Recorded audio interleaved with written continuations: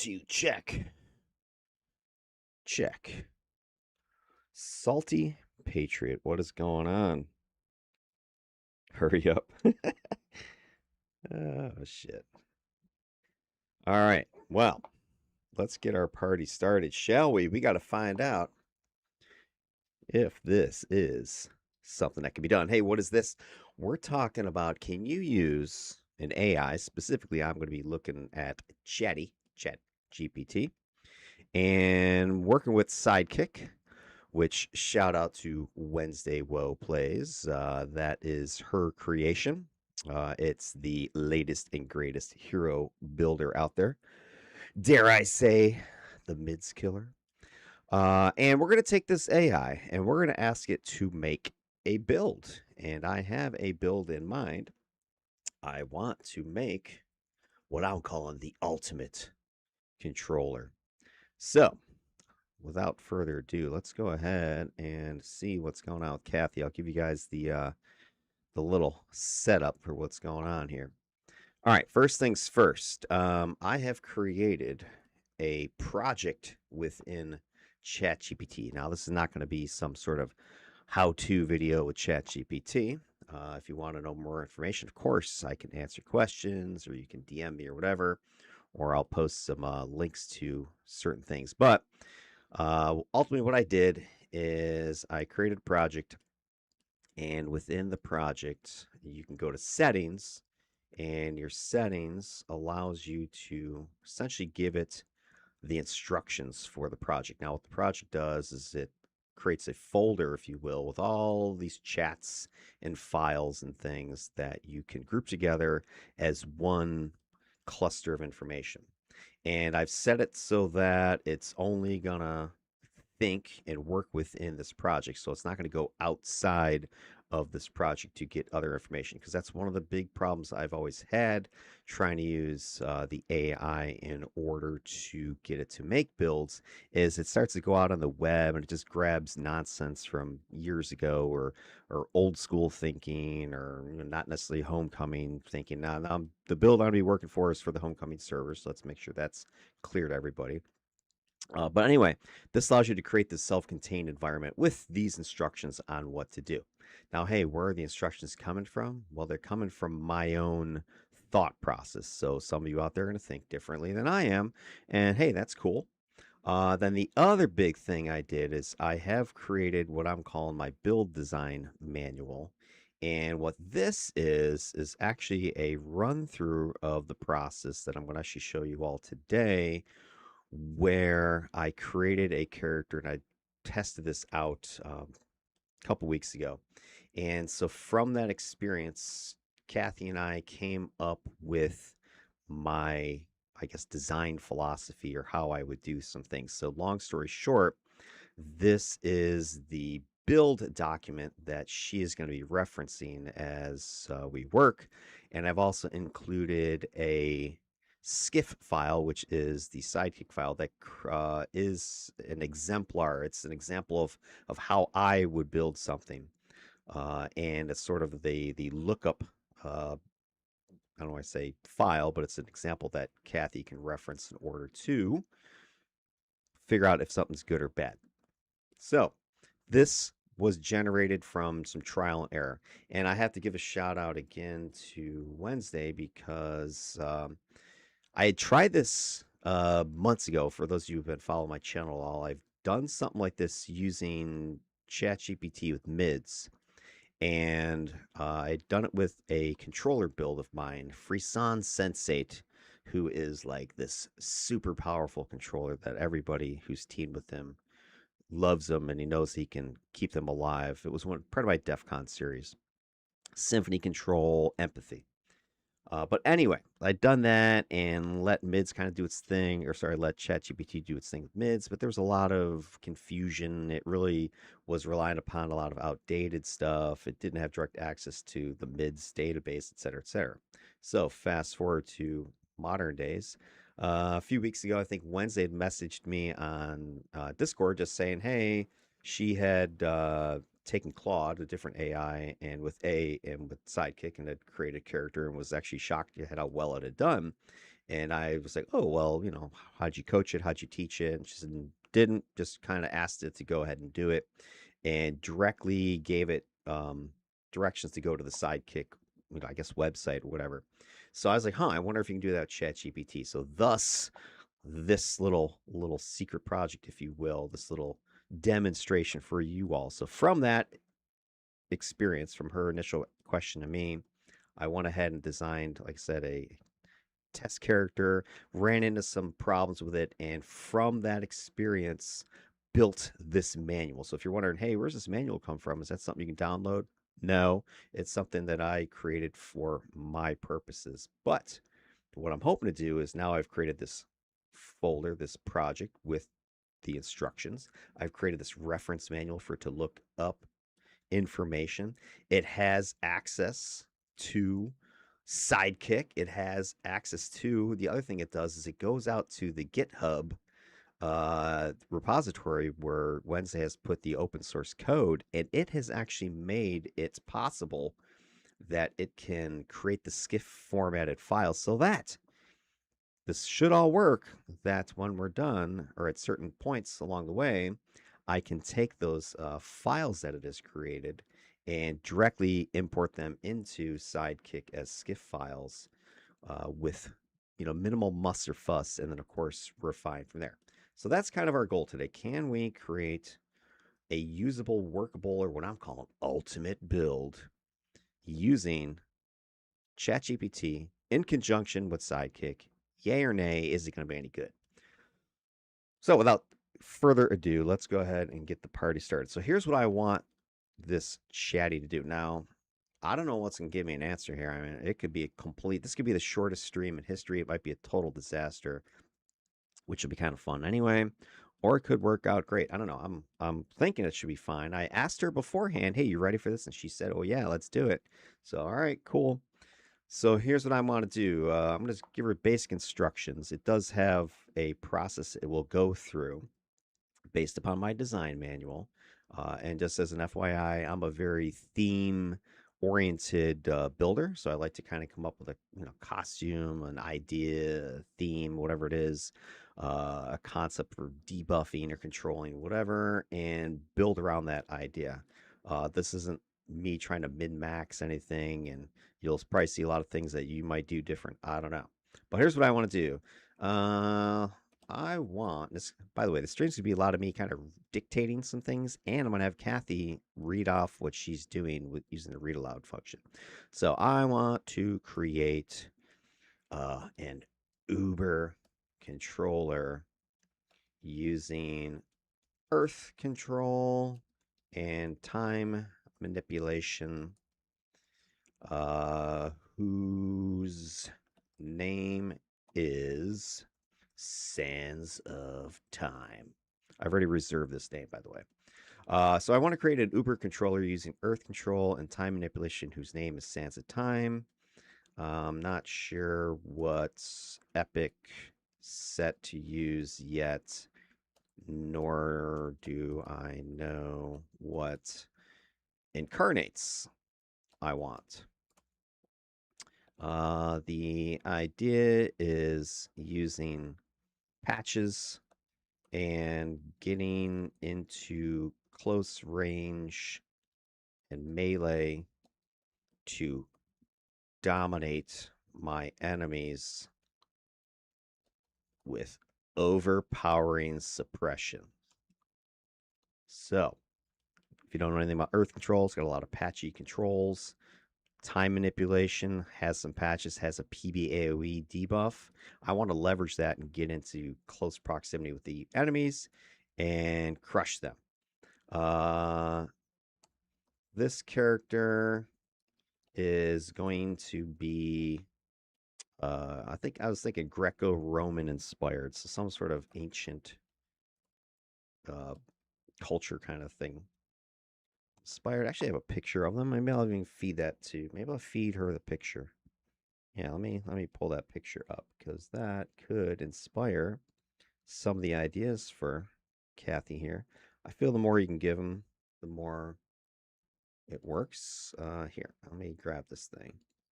So I made this image. The day. Drag that over there. Oops. All right. So that is not what I wanted to do. I want to add, there we go. And send it. Send it, yo. Boom. And let's see what she is going to do with that silliness. Okay. So she's doing some searching, doing some thinking. City of Heroes robot builds. Well, that's not a good. Hopefully, she's not going to give me a robot. All right. So here we go. She's spewing off like crazy, going nuts. Now, what I'm going to have her do is actually kind of read through this, and it's going to follow through the steps. I haven't coached her beyond what I just showed you and the reference documents I gave. She's still going off, going sick. All right, so here's what I want to do. I'm going to read this aloud. This concept has a very strong mechanical core already. All right, slow down there, Kathy. All right, so let me scroll up so you guys can see where we're at. And we'll have her read aloud. I'd define Sanzo time around one sentence. He walks into the middle of the fight, turns the battlefield into a collapsing temporal fault zone, and makes enemies functionally incapable of fighting back. That points us toward a suppression-first controller rather than a conventional backline support build. Earth time is unusually well-suited to this. Earth gives us overlapping location control through quicksand, earthquake, volcanic gases, plus stalagmites for immediate AoE control, and stone cages to keep things inside the mess. Time then adds another location patch with distortion field, while Time's juncture rewards being physically close to enemies by applying PB AoE, damage, speed, and toe hit. Slowed response piles on Def Ares, while Farsight and Chrono Shift make the build much more durable and sustainable than a typical controller. All right, aside from her pronunciation problems, she's pulling out the right powers, right? I didn't coach her any of the stuff. I didn't feed her any of these things. She knows there's quicksand, earthquake, volcanic gases. Those are three of the big patches you're going to have in Earth control. So definitely overlap. Stalagmites is a stompy targeted AoE. Stone Cage is ranged AoE. So she's definitely got all those lined up. Time then adds another location patch with distortion field. Yes. Time's juncture, that's your PB AoE debuff. And it has minus damage, minus speed, minus to hit. Slowed response, targeted AoE debuff, minus defense, minus resistance. Farsight, Chrono Shift. That gives you your durability, your sustainability than typical controllers. So far, she's got a lot of information about the sets that I'm looking at. The one thing I noticed she didn't mention, and something that I'm going to insist upon, maybe she'll get to it, is salt crystals. I know this power gets a lot of, not that good type of belief, but I want to get into melee, and I think that is going to be a useful little trick to get in there and pop that PB AoE minus sleep. It also has minus defense, so I think we'll see if she says anything about it. But let's see, because I want to get into melee. Remember, so I'm gonna want something like that.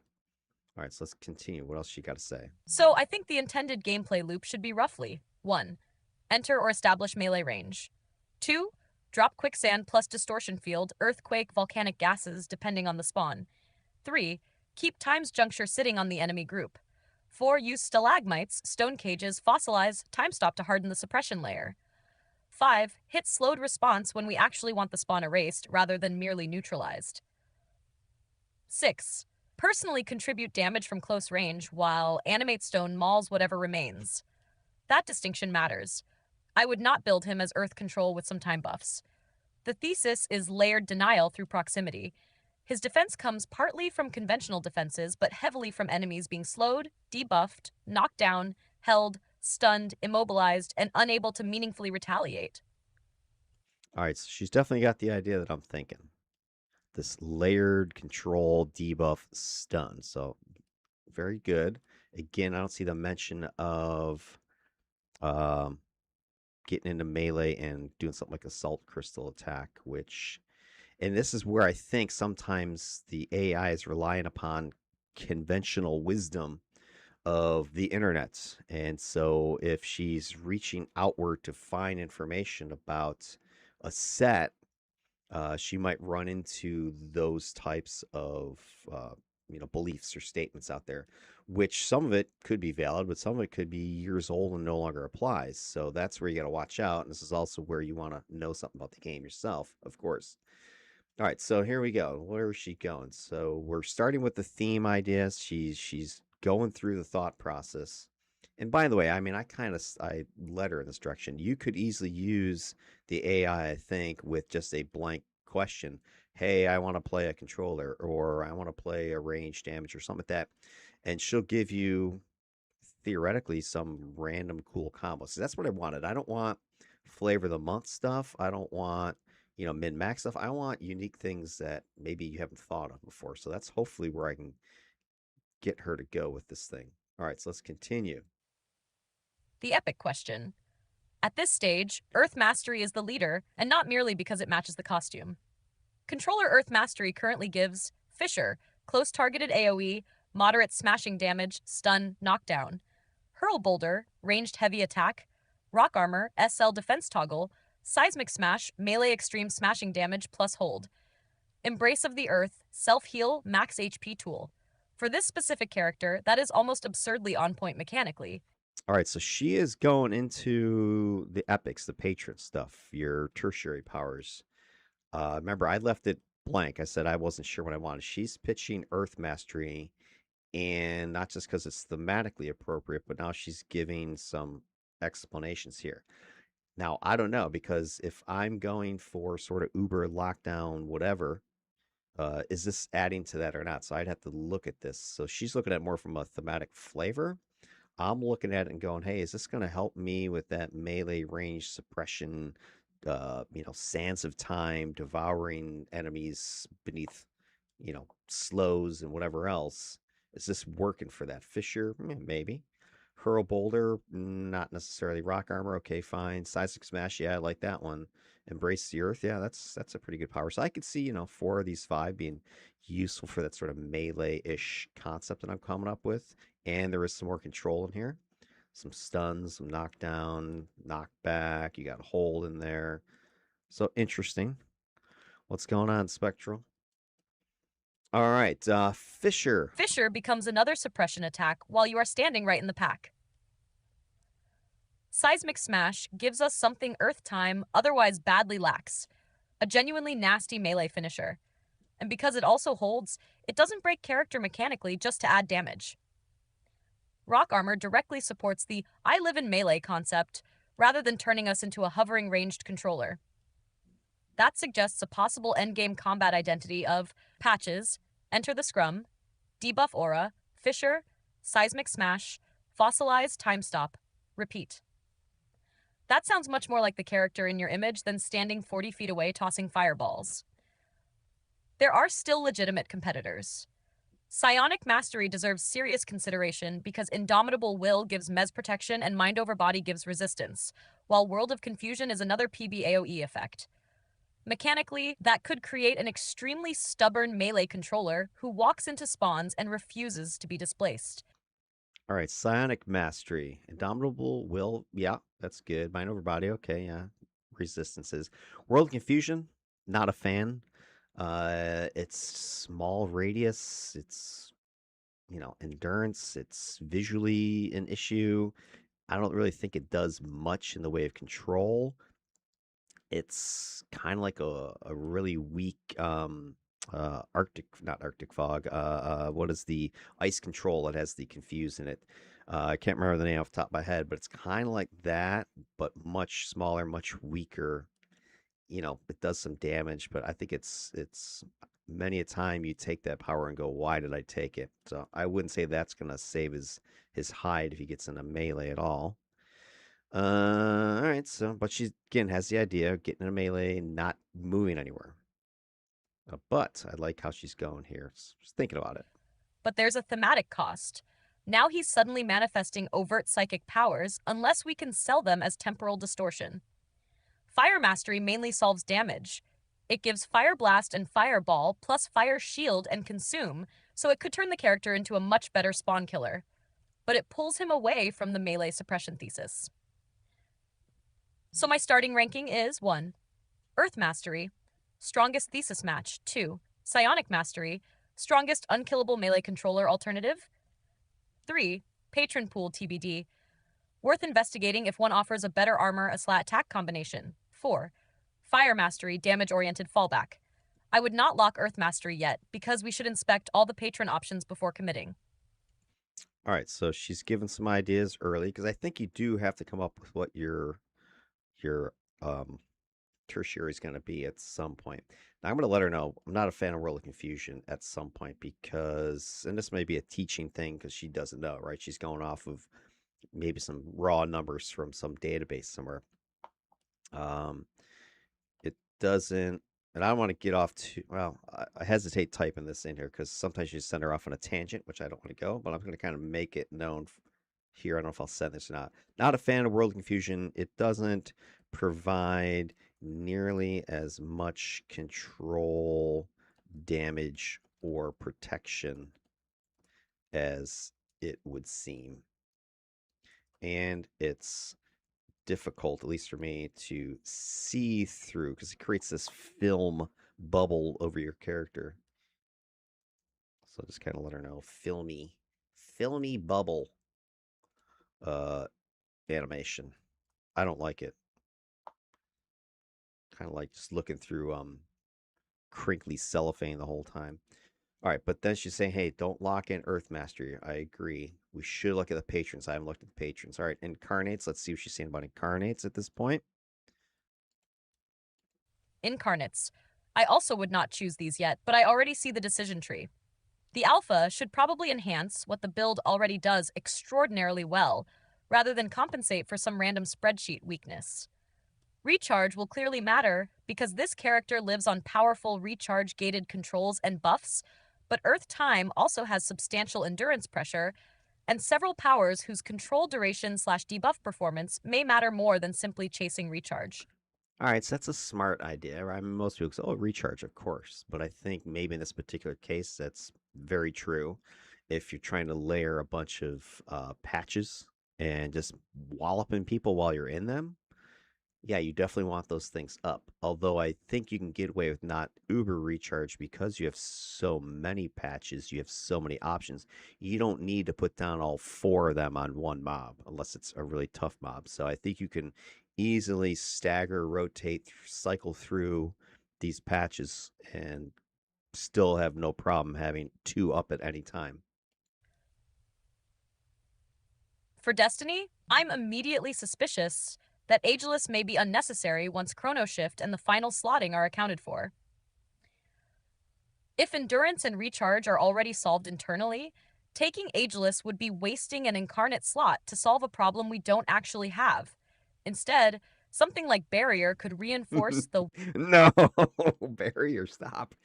walk into hell and dominate it strategy, or another Destiny might give us a more useful suppression/support layer.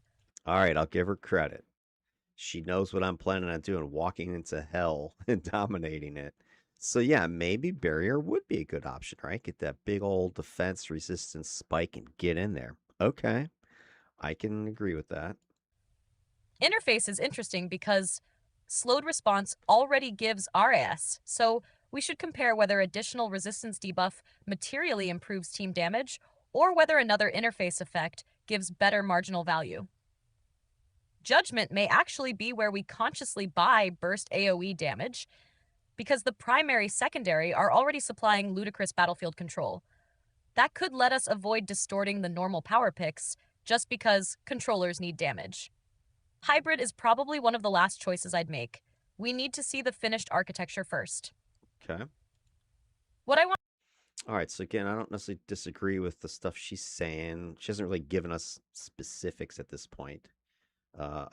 Aside from, hey, barrier might be a good idea. Interface, I'd have to look at that. Do you really want to get the? Do you have some options here, right? You could go after more minus resistance, like reactive. You could go after more minus movement speed. I think it's gravitic. Minus defense. I forget which one that one is. So you have some options to go after here, and I think you can't really go wrong. So it really depends what you want to do. Maybe you go after that minus. There's one with the minus damage. This way I can get into melee. I get minus damage. Plus, I've got my debuff aura that has more minus damage. So maybe that's your angle to improve your survivability. So it kind of depends what you want to do. Do you want to erode and crack open the enemy? Okay, minus resistance, minus defense. Do you want to just swallow the enemies, speed, recharge, whatever? You can go with those debuffs. Do you want to make yourself more survivable? You can go with those. Um, Let's see, Lazarus, what do you got? You did that one time with an ice rad sigh. Overall damage was kind of slow. Overall damage is kind of low, but crowd control was total. Oh yeah, yeah, ice rad. I think I had one of those. That's freaking over the top too. You're definitely right. So judgment, I guess you go for the damage side rather than the radial side with the extra control because you're probably plenty. Hybrid. I'm already thinking control hybrid, like I've done in a couple of my other characters. Maybe the +1 mag side. I'd have to see if that. I think that carries through your patchy kind of things. So if that's true, I can see some lockdown procs here. I can see some hybrid control +1 mags. You start throwing that stuff in there, these patch controls are absolutely going to just seize the enemy and not let them go anywhere. So that's kind of what I want. I want this guy to be able to just throw out a couple patches. The enemy is completely debuffed, can't do anything, go into melee and just start crushing them slowly, steadily. You're not going to win any speed awards, but if you're on a team, it really won't matter. All right, I can kind of get in there, going in right after the tank kind of idea. All right, let's continue. What else does she have to say here? Want Sansa time to feel like, not, open quote, I cast a hold, now I cast another hold, close quote. More like, open quote, the closer you get to him, the slower reality works. The ground breaks, your attacks miss, your strength fades, your reactions stop. Then he walks up and hits you with a piece of the world, close quote. That is a distinct character. The Greco-Roman angle also gives us a very clean fictional hook. I don't think his time needs to look like sci-fi clock magic. We can interpret time manipulation as Kronos Ion style divine temporal authority, with Earth representing the permanence of stone and time representing inevitability. Sand, ruins, cracked marble, bronze, black stone, laurel motifs, hourglasses, and ancient geometric ornament all fit without turning him into a generic wizard. Even the controller inherent works beautifully.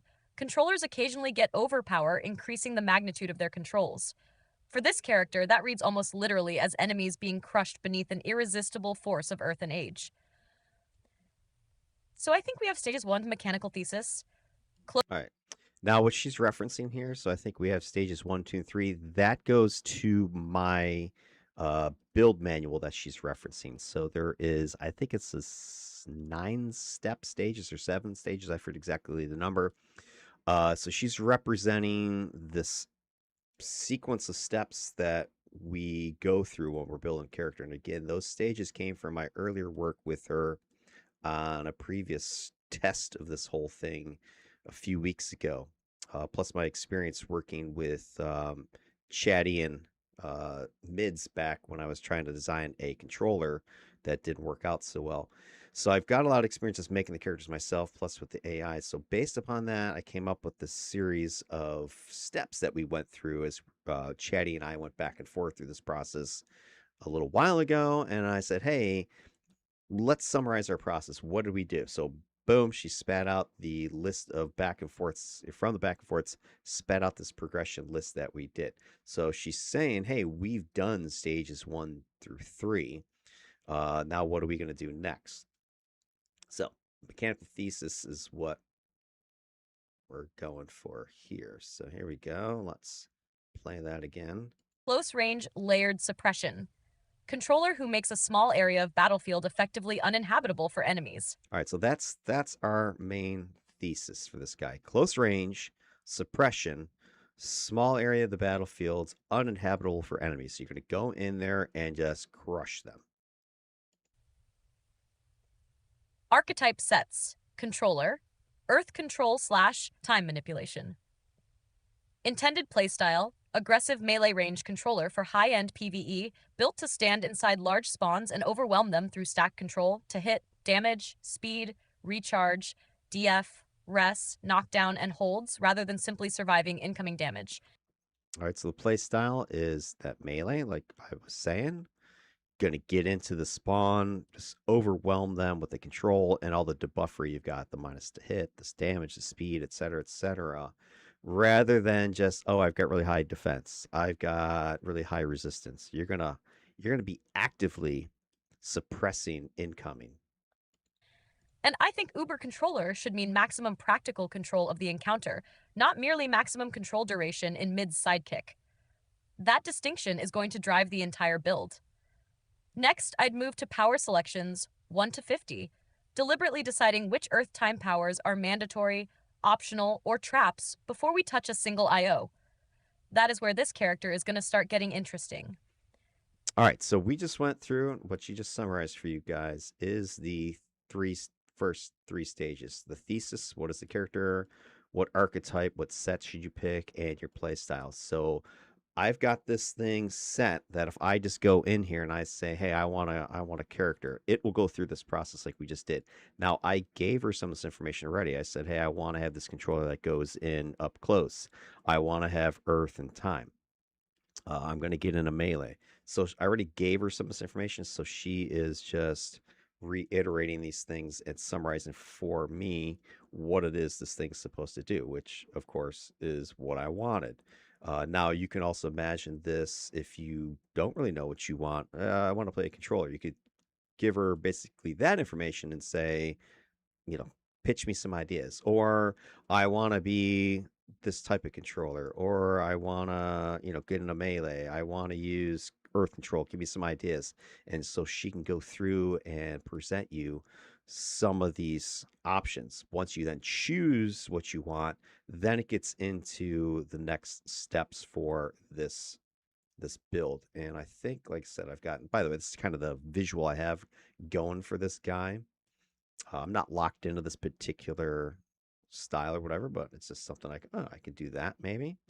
And I think I just want to see something if I have those steps here. So my project settings, it might be in here. If you're wondering, yeah, here are. So yeah, here are the steps to the build. So we've already done like these first three: the concept, the thesis, archetype, primary, secondary, and then play style. The rest of this is then where this is going to go next, right? What are your powers? That's what she's saying we're going to do next. Powers. What pools and patron stuff should we look at? Incarnates, slots, IOs, attuned versus boosted, the whole build optimization, sidekick skiffs. We're going to get a skiff file and then the final everything, put it together, come up with a picture. I already have a picture and I have some loose backstory ideas. So you don't need to necessarily follow this exact order, but I have it designed so that it could be done that way. All right, so here's where I got to decide. Do I want to mention that I'm not a fan of World of Confusion? I think so, yes, because this will then not pick Psi Mastery, not because Psi Mastery sucks or whatever specifically, but if she's going to Psi Mastery, you want World of Confusion because it's so great. I will need to correct that now so that we're not picking Psi Mastery because of false information. I don't think World of Confusion is that good, and I would love to see the person who's getting a lot of mileage out of it convince me otherwise. It's just not a great power. Send it. So I don't want to go off on a tangent with her, but I do think she needs to know this. Now, I always find this funny how she agreed. Oh, agreed. Well, you weren't agreeing with me earlier when you pitched it. So you can say, oh, how about this, Kathy? Thank you. I didn't realize it sucked. So yeah, World of Confusion's out. Then let's see, what else does she have to say? She can, all right, she didn't go off on a huge tangent. That's always good. Let us read it aloud. Agreed. For this build, World of Confusion is out. The problem is exactly what you're describing. On paper, it looks like PBAOE Chaos Aura, but in actual play, it does not deliver enough reliable control, mitigation, or damage to justify the power pick, slot pressure, and visual clutter. The bubble effect is also a real cost on a character whose gameplay depends on reading stacked ground patches and enemy positioning. That knocks psionic mastery down significantly for Sanzo. Time. Sanzo. Indomitable will and mind over body are still useful, but if one of the pool's supposed thematic lash mechanical anchors is a power we already know we dislike, the pool has to work much harder to justify itself. So I'd revise the epic direction to Earth Mastery is now the clear frontrunner, because Fisher plus Seismic Smash plus Rock Armor all directly reinforce the actual play loop we want. Stand close, suppress hard, hit things personally, and survive while doing it.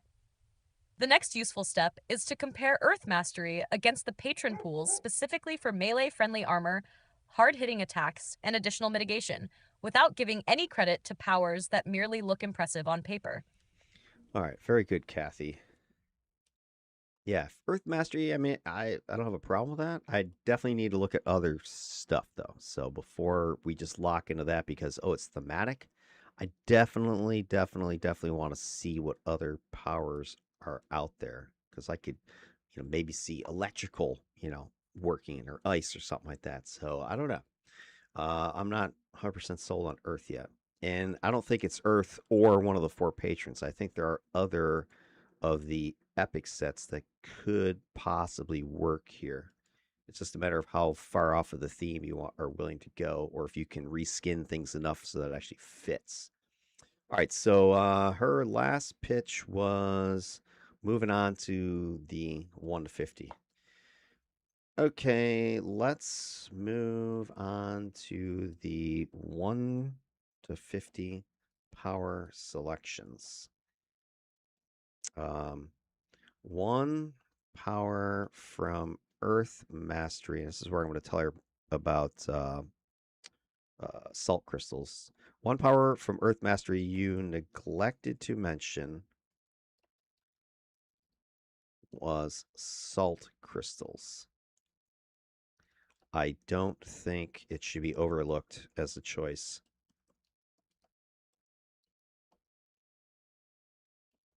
As an option. Also, we should probably stop around level 32. Sorry, level 34, as 35 plus is when the patron epic sets are available. So I kind of want to like hold there and then maybe decide. We can hold there and make a decision once we have the main primary and secondary as well as potential pool powers picked. Pool powers examined. I don't even know if we're going to go there. Let's just do this. Once we have what's main, primary, and secondary selected, because I'm not even sure about pool powers yet. Bang. Let's see what she's going to do. Now she's inspecting Project Radius. That was my test fire for a top secret character who shall not be revealed aside from it is known as Project Radius. All right, here we go.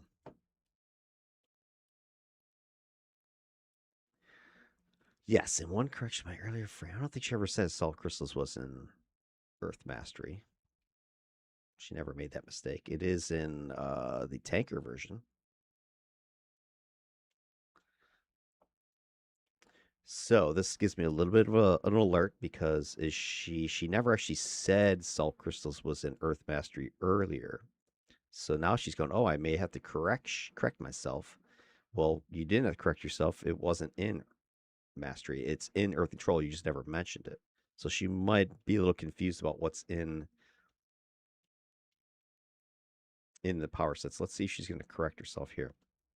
So here's what she's got. Let's play this. She's going off. She's going off, yo. Dang, look at this, guys.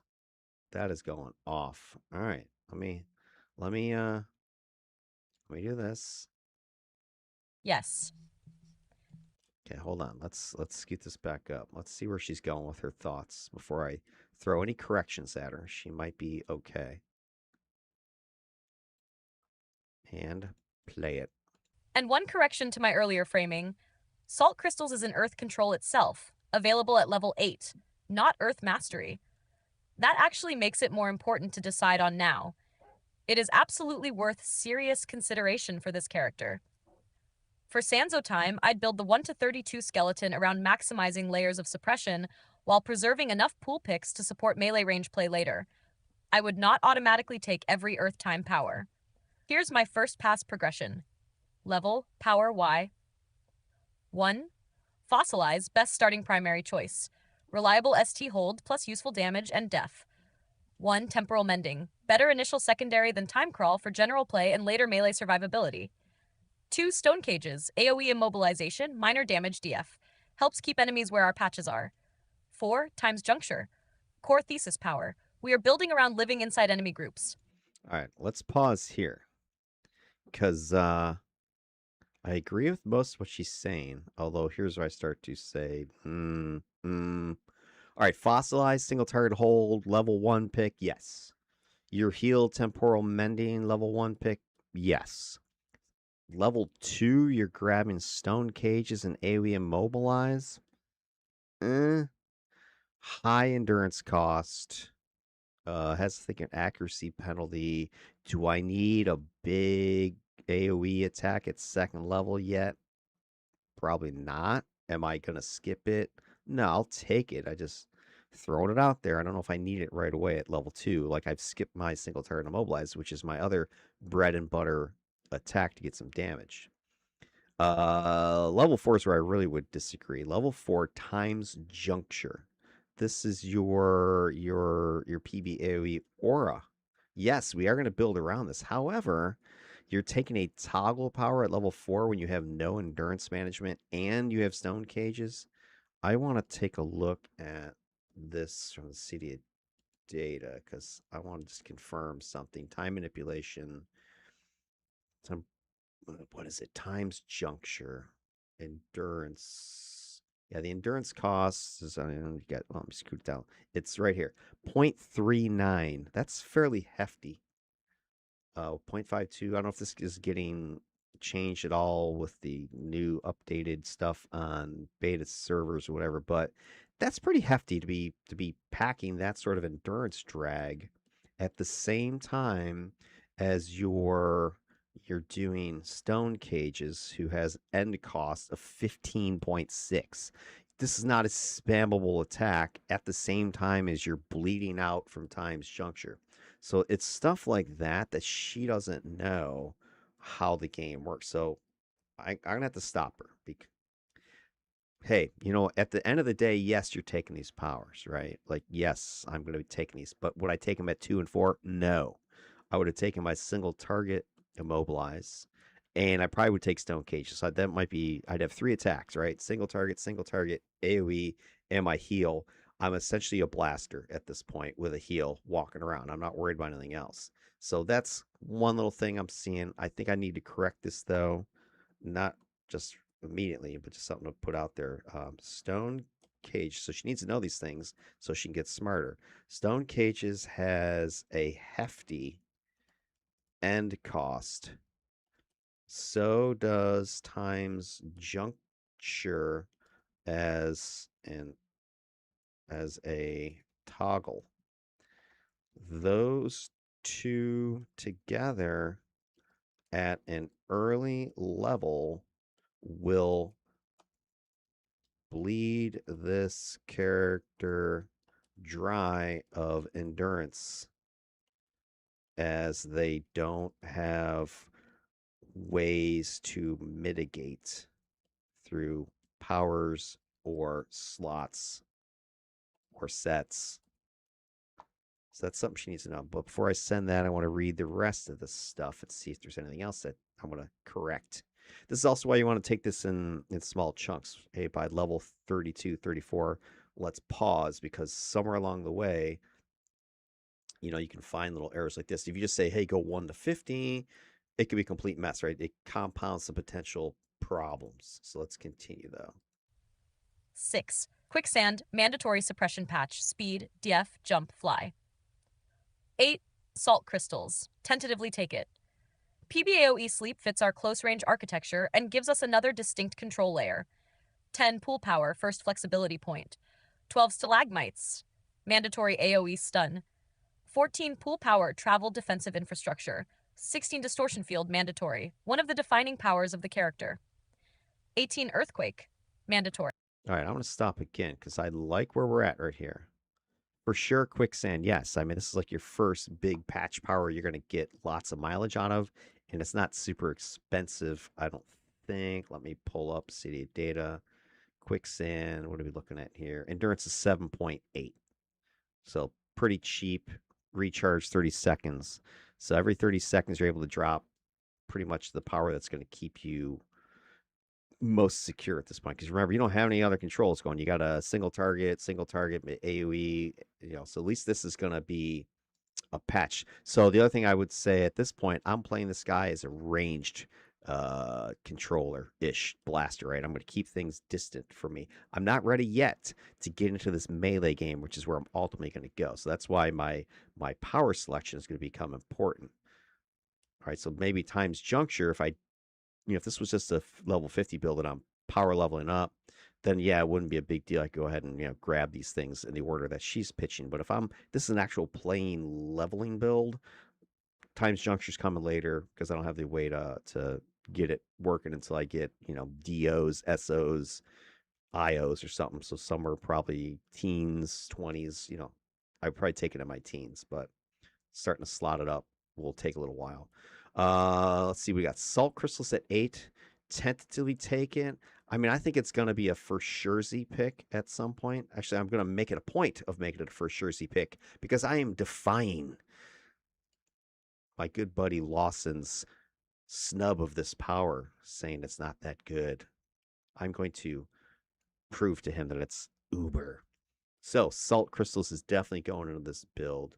Level 8, maybe, because this is my first AoE control, hard control, as it were.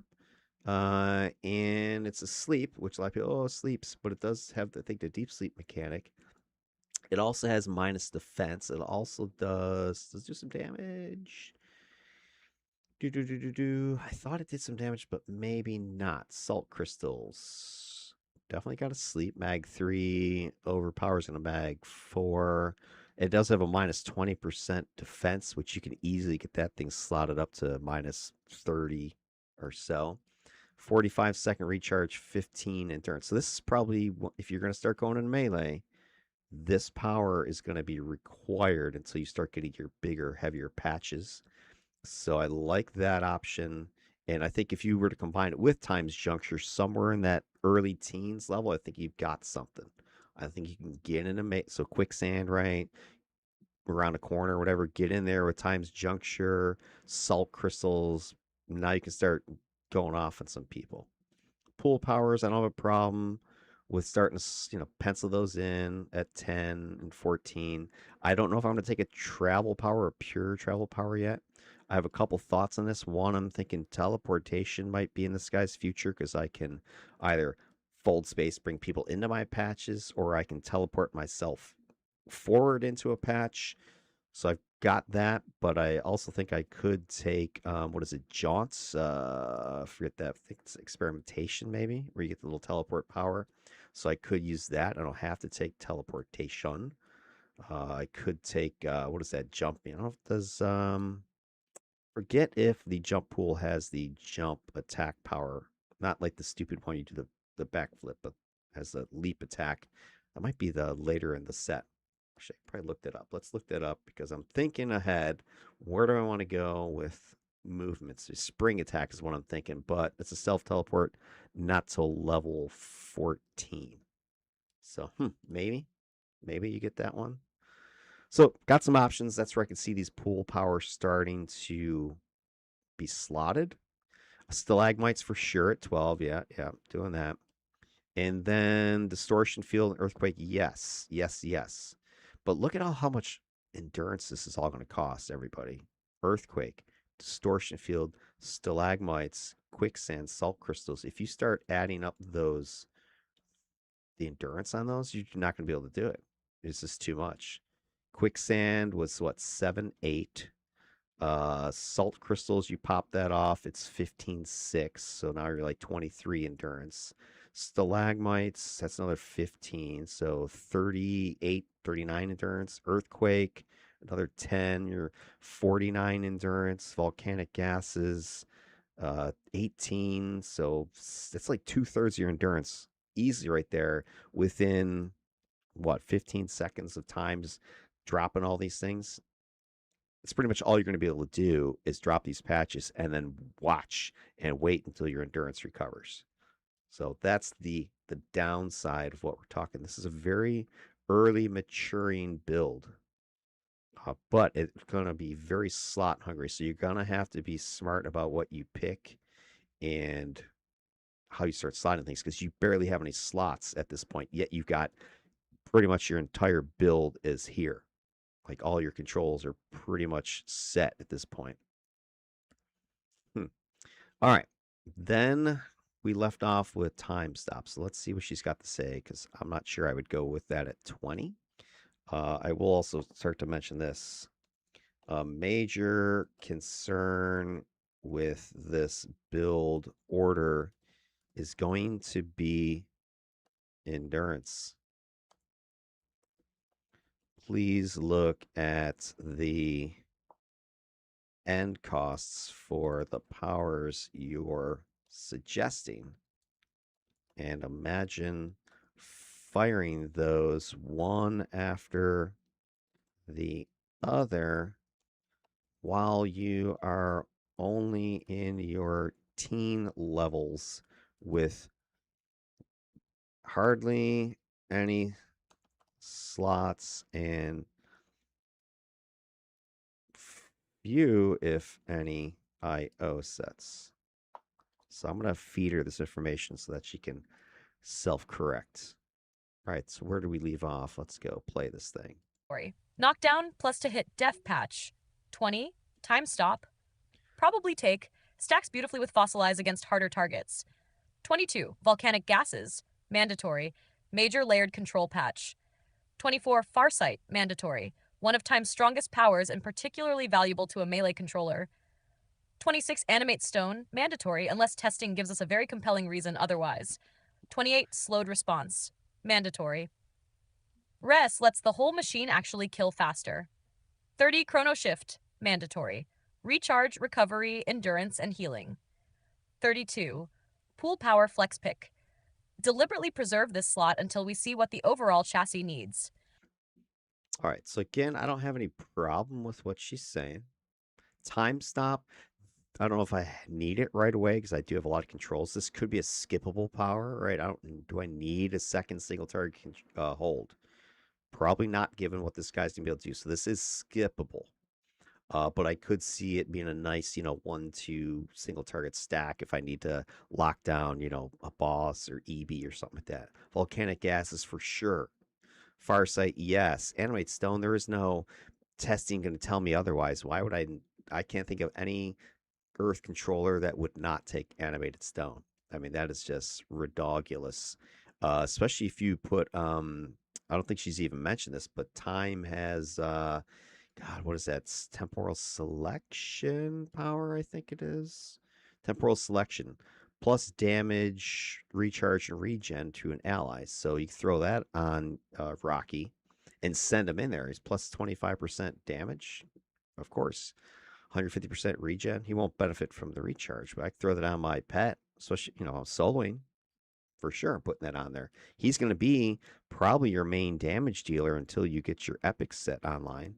So yeah, that does make sense. That one, she's not saying not to take it, but she's saying unless there's a compelling reason to not take it. Like I could never think of a compelling reason. You couldn't come. I cannot be compelled to not take Rocky. Slowed response. I know a lot of people don't pick this one, but for sure I would take this one because you can actually turn it into a decent damager by putting in some slow set procs in there. Plus, this is going to stack beautifully with all the other crap we're doing to the enemy. So picture them in those patches, slowed and debuffed and knocked down and held, and you throw slowed response in there on top of all that.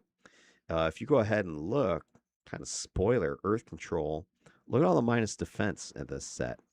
So I could see a lot of Achilles heel procs in this thing. You could get a lot of minus defense, a lot of minus resistance, and that, my friends, is where you're going to get your damage from, not the powers themselves. But I think if you get a bunch of minus resistance thrown out there, and then you start getting your containment numbers going, you can start laying it out pretty quick. Chrono shift for sure. You're taking this one. This is your big recovery power. You need that one.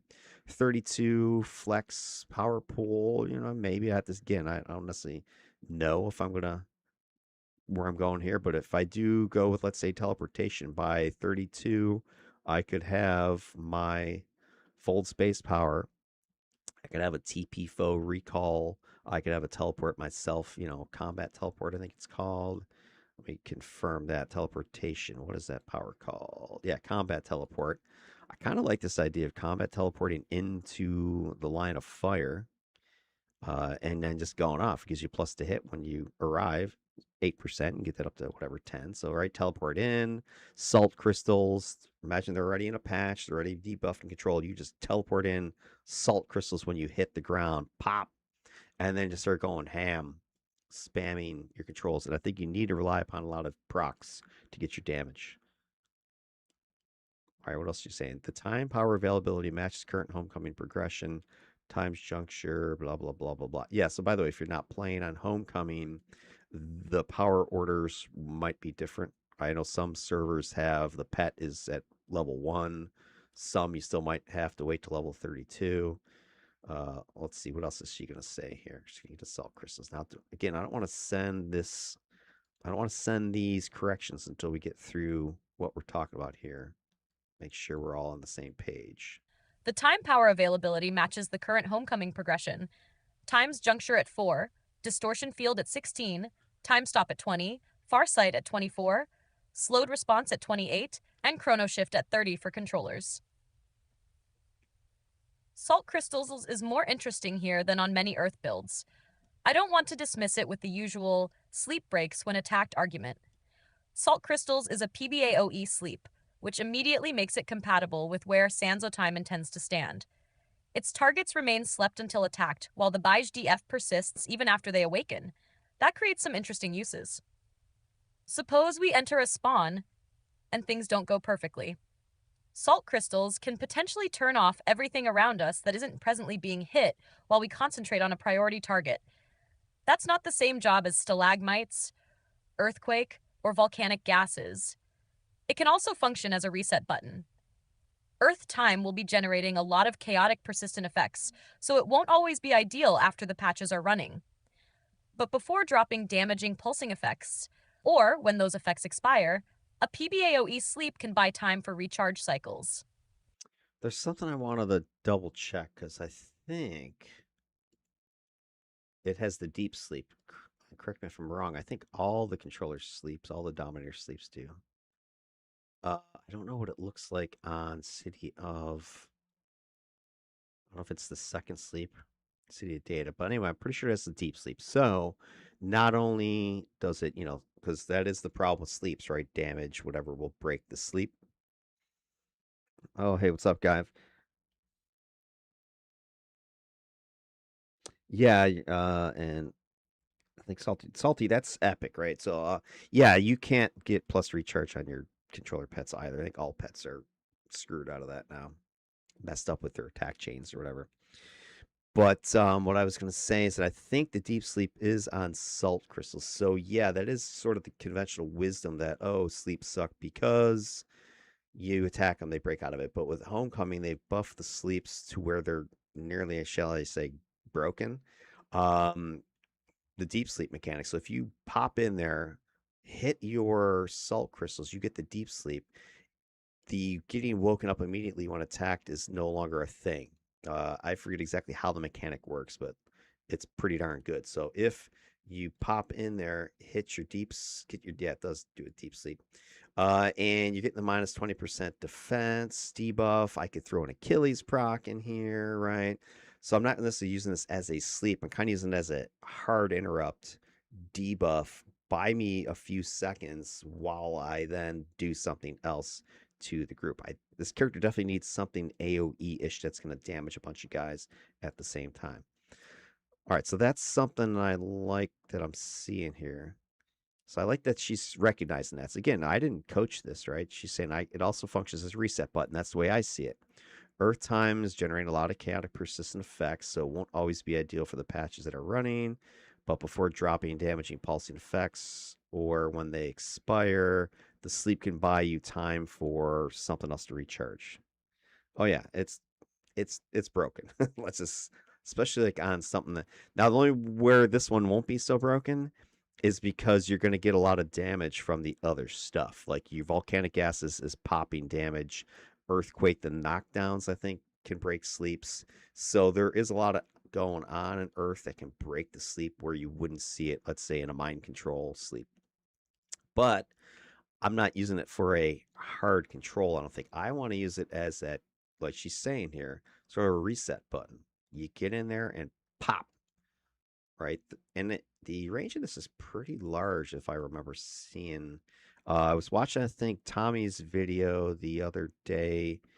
I think he was doing a test server thing, and he had salt crystals. I forget what character it was. I think it was his tank. Yeah, it was his tank control tank, his tank troller.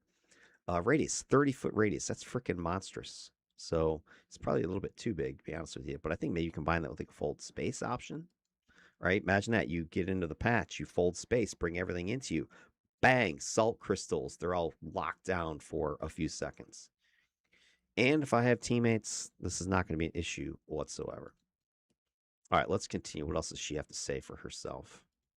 And there's one particularly important strategic point. We shouldn't judge control powers solely by whether they stack magnitude with another control type. This character's strength should come from having several. Several. I'll read it for her. Several different failure modes available to the enemy: held, stunned, slept, knockdown, immobilized, slowed, recharge debuff, damage debuff, to hit debuff. That redundancy is exactly what makes the Uber controller attractive. So she's suggesting it's a take, but not sacred. Yeah, I mean, I don't disagree. I could potentially use it more than, I don't know, Earthquake or something like that. Would I not take Earthquake? Probably not. But it's just something that you could swap it in if you're definitely going balls to the walls into melee. And then what else is she saying? Power she would currently skip: Stone Prison. Fossilized gives a stronger single target. Again, here's where I need a corrector because she's saying don't take Stone Prison because Fossilized is a stronger control. Yes. However, Stone Prison, while a weaker control effect, is a single target damage source, which we sorely lack. Now, if you're gonna not really care about damage, then okay, that makes sense. But I'm like, do I skip my other single target attack that I have? I mean, what else do I have to single target attack? I don't have anything else. So I'm just gonna sit back and spam patches O'Houlihan. Okay, great. But what am I using to kill stuff? Uh what am I using to kill stuff? Question mark. All right, what else is she going off about? Time crawl is more complicated. Time crawl puts delayed on a target, and several time powers get stronger against delayed targets. Time stops, hold, slow response becomes stronger. Yeah, so time crawl, I could see skipping that. That's your tier 1 power in time manipulation. And it's fine and all. Minus speed, minus recharge, minus regen. It's good, I think, for the minus regen against hard targets like an AV or something like that. So I wouldn't necessarily. This could be like a 49 pick. Oh yeah, I mean Spectral. I think this guy's not going to worry about single target like holding stuff. He's got all the patches and debuffs for that. His single target stuff is definitely going to be his damage. So anyway, time crawl possibly skippable for sure. It's architecture single target. Sands of time is spawn scale. All right, so here's where she's going. Right, she's saying, hey, the single target stuff isn't as useful. The time crawl is another example here. So then Sansa times thesis is spawn scale suppression. She is right. He is locking down huge groups of enemies. This is true. Against normal packs, spending an activation tagging one enemy before using AoE controls may simply be unnecessary. Yeah, I mean, I can agree with that. Especially, I think, like if you're using time outside of the Earth control sphere, skipping that single target time crawl might be an unwise decision. But within the grand scheme of what we're doing here, is time crawl going to make a difference? I think I'm going to have enough other debuffs that that's probably not going to make sense to take it. So this is, but again, she's seeing the light though, where time crawl becomes interesting. Bosses, AVs, hard targets, yes. So useful but optional. She's right. By the way, she's given rationale for thing because that's part of the instructions in the master document that she's referencing. So she's not just going to throw out a build and say whatever. You're right. She's going to give you reasons for what she's doing, and this is a good thing because if you're an experienced player, you can see where she's thinking and agree or disagree. So you kind of see me. I'm putting some of my disagreements down here, but I'm also agreeing with a lot of things she's saying too. So I'd like to kind of see her thought process. What I'm hoping I'll get at some point is something I never thought about. I haven't seen it yet, but because I hadn't thought of it that way. Sometimes she surprises you though. Now here she goes. Temporal selection is probably the time skip. That's the single target buff. Yeah, I could see that. Again, what is this character doing? If this character is enemy focused, suppressing, smothering, swallowing up the enemy through sands of time, then me having a single target buff, is that going to do anything? No. But it is a nice buff. So that's kind of where you got to weigh that. If you're soloing, then this really is not going to help you that much aside from putting it on your pet, which of course is good. But if I have so much debuff out there and I'm not really getting hit anyway, does it matter? I don't know. Good power, but it doesn't advance the central activity of Sands of Time very much. So here's where she's saying if we're choosing between another defensive pool component, so something like, let's say, combat jumping, hasten, one of your movement powers, time crawl for the hard target, or temporal selection, temporal selection loses. I would agree with this. I don't have a problem not taking temporal selection. I don't have a problem not taking time crawl.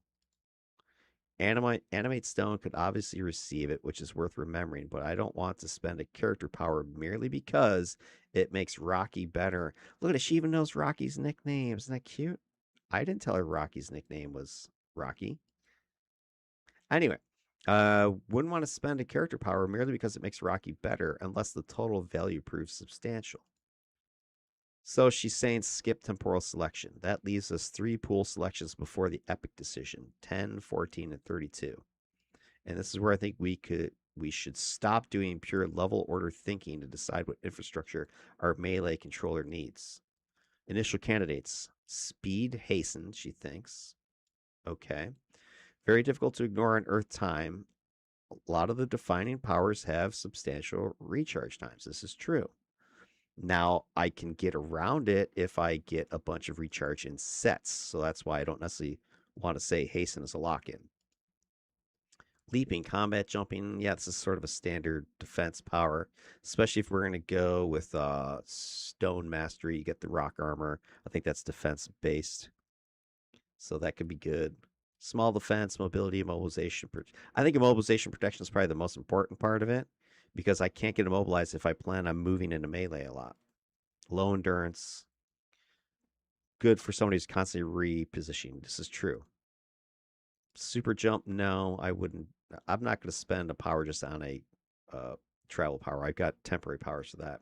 Now, here's where, yeah, look at this. She's thinking what I was thinking, guys. Were you thinking this one? I was definitely thinking the fighting pool might be in this guy's future, right? You get in there with tough and weave because if I'm going to go melee, I want this tough and weave plus my epic set armor to give me some survivability. Plus, I got the heal. I got Chrono Shift, Farsight. Those powers are going to get me buffed up enough. And if my enemy's debuffed enough, I can just waltz in there and go to town.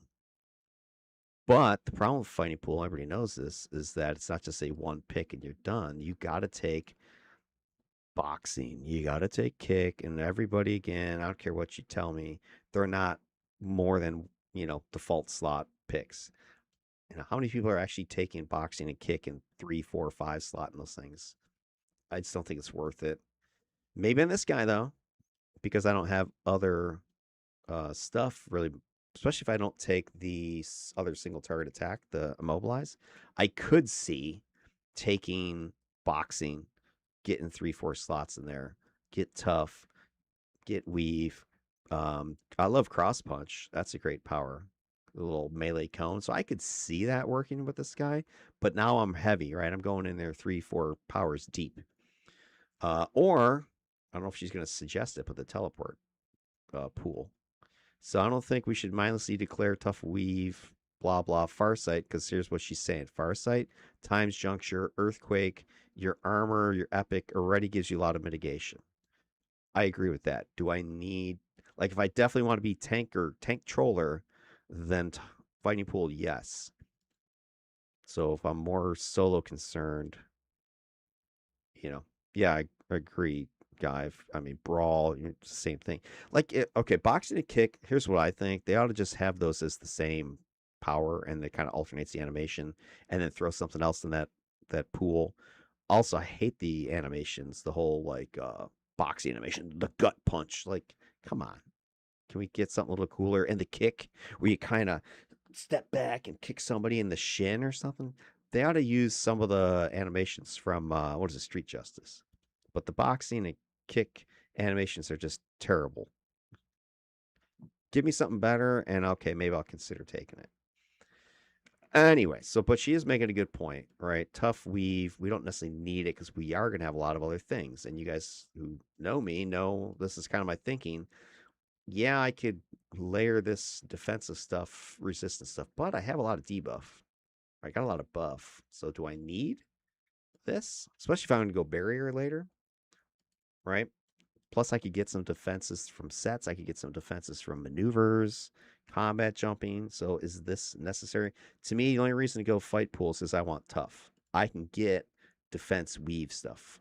So I'm not going to chase weave. I'm going to chase tough.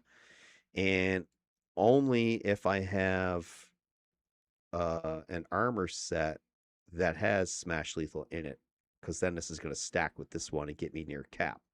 So I'm not going to take tough. If let me go check if I do go stone mastery, earth mastery. Here it is.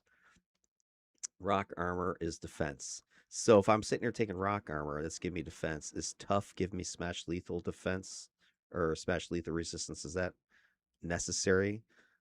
I don't think so. I think I'd rather go and take concealment, stealth. I could take combat jumping. I could take maneuvers. I could start getting a bunch of little defensive bonuses to then stack with this defense, at least to smash lethal. I'd rather go that direction than tough weave. I know it's my early thinking right now. But she doesn't even mention teleportation pick. Hold on. I gotta put that in there. No thoughts to grab the TP pool? I could see combat porting into patched mobs or fold space sucking mobs into patches, etc. All right, I'm going to throw this at her in a minute. All right, so her 1 to 32 chassis, here's what she's thinking. So if you said, hey, make that sidekick right now, here's what she would do: fossilize, temporal mending. I don't have a problem there. Stone cages, I don't have a problem with it. I would take it by 6 anyway. But at 2, probably not. Times juncture, would not take it this early. Quicksand, yes. Salt crystals, okay. Hasten, I don't know if I need the speed. It depends what sets I go for. Stalagmites, yes. Combat jumping, probably. Distortion field, yes, I'll take it. Earthquake, yes. Time stop, I would probably skip that one, actually. Volcanic gases, yes. Farsight, yes. Animate stone, yes. Slowed response, yes. Chrono shift, yes. Flex, I don't know what that one's going to be yet. But I kind of feel time stop is not useful at this point. That might be where times juncture comes in somewhere in this area. Times juncture by 14, by 20 for sure. Because at this point, I'm starting to think I'm going in the melee. I've got salt crystals. I've got quicksand laying out there. I've got distortion field. Once I had those three powers, I feel that yeah, I'm safe to go into melee now. Times juncture. Let's put it on the menu. I'd have stamina slotted a little bit. I'd have health slotted a little bit. I'd have some sets going. So I think of that early teen, late teen is when I would bring on my ability to start wading into traffic and going off on people. And then by the time I get it all set up, I'm an earthquake rocking, volcanic gases are going. Early 20s, you got Farsight going on, giving you the extra defense. So I think with Farsight, that gives you defense. I think we need maybe rather than hasten, I get something like a maneuvers, give me more defense. I get some defense with that, with combat jumping, Farsight. So by early 20s, I got some decent defenses. I got my heal. I got a bunch of patches. I got my debuff aura. 26, I bring my pet along for the ride. Yeah, and then by the time you get into your late 20s, early 30s, you got all the rest of your debuff and buff package. Yeah, I think he needs that single target immobilize. What are you attacking with? Right? You got fossilize attack, stone cages attack. What other attack you got? Stalagmites, volcanic gases does some damage. So imagine this is your character. So pretty much for 24, 25, 26 levels, you have for attacks volcanic gases, earthquake. I think earthquake does some damage. Stalagmites and fossilized stone cages. You'll be like spending 2 hours trying to kill something. So you definitely need. Oh my gosh. We don't have anything major until the pet comes online, level 26. All right, so here's her suggestions. I'm going to feed her these things. All right, let's see what she has to say. What do you have to say for yourself, Kathy?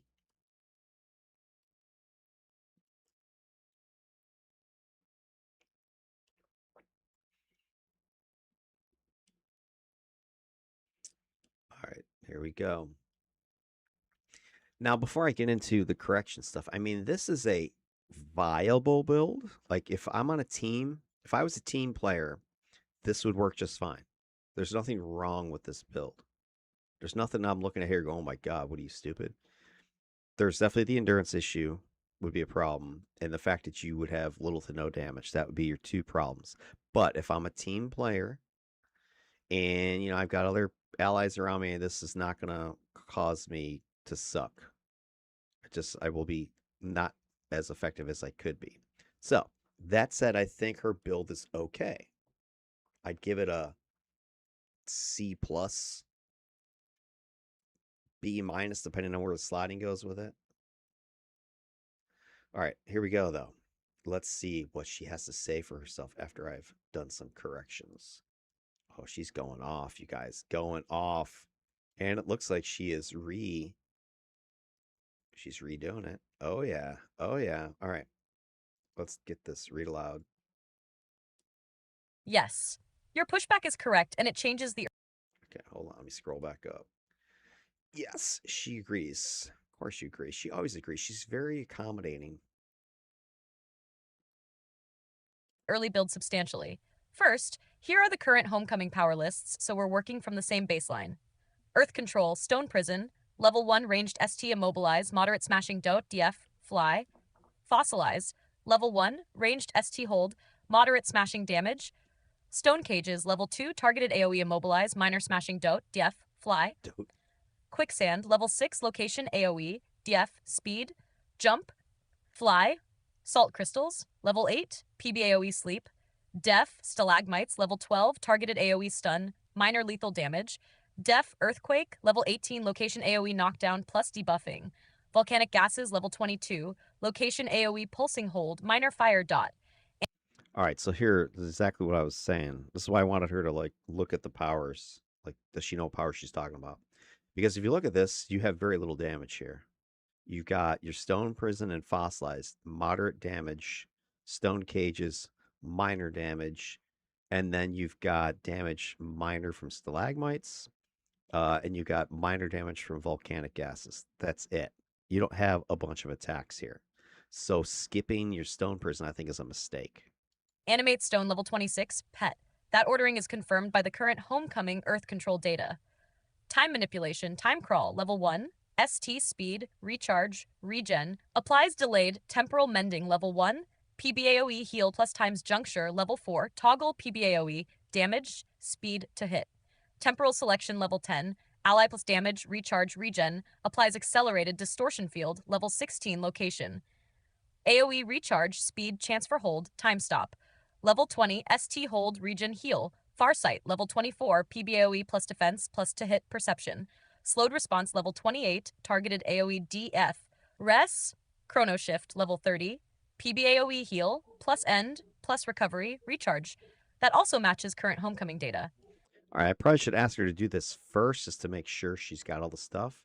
Like I said earlier, she seemed to think or not think salt crystals was in Earth Control, was in Earth Mastery, which it is for tanks and such. But maybe that's why she overlooked it. She's got it here. That's fine. But I'm just looking at this. Low damage, as you can see. Very patchy, which is great. Lots of minus defense, which I think when we start to think about sets is going to be important. And then time manipulation. Here's where I think a lot of your skippable stuff might be. Not that there's a bunch of skippable things here, but time crawl, I could see skipping that. Time stop, I could see skipping that. Temporal selection, I could see skipping that. So I do skip those three. That gives me 6 powers I got to take. Over here, I mean, really, I don't. What would you skip in Earth Control? I mean, maybe Earthquake, because you have all these other things. Depends on what you do with it. I love Earthquake though, so I'm not like saying do that. I kind of think Earth Control is pretty much all of them. So I'm already looking at 15 powers if I do that. So this is where I'm going to start figuring this out. 15 powers. Then if I go into an Epic Patron set and I grab 4 of those, that's 19 powers. I don't have a lot of pool room here. So I'm going to start thinking about this. All right. So continuing on. Okay, here's where she makes her admission. Ready? And now the important part. I was building the end state character instead of the leveling character. That was That's what I thought. That was the mistake. So partly I should probably correct that. Or if you're going to use Kathy to do these things, you probably should tell them what sort of character are you doing. Is this a power level to 50 and slot the person up who really cares what order powers you got? Or are you actually playing this character and you're leveling up? And I think it's important to use the level up strategy myself because a lot of times I'll go and run lower level content. So I'm gonna level down, right? So if I had skipped a bunch of good powers early, or I have this endurance issue early, and I go join a positron task force or something like that, and my character sucks, that would be bad. So I think it's smart to kind of play it like this, kind of go through the motions of, hey, I'm actually leveling this character up. Now, am I literally going to level this character up? Probably not. Probably just power level them up, but at least I'm picking my powers in the order that a level up build would be. So she's recognizing that, yeah, she was making level 50 end build rather than the leveling up. the mistake. Stone cages at 2, followed by times juncture at 4, is exactly the kind of sequence that looks fine at 50 and feels awful at 8. Both are asking an unslotted controller with mediocre recovery to spend endurance on mitigation instead of actually killing anything. Then I was stacking quicksand and stalagmites on top of that. For a leveling Earth time controller, endurance is probably the first serious constraint until Chrono Shift, set bonuses, better slotting, and eventually Incarnates arrive. And your stone prison point is even more important. Earth time has a nasty early damage problem. Fossilize is one attack. Stone cages technically damages things, but minor AoE dot is not an attack chain. Time contributes effectively no personal damage. Stalagmites barely helps. The pet does not arrive until 26. So if we skip Stone Prison, the answer to what kills enemies is basically Fossilize, Brawl, Prestige temp attacks, teammates, and Patience. That is not acceptable for the character we're trying to make. I now think Stone Prison should be considered core during leveling, even if it eventually becomes a candidate for respec at 50. It gives us a fast recharging ST damage control power and forms an actual primitive attack chain with fossilize. Something like fossilize, stone prison, filler, fossilize, stone prison is crude, but at least we can kill a lieutenant without waiting for geological time. Oh, Kathy, you're so silly.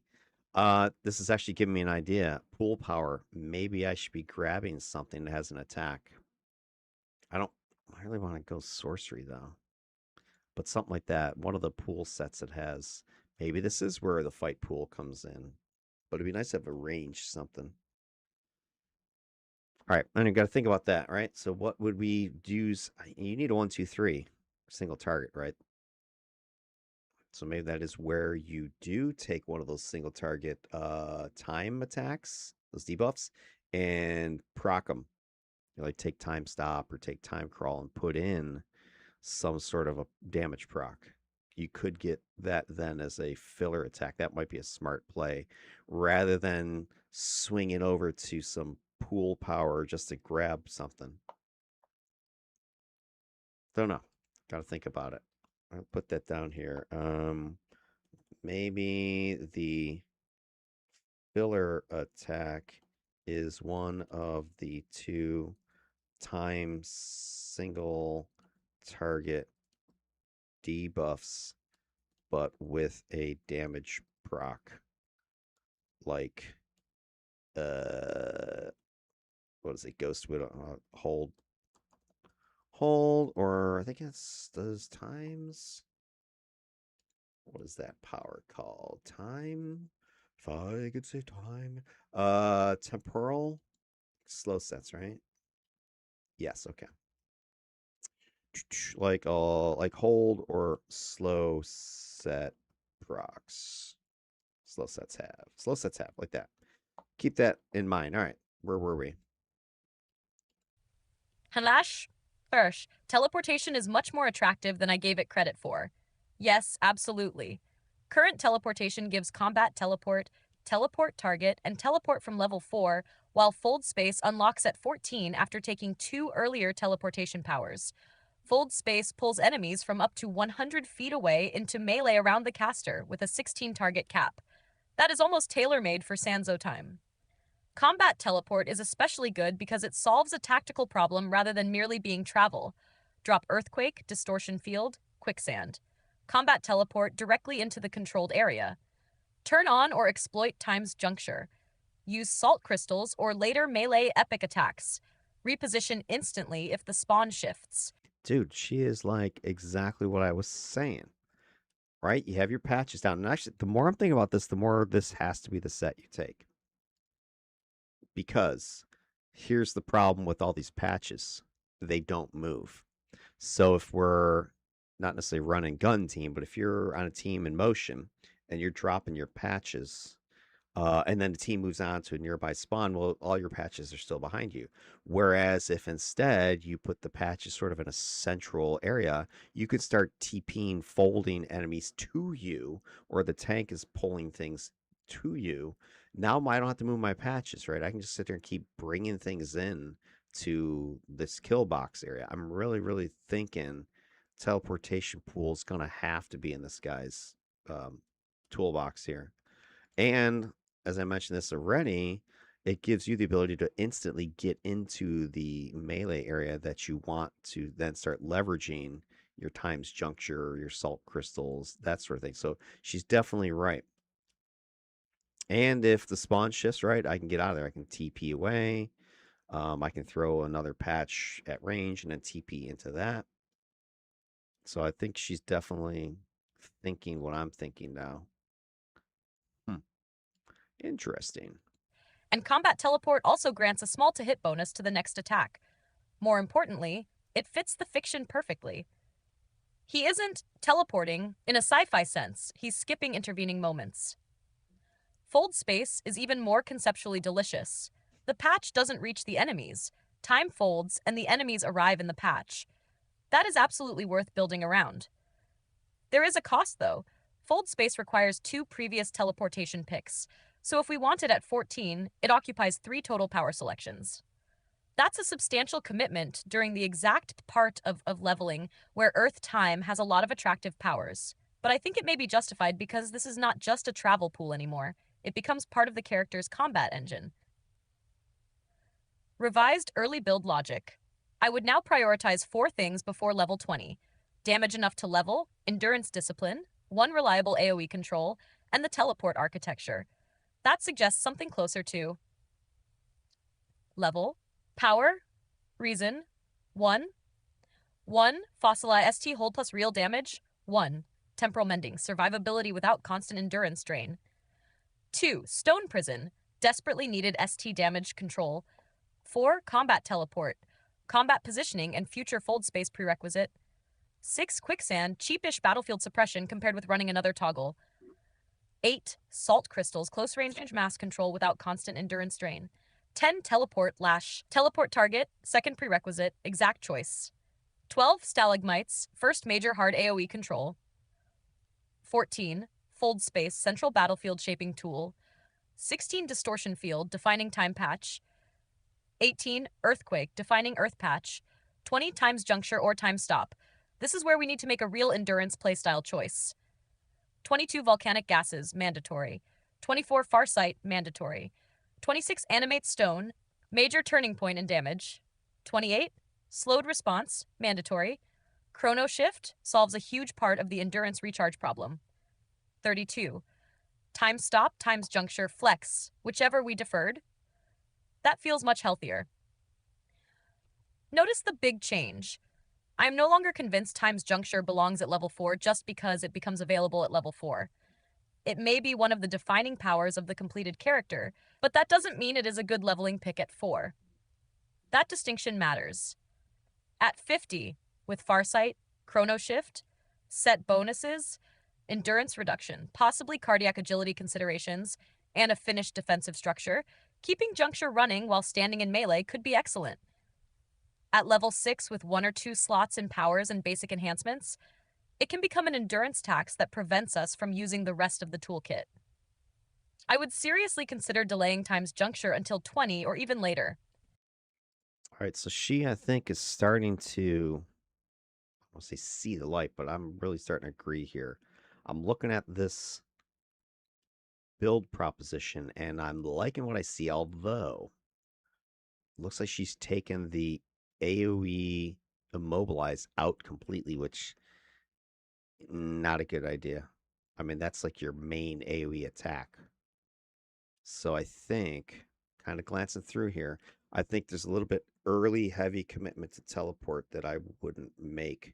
I would probably put that AoE stone cages, whatever it is, here at 4, 10 at the latest, absolute latest. I need a 1, 2, 3 attack chain, right? You can't go without it. Then start bringing teleport online here around level 10. And fold space maybe gets in by 20.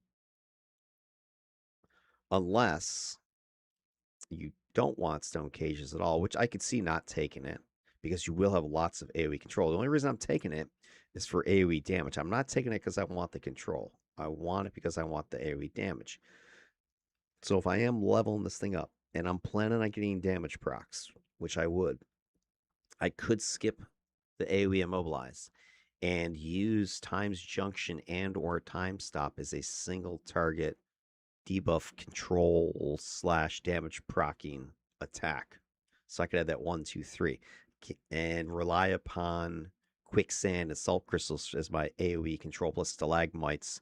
I mean, by the time you're 12, right, you have quicksand, salt crystals, stalagmites. That's a fairly robust control setup. Right? I think you stack these 3 together, you're going to be pretty safe. So do you need the AoE immobilize if you have that and picture, quicksand has, damage proc in it. Salt crystals, I think you might be able to get a damage proc in there. It does minus defense, I think. Let me go double check that if it takes minus defense, because if it does, you could do what is it? Touch a Lady Gray or whatever it is. Earth control, crystals, salt. It takes, shouldn't take holds or control. It doesn't take. Oh my lord, it doesn't take defense set?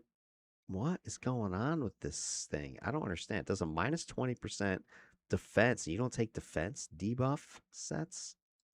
What is wrong with people? That's crazy.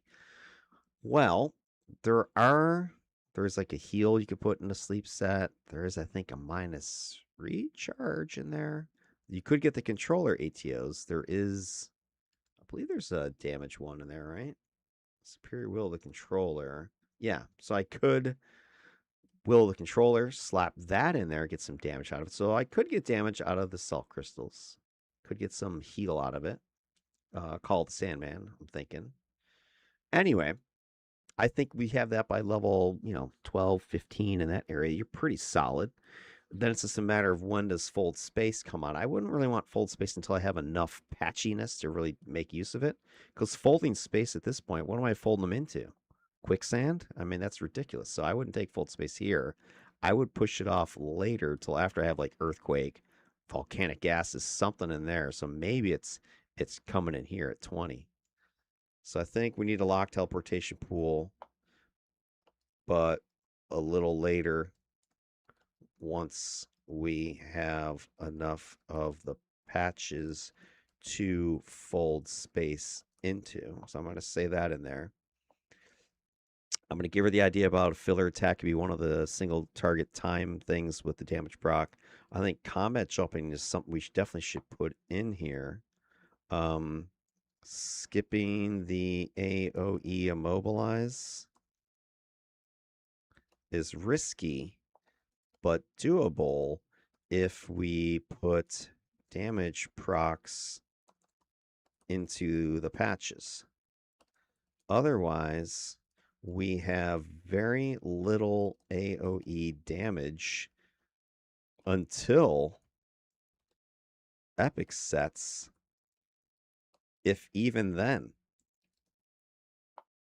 So we got to let her know that. Okay, she does have something about stone cages. I may have jumped the gun on her. Hold on. Let's see what she got to say. Stone cages may deserve the same treatment. I'm not saying skip it permanently, but if we already have quicksand keeping enemies slow, stalagmites stunning, salt crystals sleeping, distortion fields slowing holding, earthquake knocking down, volcanic gases holding, fold space clustering, then stone cages has to justify its endurance cost rather than receiving automatic controller AoE immobilize equals mandatory status. It has some strong synergies, especially locking mobs into earthquake distortion field, volcanic gases, and preventing knockback scatter where relevant. But it also has a danger. We can immobilize enemies who are otherwise being repeatedly knocked down and turn their behavior in ways that aren't always beneficial. So I now put stone cages in the late flex category rather than early core.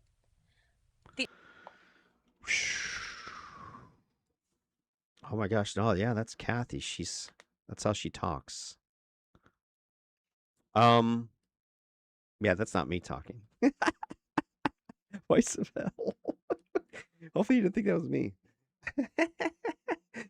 Oh shit. All right. So she's she's good. I gotta say that. She's really got some she's she's good because she's thinking the way I'm thinking. No, remember I was just giving you my whole soliloquy on stone cages, and she's exactly saying what I said before I even said it.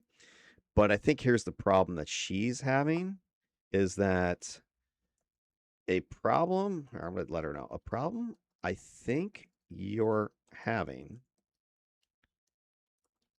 is that you equate controller attacks as controls while I see them as damage sources. So if you see the cages as simply an AoE immobilize, then you're downgrading it because of all the other AoE control we have,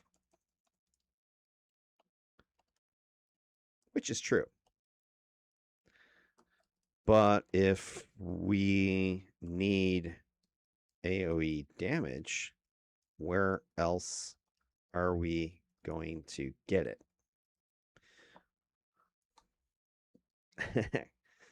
All right, so that's where we have. But here's again, I like this. This is true too. Look at this. Uh, immobilizing. Does it have minus knockback? That's what we want to know. Because if it does, then that kind of screws your stuff. Yeah, I think it does. So right here, if you look at stone cages, it has a minus knockback effect. I believe is what that translates into. So if you immobilize with stone cages on top of your earthquake, which is knocking back, you're shooting yourself in the foot. So she does have a good point there. That kind of makes stone cages equally skippable. So I will say that. I do like your point of cages ruining earthquakes KB though. So that is a strong reason to not take it, but will need to replace its damage. I'm really thinking we're going to either need a pool set that has ST and AOE damage. So I'm thinking like what is it? Force of Will as an example. Or we have to suck it up until the epic patron powers are available. Or we need to proc the bejesus out of our control patches, which I plan to do. All right. Again, I'm not going to send this to her yet. Make her less agreeable. She's going to argue about everything. Is that what I should do, Spectrum? Yeah, but she's not necessarily agreeing with me because I haven't said anything yet. I'm typing my notes down here, but she's already sort of addressing its damage. All right. So anyway, I think she's onto something though. Let's continue. What The else? other teleport prerequisite. Between teleport and teleport target, I lean toward teleport. Combat teleport plus teleport gives us both tactical and zone level movement, and neither requires accuracy to function. Teleport target. I disagree. What do I need to teleport myself for? You already have all those teleport powers you can buy, team teleport, whatever. So it's not a good travel power at all. I would rather take the recall or the teleport enemy, whatever. Has cool tricks, especially manually pulling a troublesome enemy, but fold space already handles our mass enemy relocation. So, combat teleport, teleport, fold. Space is probably the cleanest chain. That also means we probably don't need another conventional travel power. The endurance thesis needs to be explicit. I think this character should deliberately avoid the trap of firing every available patch every spawn. The correct mature playstyle may be Mature. routine spawn, 1 hard control plus juncture plus attacks pet. Dangerous spawn, 2 overlapping patches. Very dangerous spawn, layered earth time Give it lockdown. all. Badly scattered spawn, fold space into existing patches. Single hard target, fossilize plus time stop plus stone prison plus pet epic attacks. That is much more sustainable than quicksand, distortion, field, earthquake, stone cages, stalagmites, juncture, volcanic gases every 20 seconds. Because you're right, if we design the build assuming that rotation, the character will spend half the game staring at an empty blue bar. So I think the revised early chassis has gotten considerably better. Fossilize plus stone prison for killing. Quicksand salt crystals slash stalagmites for cheap-ish early suppression. Combat teleport plus teleport fold space as a real combat subsystem. Delay the endurance heavy luxuries until the build starts acquiring the resources to support them. And I especially like fold space now. It doesn't merely support the mechanical thesis, it may become one of Sand's Oj time's signature moves. Sands of time. Get it right. Yeah, see, I'm thinking like use Spectral. Maybe there's one of the other power pools, like speed of sound, because you get the jaunt, I think it is. It's if I can do that plus get the attacks that go with it. I think that's experimentation pool. I just hate those experimentation pool attacks. So terrible. That lobbing the stupid flask.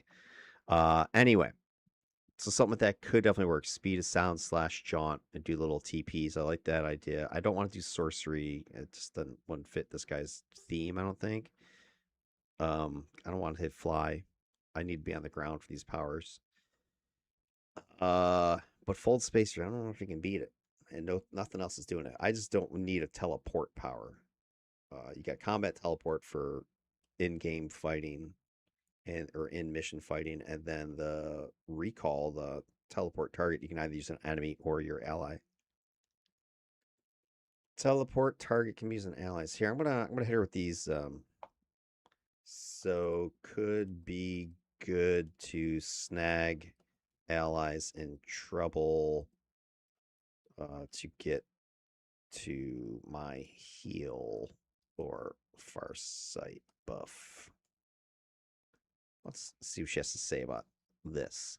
So I think we're pretty darn close to a workable pre epic build at this point. I mean, again, I could go and play this. What we're looking at right now. This is definitely playable. I mean, this I'm putting B minus B plus at this point.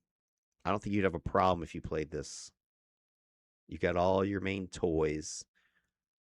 It's mostly the order and the lack of some AoE attack that has me scratching my head. So I think if you correct the order, which is easy enough, and then come up with a solution to the AoE damage, then you're good. All right, so I just fed in my latest comments and critiques to her. And by the way, this is kind of again why I want to have this back and forth with her is that she's giving me her explanations. I'm able to put in my feedback, not necessarily a correction, but just hey, you should probably think about this. And ultimately, we should get a smarter build out of it, which we can then save and add to this project's resources. Because as you create a project with ChatGPT, you can add resources to it, files that you can use to access. So I've already got my project radius file in here as my exemplar skiff build, my sidekick build of my top secret project character. But once I have this one done, I can add that to the mix. So as you make more and more of these characters, add them to your collection. Kathy should be able to get smarter because now she has more and more examples and more of the rationale of working with you, the experienced player, let's say, to learn how to do it. But even if you are inexperienced, I think she's got decent enough information here that these are playable builds that are not just going to completely poop their pants if you go and run with them. And we're not even done yet. We just penciling in some powers. We haven't talked anything about sets or bonuses or anything of that crap yet. All right, so where are we with her thoughts now? See what she wants to do. Is she giving me more proposals? Okay, I think we're in a kind of. I think once we decide on this pool issue, is it teleport and whatever, then the rest of it's going to be let's go ahead and look at the epics.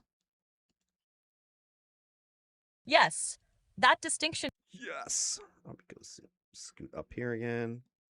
So I gave her my thoughts, and so she is now going to respond. is important, and I should adopt it for this build. On a controller, a control power that can carry meaningful damage is part of the damage architecture, not merely another mez. That changes how we evaluate stone cages, time crawl, time stop, volcanic gases, earthquake, stalagmites, etc. And your idea for the filler attack is real. Time crawl accepts slow sets, and impeded swiftness has a 3.5 ppm smashing damage proc. Time stop accepts hold sets, which opens several damage proc options later. That suggests a much cleaner early ST chain. Fossilize, stone prison, proct, time crawl, repeat. Time crawl would still be doing its normal nice speed recharge regen and applying delayed, so we're not spending a power pick purely to manufacture a third attack. It also improves later time interactions. A long-standing time build approach specifically uses the impeded swiftness damage proc in time crawl for exactly this reason. I like that a lot. Teleportation. Locked, but delayed. Agreed. I don't think we should contort levels 4 to 14 just to rush fold space. Fold space becomes much more valuable once we actually have a kill control zone worth folding enemies into. So the order should probably be early, build the engine, mid, establish patches, then add combat teleport, teleport target, fold space. And yes, I now prefer teleport target over teleport as the second prerequisite. The ally utility matters. Sans O-Time is already going to be standing at the safest point in the room, Damn straight. inside his own suppression zone, probably with temporal mending and eventually farsight centered on himself. Being able to retrieve a teammate into that zone is legitimate utility rather than a gimmick. It also fits the character concept wonderfully. You don't move to him, he removes the intervening time and suddenly you're standing beside him.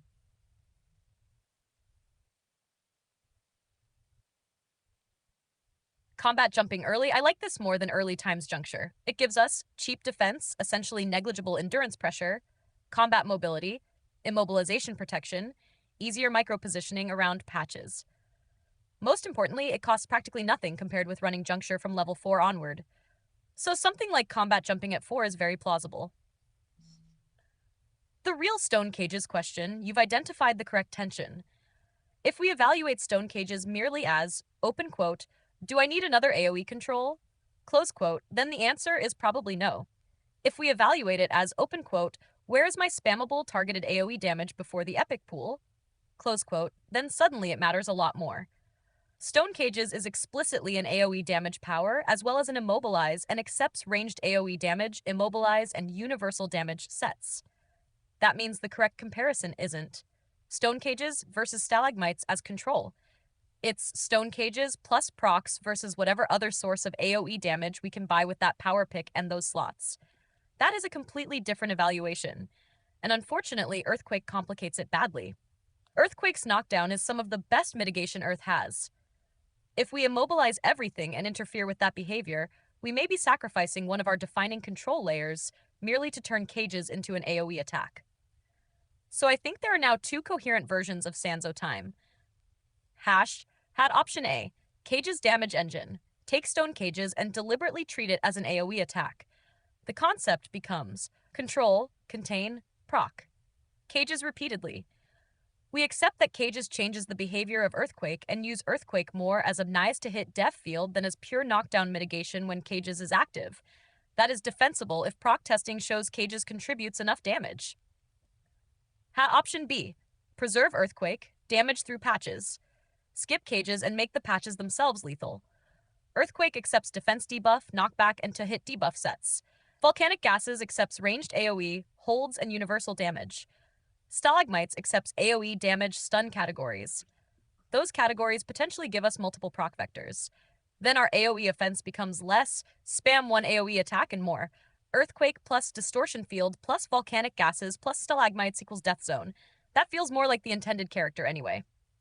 But we need to verify the actual PPM behavior in each persistent pseudo-pet patch before assuming every legal proc is actually good. That's exactly the kind of interaction where it slots does not automatically mean it performs. My instinct is that option B is more interesting, provided the damage is genuinely there. Force of Will deserves examination.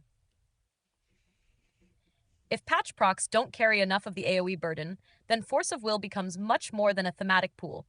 We would be considering it specifically to build an auxiliary attack chain rather than for generic utility. That would let us keep Earthquake behaving correctly while getting actual player fire damage elsewhere. But I don't want to commit to Force of Will yet, because every pool pick competes with combat jumping, combat teleport, teleport target, fold space, possibly hasten. We could very easily spend half the build on pools, so I think the better sequencing is first determine how much damage Earth Time can manufacture internally through smart proc slotting. Only if the answer is not enough do we buy an attack pool. All right, she is on the money with this. I'm really leaning towards option B, and I like that she states that feels like the intended character anyway. Because I agree. This guy kind of being a bunch of damage procs. Now, was I planning on skipping stone cages? No, but the fact that it does nullify earthquake a bit is a problem.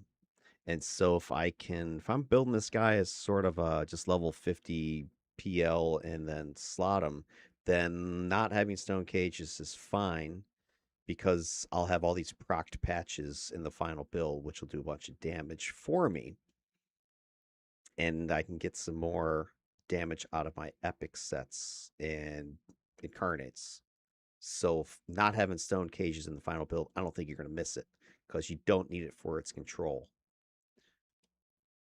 So anyway, that's kind of where I think she's on the money with that. And then the Force of Will, just a potential idea. I like this set because you have single target attack. You got the was it Wall of Force AoE cone in there, but it's a fairly substantial commitment. You're looking at like 3 powers just to get all those attacks, and then yeah, something's gonna have to go. And I really like the idea of the teleport set pool in here. So I think she's right. You could easily spend half the build on pools, which you just don't have the room for it. And I like that she's seeing the benefit of proc slotting the time crawl. And again, the AI is not as savvy, obviously, as we are because we know all these little nuancy things. But as you are teaching her these things going through this process, I think she'll be able to then implement these ideas for future builds. This also improves time crawl's case substantially. Previously, I had time crawl in the useful debuff maybe optional bucket. Now I think it's much closer to take, because it can serve 3 jobs. 1. Third ST attack through a damage proc. 2. Regen recharge speed against hard targets. 3. Apply delayed, strengthening later time powers. That And something she points out here that I wasn't even thinking about is the delayed thing. Because I'm in my head, I'm going, well, I could take time stop. It's, a hold. But the delayed is a good idea because it boosts your other time powers that have debuff effects. So if you're spamming this on targets, your time crawl is going to put delayed on targets, and then the other things that you have debuff will get boosted by it. So that's why I'm thinking, oh, this is actually probably a smarter play to grab this power than time stop, which is just a hole. That's exactly the kind of whole character efficiency we want. One power selection solving multiple problems. And time stop becomes even more interesting at 20. It accepts hold sets, and hold sets include multiple damage procs, including Ghost Widow's Embrace, Neuronic Shutdown, and eventually the purple Unbreakable Constraint proc. So eventually, Time Stop can stop being merely another ST hold, and become a proc attack that also happens to stack control and rec regeneration. Now we're speaking the right language for a controller build. Revised early philosophy. I think our priorities through roughly level 22 should now be ST damage, fossilize, stone prison, time crawl plus damage proc, AoE damage control, stalagmites, earthquake, distortion field, later volcanic gases, potentially stone cages. Only if its offensive value justifies compromising earthquake survival mobility, combat jumping, temporal mending, delayed melee engine, times juncture can wait, delayed teleport engine, combat teleport, teleport target, fold space arrive once enough patches exist to make the relocation worthwhile. This feels much closer to the actual problem we are solving.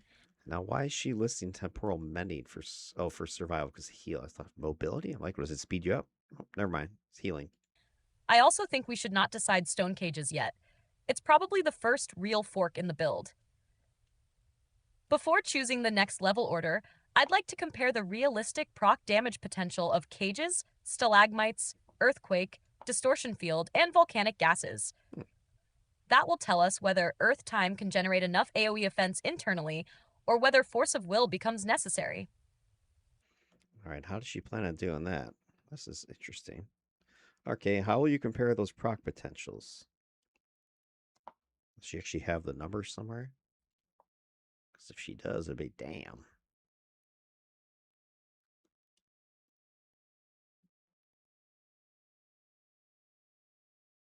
Okay.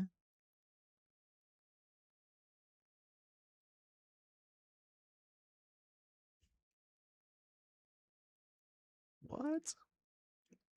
All right. I'm wondering if she can just do this. Okay, I'm not gonna read all this, but she's basically says she has a method to do it. All right, and their output's gonna be a table. I want to see this. Let's see what you're thinking. So it sounds like she is gonna mathematically give us an estimate for the proc comparison of these powers. Let's see what you're imagining. I'm very curious.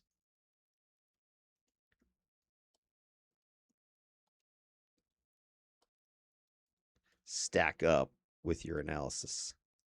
I wasn't expecting this. Let's see if she does this.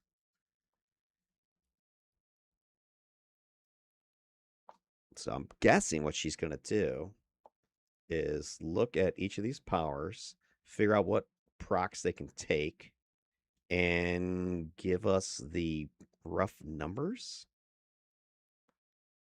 I mean, if she pulls this off, I'd be like shocked. I don't know how accurate it'll be, but it could be very interesting. Oh, she's going off. She's into the skiff and everything, guys. By the way, this is the paid version of ChatGPT, not the El Cheapo free version. Estimating proc mechanics. All right, she's going off. This is for real. This is some calculus shit here.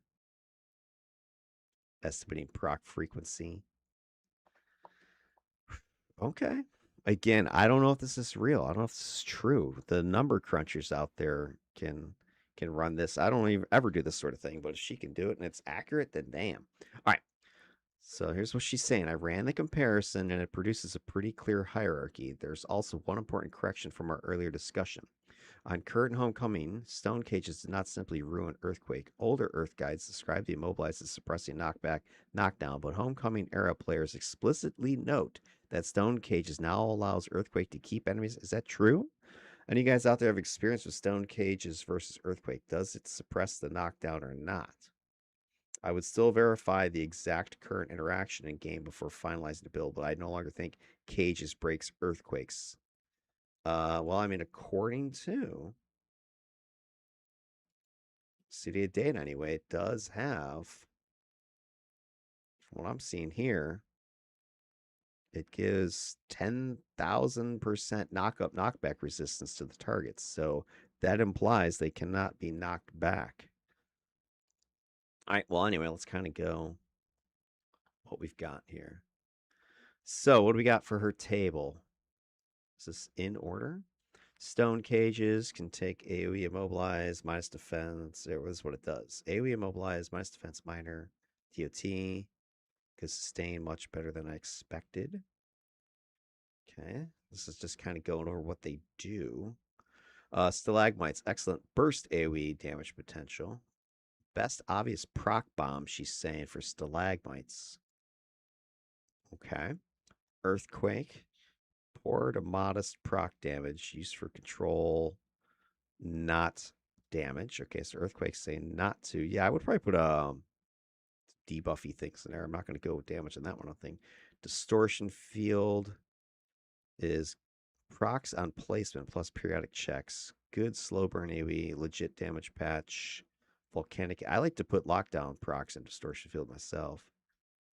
Volcanic gases, inconsistent, preserve control. So here's what she's recommending. Volcanic gases, earthquake is used for control and not damage. Distortion field, you can get legit damage out of it. Stalagmites, yes. Stone cages is good sustained. And here's what she's saying. The interesting result is that stone cages plus stalagmites plus distortion field look like the real pre-epic offensive backbone. So stalagmites is the best burst proc carrier. 25-foot targeted AoE, 90-second base recharge. It takes ranged AoE, damage, stun, universal damage. Yes. Long recharge is exactly what PPM likes. Okay. With no local recharge enhancement, ordinarily 3.5 ppm damage procs in a power shaped like stalagmites are effectively banging against the 90% proc ceiling per target. All right, so according to her, stalagmites is the shit when it comes to procs. All right. Again, I'm not a pro in this. I know a bunch of people have these discussions on the forums and things, but so if anybody has any experience with this, let me know. But so here's what she's saying. So instead of thinking stalagmites is stun, stalagmites is the opening AoE nuke that also happens to stun. I would not blindly 6 proc it because it still needs to hit and we care about recharge. Something like 2 to 3 offensive procs plus efficient AC recharge control deserves serious testing. So I like that idea. So Frankenslotting. Grade A for proc damage. Stone cages, lower burst, potentially the workhorse. She was surprised with this one. Ranged AoE immobilize universal damage, 8-second recharge, 30-foot radius, 15.6 endurance. The huge radius short recharge hurts the per cast PPM. Normal 3.5 PPM damage proc is only around the mid-teens percentage per target before recharge enhancement. And then that sounds poor until you remember cages can be essentially spammed. So stalagmites, you can dump several high probability procs into a spawn once. Cages can keep rolling its procs repeatedly while also doing its native DOT, minus defense, immobilizing, and setting up containment. And the native damage is so small that a successful damage proc dwarfs the actual damage enhancement we'd otherwise put into cages. So, in other words, if you were to slot it for damage, you're kind of wasting your time. Okay. So, the cost isn't proc effectiveness, the cost is endurance. If we spam cages every 8 seconds, Sansa time dies a blue bar hemorrhage. Blue bar hemorrhage, I like that. The historic 15.6 end figures enormous for controller attack and endurance reduction for sure. That suggests very different slotting. Cages isn't an attack chain AoE that we mash on cooldown. It's more like AoE containment plus proc volley when the situation justifies paying the 15 endurance. So maybe fire it after stalagmites, after fold space, or when we're about to unload a collection of other attacks. So she's given it a B plus offensive proc carrier, A minus if we value containment, and the minus defense. Okay. Distortion field. This one is genuinely nasty. Was expecting mediocre persistent patch proc behavior. The actual testing is better than that. Again, I don't know what the hell she's testing. I don't know where she's getting these numbers exactly from, but assuming she's right, is what she's saying. Now, obviously, these stats are what the power does 20-foot radius, 60-second recharge, 45-second duration, 10-second periodic proc check. So, yeah, this is like a patch. When you first throw it down there, it can proc, and then every 10 seconds, I believe it can proc again. Hold set access, slow derived proc access also documented. Bopper, even dropping names, actually tested damage procs in Homecoming. I'm assuming these are references to the forums. Okay. The observed figures were approximately 3.5, roughly 17 to 18% per periodic check. So, in other words, this is the odds that the proc fires on a single target every time it checks. 4.5, the purple one is going to be a little more variable. This, I believe, is for the hold set. 5 combined damage procs, about 19% of all individual proc opportunities with enough simultaneous rolls that most targets commonly aid at least one proc during a check cycle. So I guess I can go and pursue some of these forum posts. Second component, the initial placement has a much higher proc chance. This is true. When you first lay the patch down, it will like proc fire a bunch of crap. And then the ticks after that, which is much lower.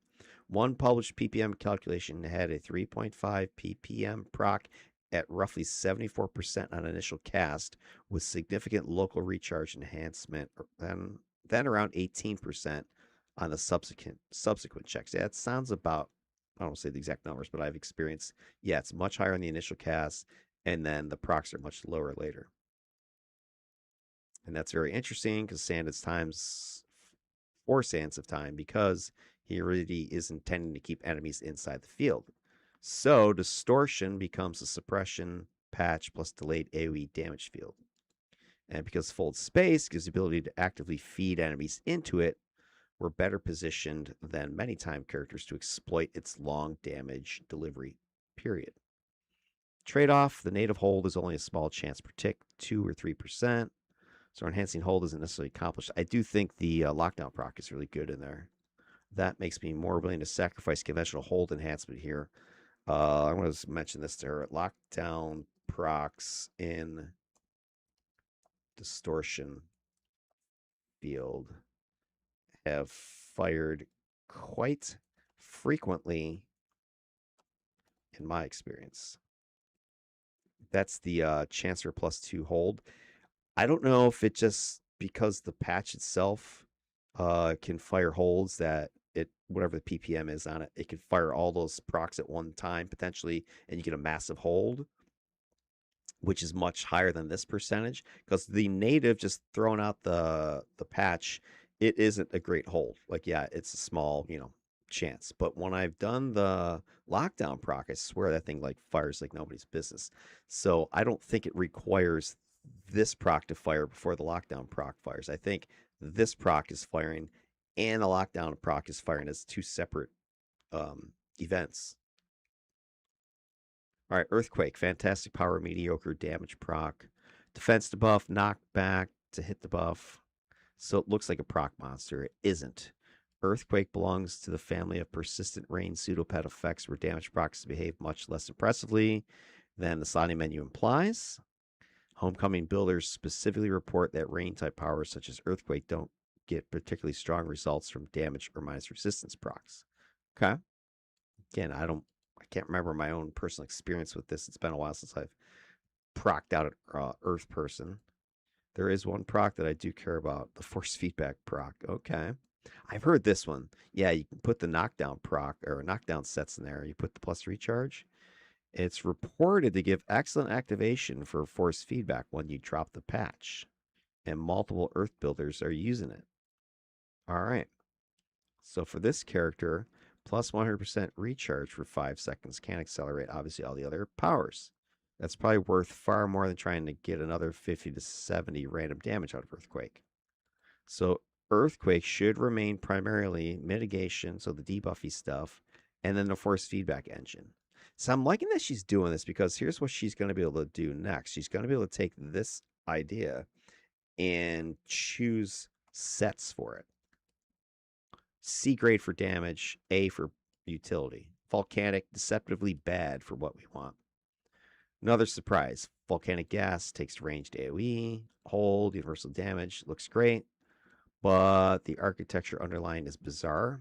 Current player analysis describes volcanic gases as spawning 6 of these geysers, 1 every 10 seconds. And those geysers produce short-lived thermal vents, little pseudopets.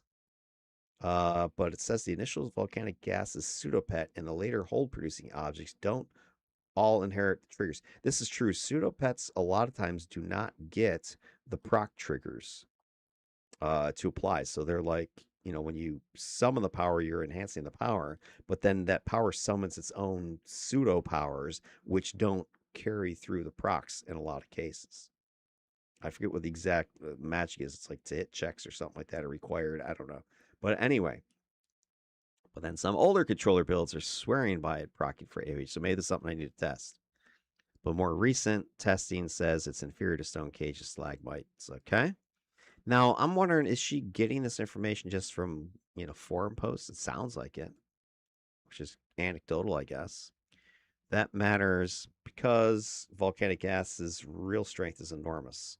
With enough hold duration enhancement, the overlapping geyser vent pulses can stack magnitude heavily. One recent report had it maintaining approximately mag 9 against level 50 enemies. Damn, son. So if that's true, and you throw a distortion field with like a lockdown proc, shoot, you could be procking what, mag 12? And then you throw in your control hybrid core side with another mag 1. I think that would carry through. So, man, you could be easily double digit magging hold procking people. Very, very nice. Heck, you can put the gravitational anchor hold proc into your stone cages. All right, I do not want to mutilate that to gain mediocre proc damage. This is exactly where our whole character, not every power individually rule applies. We already have stalagmites, cages, distortion field available for offensive proc duty. Let volcanic gases be excellent at being volcanic gases. Potentially one special proc, the lockdown +2, is particularly tempting, but I'm backing away from using volcanic gases as one of our primary damage engines. C plus, B minus for damage procs, A plus for control. Huh. So the architecture this suggests, this is the part she really likes. Rather than proc everything equally, we can assign jobs. Stalagmites, burst. Hit the spawn with several high probability AoE proc rolls, simultaneously stunning and debuffing defense. Stone cages, containment, repeatable AoE offense. Native DOT, damage procs, AoE containment, minus defense. Used judiciously because of the massive endurance cost. But if I can get the endurance lower, then that's not an issue. Distortion field, persistent damage zone, moderate initial proc burst, plus repeated proc opportunities while everything's inside of it. Earthquake, mitigation, recharge, machine. So knockdown minus hit minus defense, the force feedback proc, rather than trying to make it into a fake damage patch. Volcanic gases, the hammer lock. Damn, that's hardcore. Enhance its ability to keep enemies actually held. Any proc sliding to secondary. Okay. And this changes her opinion of stone cages. She's leaning towards taking it.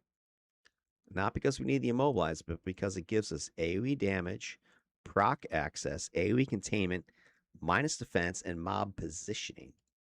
The endurance problem remains very real, but that's a sliding usage problem we can manage. We don't have to match it every 8 seconds. More importantly, current evidence substantially weakens my earlier concern about it destroying Earthquake's knockdown.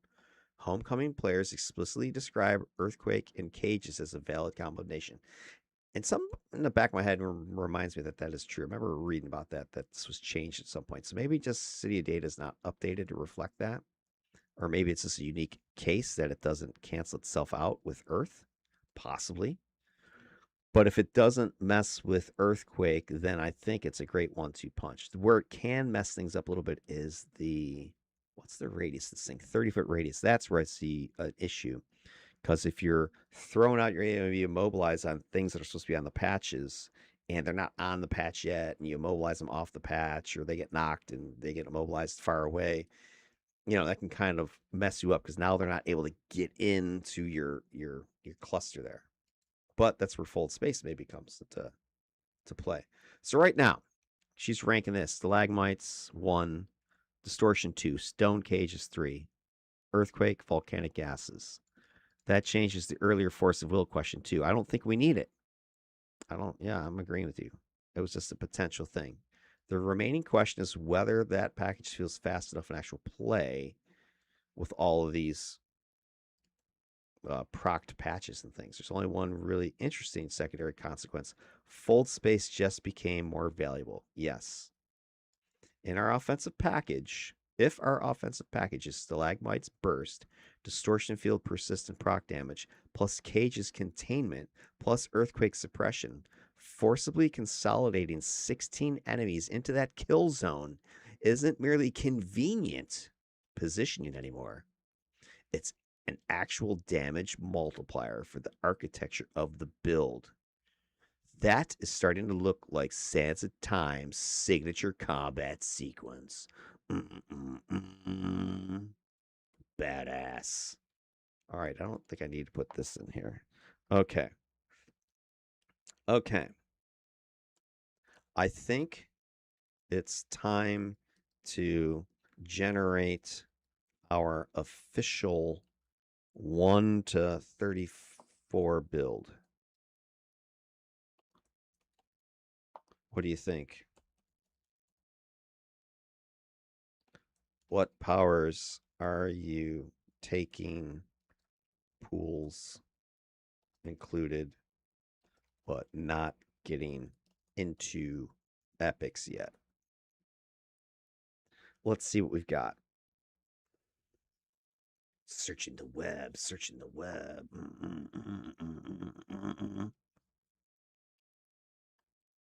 One thing I'm noticing, it's going out to the wiki a lot, and the wiki is only so good as its updates.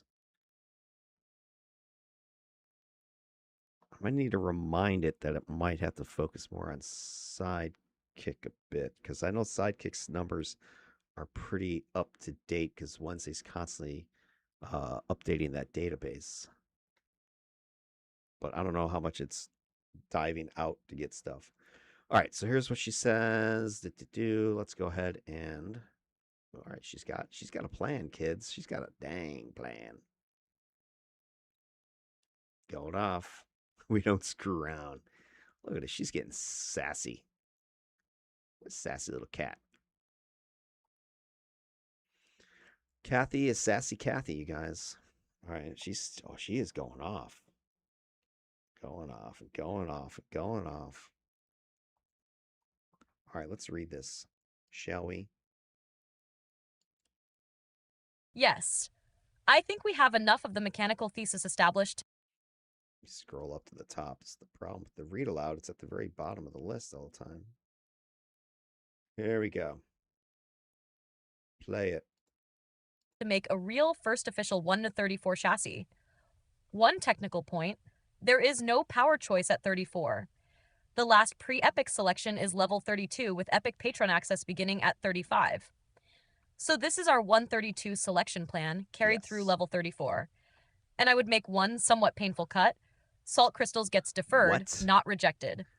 That is No, the price of getting combat jumping plus the All right. I think Nate might have taken over Kathy here. Salt crystals is gonna be in this build come hell or high water. We'll let it slide for now, but it's gonna be in there, guys. It's gonna be in there. complete 3-power teleportation package while retaining the offensive earth powers and the critical time powers. Hash Sanzo time. Official pre-epic chassis V1 level power set roll. 1. Fossilize earth control ST damage plus hard control. 1. Temporal mending time manipulation heal sustain. 2. Stone prison earth control ST damage filler control. 4. Combat jumping leaping cheap defense mobility immob protection. 6. Quicksand earth control first suppression patch. 8. Time crawl time manipulation ST debuff plus proc filler attack. 10. Stone cages earth control AoE damage proc containment tool. 12. Stalagmites earth control AoE burst proc platform plus stun. 14. Combat teleport teleportation tactical entry repositioning. 16. Distortion field time manipulation core procs suppression patch. 18. Earthquake earth control core KD to hit patch. 20. Teleport target teleportation ally rescue plus fold space prerequisite. 22. Volcanic gases earth control heavy control patch. 24. Farsight time manipulation defense to hit foundation. 26. Animate stone earth control major damage increase tanking pet. 28. Slowed response time manipulation AoE def res major damage multiplier. 30. Chrono shift time manipulation recharge plus endurance recovery plus healing. 32. Fold space teleportation complete the battlefield manipulation engine. All right. I like this build. I'm not gonna lie. Single target hold, AoE heal, single target immobilize. I got my 1-2 attacks. Combat jumping for some defense, the immobilization protection. Quicksand, great patch. Time crawl, here's our procced third attack. Stone cages, here's our AoE. We proc that sucker out. Stalagmites, here's our first big AoE control plus more proc damage. Combat teleport allows us to leap into the patches that we want to start to suck enemies into. Distortion field. I like this one. Here's your big time patch that's going to help slow things down, debuff. Earthquake, there's another patch. Teleport target, kind of a filler power, but if we want fold space, we got to take it.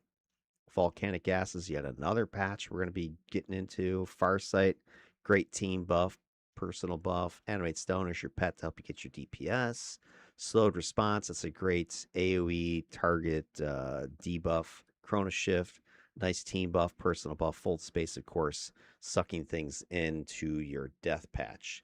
So yeah, I can see why your salt crystals might not be in here yet. What would I drop to take them early enough? The only thing I can say that for sure I don't necessarily need would be my combat jumping. It's there as, a nice little extra. I don't need it. Kind of depends on which where I'm going, because I do have my combat teleport, so I could, even if I get immobilized, I can teleport out of trouble. So it's not super important. I could throw it in right here. I forget exactly when that power comes online. What is Salt Crystals is 8. So I could maybe take my teleport here, combat teleport here, and then quicksand, right? Time crawl, or put salt crystals here. Whatever. I can kind of move a couple things around salt crystals by 14. Because I still think it's going to be a valuable tool to teleport in and bang hit crystals. But yeah, it's not this build right now. Looking at this, guys, this is an A build right now without looking at any sets, right? But I could definitely, like, if you gave me this build to play, I got everything I need right here. I'm going to be very effective with this tool set. Got all the key stuff. So I'm digging where we're going here. All right, then she's going to go on to tell us her rationale for things. So again, this is the way I have it set up in the rules she's following. Let's explain your rationale for why you're taking what you're taking and when you're taking it. This way we can decide for ourselves if it's any good or is it just making shit up. That uses 18 power selections, which is exactly what we have available through 32. The current homecoming availability supports all of that. Earth gives us Stone Prison Fossilize at 1 through Animate Stone at 26. Time provides the relevant secondary powers at 1, 16, 24, 28, 30. And Teleportation permits Combat Teleport and Teleport Target from 4, with Fold Space requiring 2 earlier teleport powers and level 14 plus. Why I'm choosing this particular order? The first 12 levels are deliberately about making the character playable, rather than prematurely constructing the level 50 machine. At level 2, we take Stone Prison, not Stone Cages. That gives us Fossilize, Stone Prison as the beginning of an actual attack chain. At 4, combat jumping costs very little compared with turning on Time's Juncture. It gives us positional freedom for stalagmites, salt crystals later, fold space later, and eventually melee epic attacks without imposing another serious endurance burden. At 6, Quicksand starts the patch identity without requiring us to maintain an expensive toggle. At 8, Time Crawl becomes the third component of the ST sequence. Fossilize, Stone Prison, Time Crawl. Once we get an appropriate slow damage proc into Time Crawl, I want us mentally treating that as an attack that happens to massively slow debuff something, not a debuff we occasionally remember to cast. Then Stone Cages waits until 10. That's intentional. I don't want a level 2 controller burning that much endurance on cages when there is very little ability to manage the blue bar. By 10, we've at least accumulated additional slots and have a broader toolkit. And we're taking cages specifically because our analysis changed what it means. Stone Cages is part of the AoE damage architecture. It is not here because Sans desperately needs Mag 3 AoE immobilization. Levels 12 to 18 are where the character starts becoming Sanzo Time. At 12, Stalagmites arrives. This is our first real. Everybody in that group gets hurt and stops doing things. Power. I expect this eventually to be one of our most aggressively procced controls. At 14, Combat Teleport enters. This is deliberately later than my earlier suggestion. At level 4, there's nothing particularly exciting to teleport into. By 14, we have Quicksand, Stone Cages, Stalagmites, and 2 levels later, we get Distortion Field. So now Combat Teleport has an actual combat purpose. At 16, Distortion Field becomes our first major time patch and likely one of our important proc damage engines. At 18, Earthquake gives us another completely different suppression mechanism. Now we're doing the thing. Quicksand, Distortion Field / Earthquake, Combat Teleport into the problem. That's when I expect the character to begin feeling distinct. Now here's the issue why the salt crystals delay is a problem. Because we're teleporting into this patches to do what? What would be the point of having combat teleport into the mess? You can't do anything when you're up there. You don't have any PB AoE damage or controls if you don't take salt crystals right away and you don't have any epic-y stuff. So the only reason to go into that close range is your what's Time's Juncture. Your what is it? Yeah, Time's Juncture. Your toggle PB AoE minus damage minus speed. So that's where I'm kind of like again. Do I need combat teleport this early. I really think if we had a reason to teleport into the patch, it would make more sense. And the only reason I can say is if I had a way to do that sleepy thing. So that's the one thing I would suggest here. What's the purpose of using combat teleport unless we have something PBAOE that can leverage it? Otherwise, we could just hang back and let the patches do their thing. There's not a reason yet for us to go there. This is why I was saying to take salt crystals earlier. The only other power that's useful in melee is our debuff aura. Temporal, not temporal, what the hell is that thing called? Times juncture. Times juncture. All right, so anyway, let's continue with what I'll throw that at her a little bit later. Why teleport target at 20? I like your argument enough that I'm committing to it. We're taking teleport target rather than ordinary teleport. It has two separate jobs. Offensively, it satisfies the second prerequisite for fold space.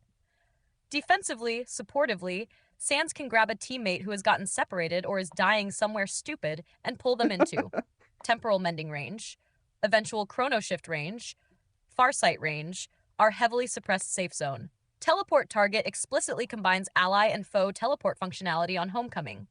That's worth more to this character than another travel power. And between combat jumping, combat teleport, inherent travel options, and long range teleporter access, I'm not worried about conventional transportation. Exactly. Number 22, the 30, we don't screw around. Once we hit 22, there are essentially 5 consecutive powers I don't want to delay. 22, volcanic gases, core earth power. Heavy control. We're probably going to preserve its control performance rather than trying to make it our primary proc bomb. 24, farsight. Absolutely central to a character intentionally standing near enemies. 26, animate stone. This is the moment our damage situation gets substantially better. Rocky is not optional on this character. 28, slowed response. This is effectively an offensive power. Rice Ez means our procs, Rocky, teammates, and eventually epic melee attacks all hit harder. 30, chrono shift. Especially given everything we've said about endurance, I cannot justify delaying it. The plus endurance / plus recovery component is extremely valuable to the exact problem we've identified, alongside its recharge and healing benefits. So 2230 is locked pretty hard. Hack, and then fold space at 32. This is where I think fold space belongs. Not because we couldn't legally obtain it earlier. We could. We wait, because by level 32, fold space has something terrifying to fold enemies into. Amen. We've now accumulated quicksand stone cages, stalagmites, distortion field earthquake, volcanic gases, slowed response, plus Rocky standing there punching people.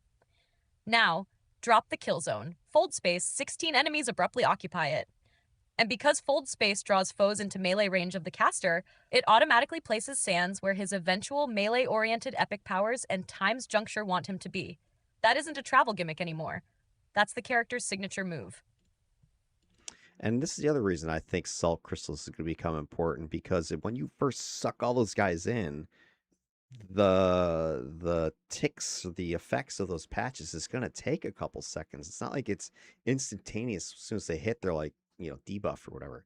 So I think when they get sucked in, you need to immediately hit them with, let's say, salt crystals in order to lock them down, like sleep them. Now, of course, you could save one of your, like, let's say, stalagmites or something like that. So as soon as they arrive, bam, stalagmites. That's possible. But anyway, I'm just justifications for not taking that power and sucking things in or teleporting into danger melee without any melee attacks, without any shields, is a recipe for getting your ass kicked. So what got cut? This is where the build becomes interesting. Salt crystals, defer. This is the cut that hurts. I still like salt crystals. A PBAOE sleep is a legitimately different control vector, especially on a melee controller. But compare what that power pick is competing against. I don't want to sacrifice. Stone Prison, ST damage. Stone Cages, AoE damage. Stalagmites, AoE burst. Quicksand, patch. Earthquake, patch. Volcanic gases, major control. Rocky, damage. So salt loses not because it's bad, but because everything ahead of it has a more indispensable function. This is exactly our whole build philosophy in action. If the eventual epic choice is compact enough, salt crystals is near the top of my list for a 35 plus non-epic selection. Times juncture. Defer. This sounds strange given the original melee thesis, but I think it's correct. At level 50, I very likely want it. Yeah, I think I remember. I don't remember seeing it. Like, is she crazy? So let me go back to here. Yeah, she didn't put it in here. Times juncture's your big. All right, that's your PBAOE Debo. Okay. I think she's going off. Now, again, nothing wrong with what she's saying here, but this is now looking like a ranged control, very strong, not complaining whatsoever.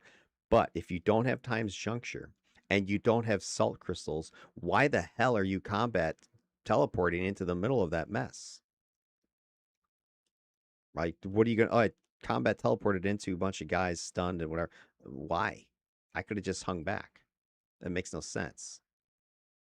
So she's getting goofy here. It doesn't make any sense. I have to bring this up. What's the purpose of using combat teleport unless we have something PBAOE that can leverage it? Otherwise, we could just hang back and let the patches do their thing. There's not a reason yet for us to go there. This is why I was saying to take salt crystals earlier. The only other power that's useful in melee is our debuff or times juncture. I think combat jumping can be delayed to make room for salt. But we definitely need TJ if we're going into the fight. Right? Like that doesn't make sense. So what are we at this point? If we're bringing things in close, then we got to get close. Now, I'm not saying you can't defer these powers. You could. But then why I would not take I'm not taking fold space until I have times juncture. I'm not combat teleporting into the melee until I have times juncture. That makes zero sense to me. Okay. I need a hard corrector here. I'm not going anywhere near melee without TJ and I TJ for sure. I mean, that is just a damn guarantee.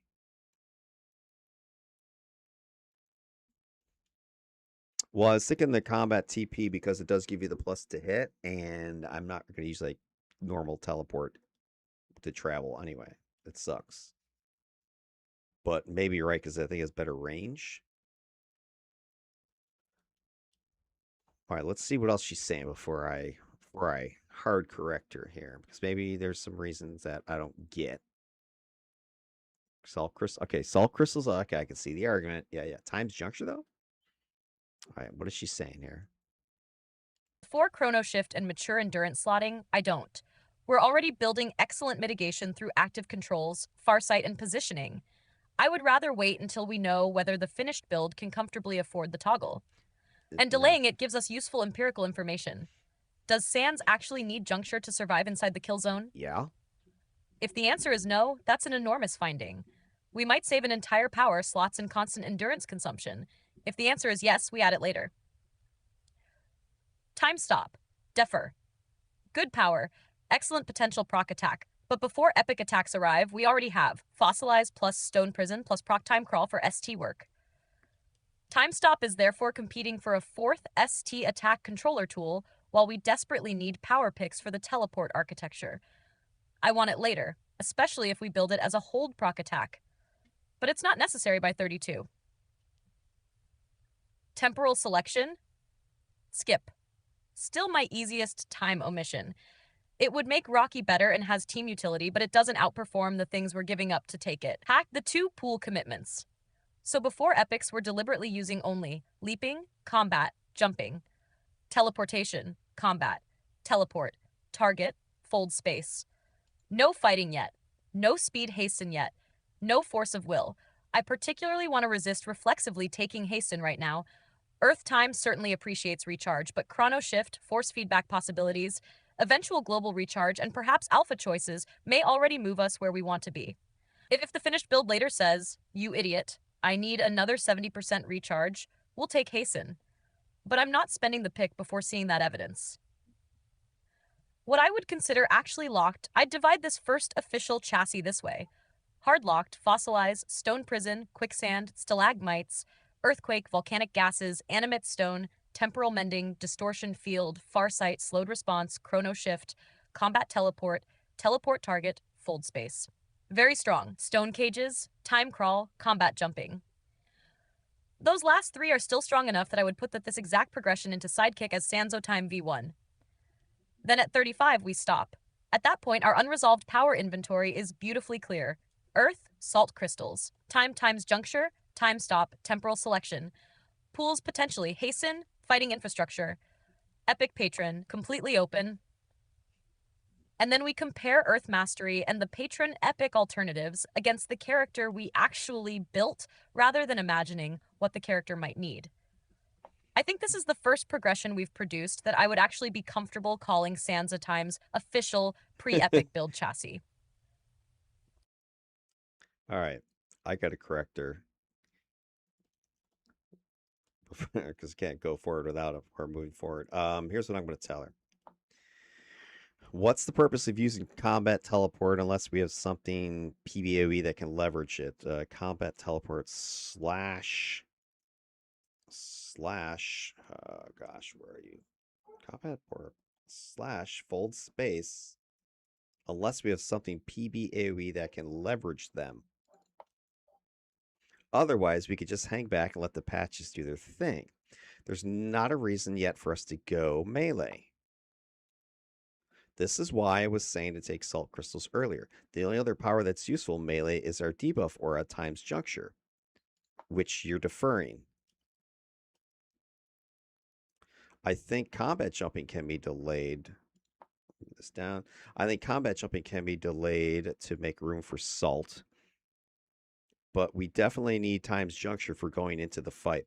I'm not going anywhere near melee without TJ for sure. So if anything is deferred, fold space is the one. Maybe proc time crawl or the stone cages, as it will require a good 5 slots to be effective, to be a proc monster. We need to lock this down before moving forward. Give me a sorted build up through 32 with these considerations. If you want to go with a more ranged build to start and then bring the melee stuff online in the 30s, then it might make more sense to put those teleport powers there. I'd rather have the controls and debuffs to make the TP strategy work in place first. Bam. Let's hit her. Let's hit her with some knowledge. All right, Guive, we'll be smacking her around a little bit more while you're getting your pizza at the door. All right, now again, she's not off. I mean, what she's saying is, logical to a degree. And maybe she's saying, oh, at 35, I'm taking these things. Okay, that's cool. But she kind of still seems like, oh, I'm not even sure I'm going to take these other powers yet. Because we haven't even looked at the because we might be taking 4 epic powers, right? That could be 35, 38, 41, and 44, leaving us just 2 slots, 47 and 49. I'm not waiting until 47 and 49 to take distort or temporal, whatever the frick it's called. Uh, Times juncture. Thank you. Okay. So anyway, here's what she's got now. She's gonna fix her shit, hopefully.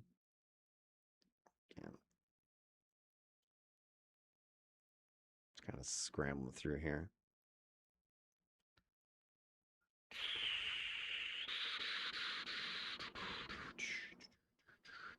Because I want to get into the 35 stuff. There's epics. Let's see where we're at right now. See if I can agree with this. So she's got fossilized temporal mending, stone prison. Okay, fine. Times juncture. Again, we're kind of back to we're taking that stupid endurance heavy power right there for a second. Oh my gosh. All right, I gotta go get something to drink. I'll be right back, everybody. You guys can take a look at this. Tell me if it's my imagination. She's crazy.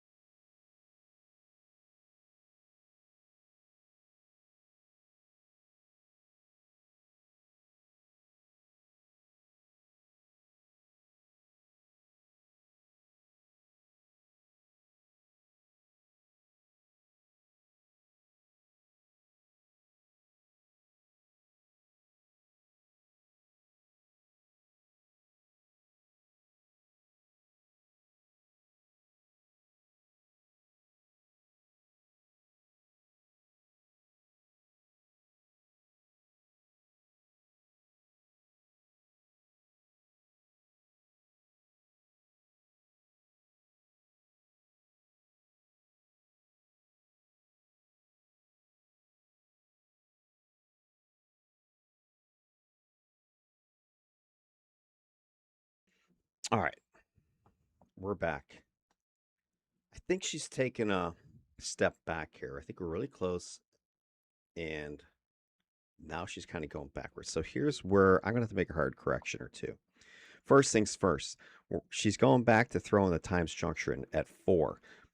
Early power, great, but at 4, I think you don't need the endurance drag. I think I would swap. Times juncture with combat teleport early, or teleport if you want to take that one.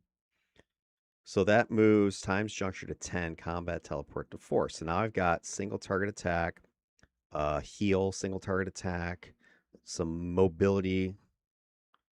Then I got my quicksand, a little bit of control. Then salt crystals again. I don't know if I need it yet because am I going into melee? Maybe. Maybe I can put it there. But probably before I do salt crystals, I would have times juncture so I can put quicksand down. Well, I think maybe this is good. So let's do that. So salt crystals, okay, fine. Then we got times juncture here. Stalagmites there, great. Teleport target. Do I need TP target here? Maybe not because teleporting target. Why? Maybe this is where I put that proct. Put proct. What is it? That slow power time crawl. Time crawl at at 14 and get rid of time stop at 20 and put the that's funny, and put the TP target there. All right, what else we got? I think the rest of this is okay. Distortion field's fine. Earthquake's fine. Volcanic gases. Yeah, I think the rest of this is fine. So that's fine. Fold space 32. That then kind of fits, right?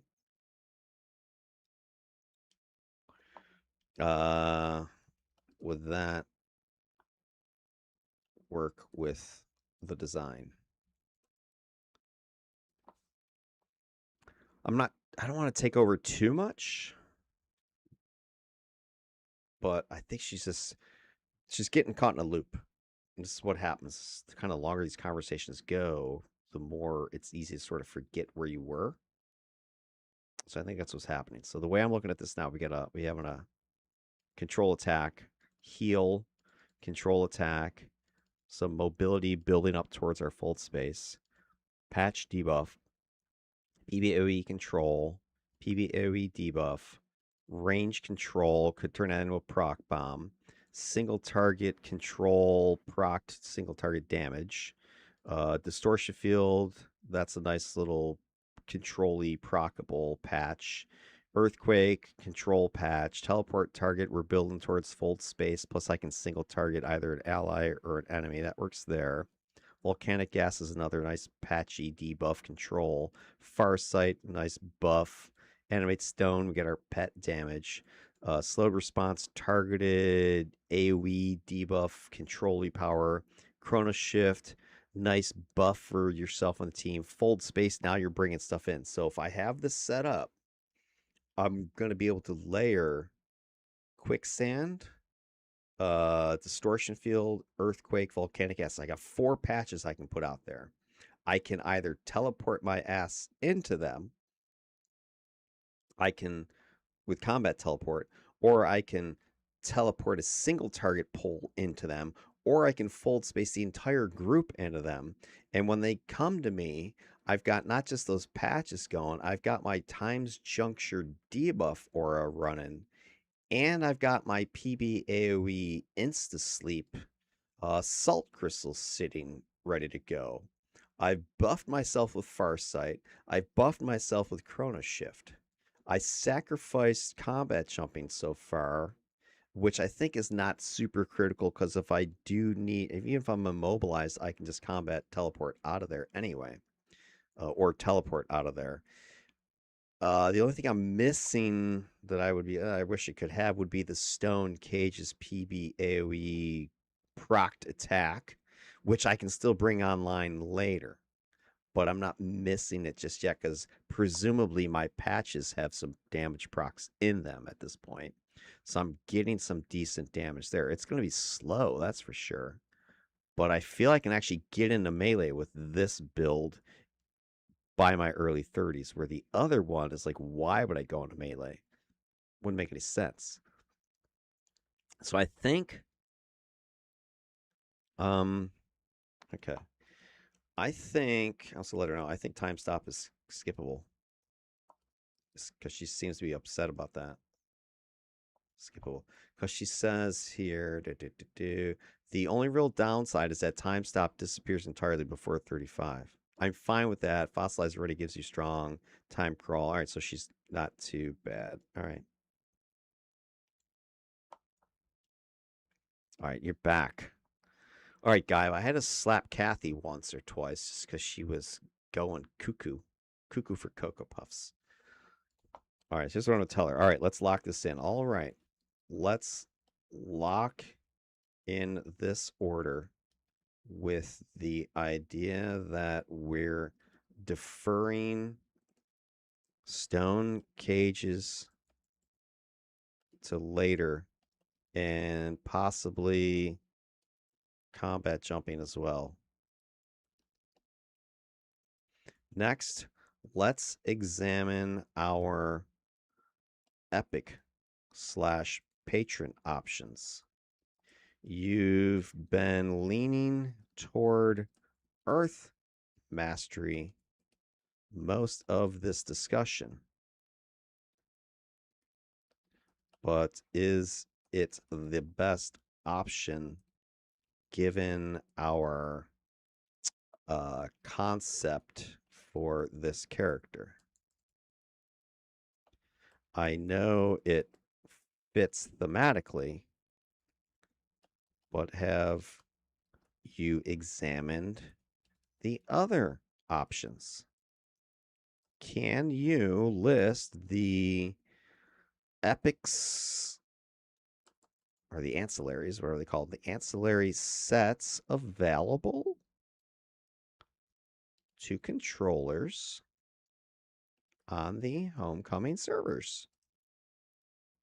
Servers.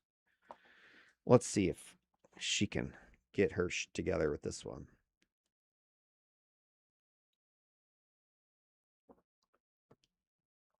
Dark, earth, energy, fire, ice, psionic. Let's see. Confirm. Shall we confirm? Dark, earth, energy, fire, ice. 1, 2, 3, 4, 5, 6, 7, 8, 9, 10. And she's got 10s. All right, looks like she's got them. So, yes, I've been leaning too quickly towards Earth Mastery because it fits the visual concept. But now that our 1 to 32 chassis is much more clearly defined, we should evaluate all 10 pools against what Sands of Time actually lacks. At 32, our chassis is essentially Earth Control, Fossilized Stone Prison, Quicksand, Salt Crystals, Stalagmites, Earthquake, Volcanic Gases, Animate Stone, Time Manipulation, Temporal Mending, Times Juncture, Time Crawl, Distortion Field, Farsight, Slowed Response, Chrono Shift, Teleportation, Combat Teleport, Teleport Target, Fold Space. With Stone Cages and Combat Jumping deferred, not rejected.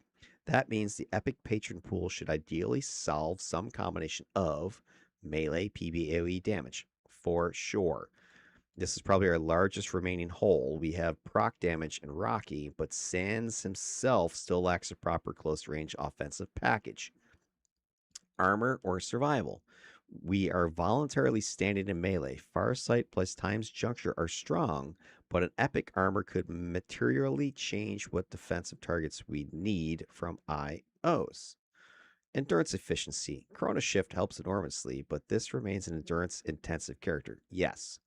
4. Something that exploits fold space, a PB AoE attack, melee attack, or a cone that works well from point blank range or other effect that rewards having 16 enemies piled around us is worth considerably more here than a generic ranged blast. 5. Slot economy. If one pool gives us both armor and good attacks in 2 or 3 selections, that could free later picks for stone cages, combat, jumping, or another deferred primary secondary power. That last point may end up being decisive. I suggest we examine all 10 pools by listing the actual controller versions, hopefully, their unlocked levels, etc., blah, blah, blah, then immediately eliminate the ones that don't serve. I expect Earth Mastery to survive that comparison, but I no longer want to assume it wins. In particular, Mace, Muse, Soul, Leviathan, Dark, and Ice deserve a serious look because the patron pools can provide combinations of armor, AoE attacks, and pets that outperform Earth mechanically, even if Earth remains the cleanest. All right, let's see your comparison. Let's see your examination. Boom. All right, let's see if she can bring this home. I feel we've got our early game chassis is pretty solid right now. I mean, I would play that in a second. Now, a lot of that was her thinking, which mirrored a lot of my thinking. I did have to hard correct a couple of things at the end just because she was looping backward a little bit. We had progressed to a point where we understood the endurance issues. We understood the, hey, I'm going into melee. We need to have some sort of solutions to that. And all of a sudden she started backtracking and making, silly decisions. So kind of slapped her a little bit. We're back on track now. The build, I think, is probably in the A. I would play it. Now, if we can lock it down, this is where your patrons, your epics can really secure things. All right, so let's see what she's doing here. She's got, does she list all of them or just the main ones? Fire. She's going all in, you guys. Damn. All right. Okay. Let's see what her analysis is. I mean, this looks pretty hardcore. Like she went to the bone on this one.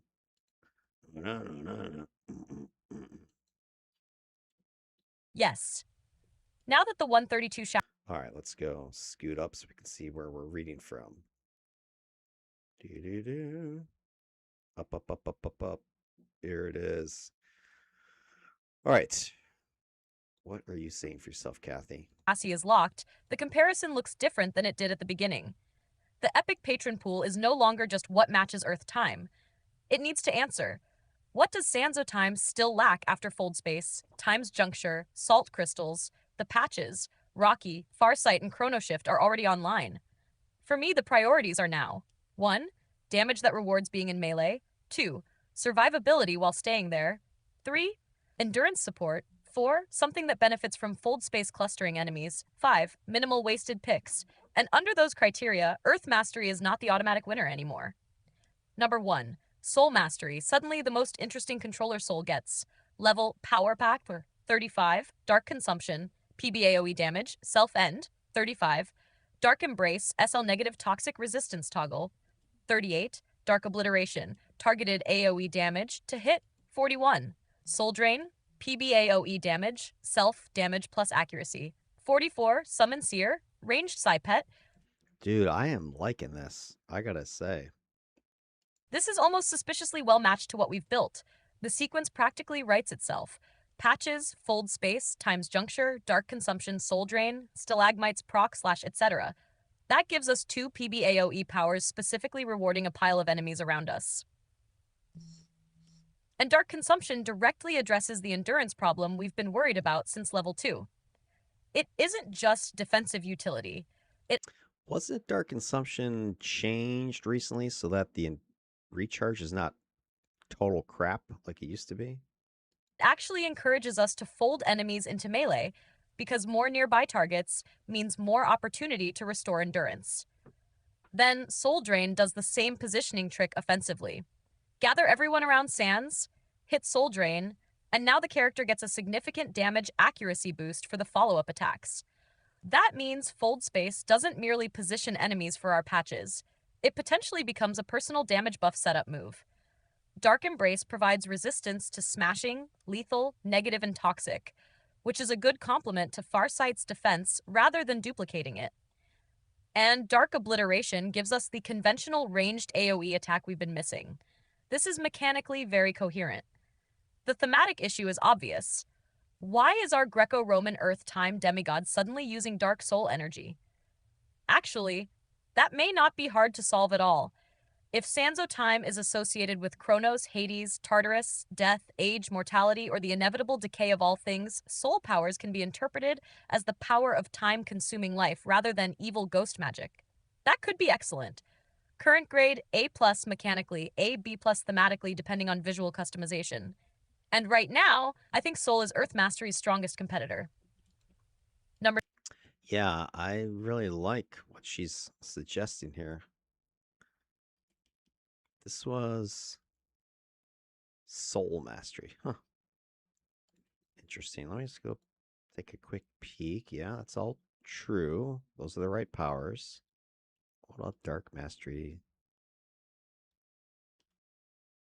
Dark Mastery, not as good. Soul Consumption could be good, but yeah, it doesn't have that PBOE ish. Huh. Liking that. All right. All right, Kathy, you're starting to redeem yourself. Now she's putting these, I think, in the order that best would fit this character. So I'm not like telling her, oh yeah, do this. 2, Earth Mastery. Still excellent controller Earth gets level, power, 35, Fisher. Close targeted AoE damage plus stun plus knockdown, 35. Hurl Boulder, strong ranged ST attack, 38. Rock Armor, SL defense toggle, 41. Seismic Smash, extreme melee damage plus hold, 44. Embrace of the Earth, heal plus max HP, toxic resistance. This remains incredibly good for the character. Fisher is almost exactly what we asked the Epic Pool to provide. A close-range AoE attack that adds more suppression. Seismic Smash is arguably the single most attractive individual epic attack for Sans. I love Seismic Smash. This is a good matchup. Extreme melee damage plus hold. That means it's simultaneously our heavy melee finisher, ST control, containment friendly, completely consistent with the controller's identity. Rock armor is also useful because Farsight already gives positional defense, and adding SL defense can make soft cap construction easier. And Hurl Boulder immediately fixes our mediocre ST attack chain if we want it. I disagree on Hurl Boulder. The weakness compared with Soul is endurance. Earth adds another toggle, another AoE click, another melee attack without adding any resource solution.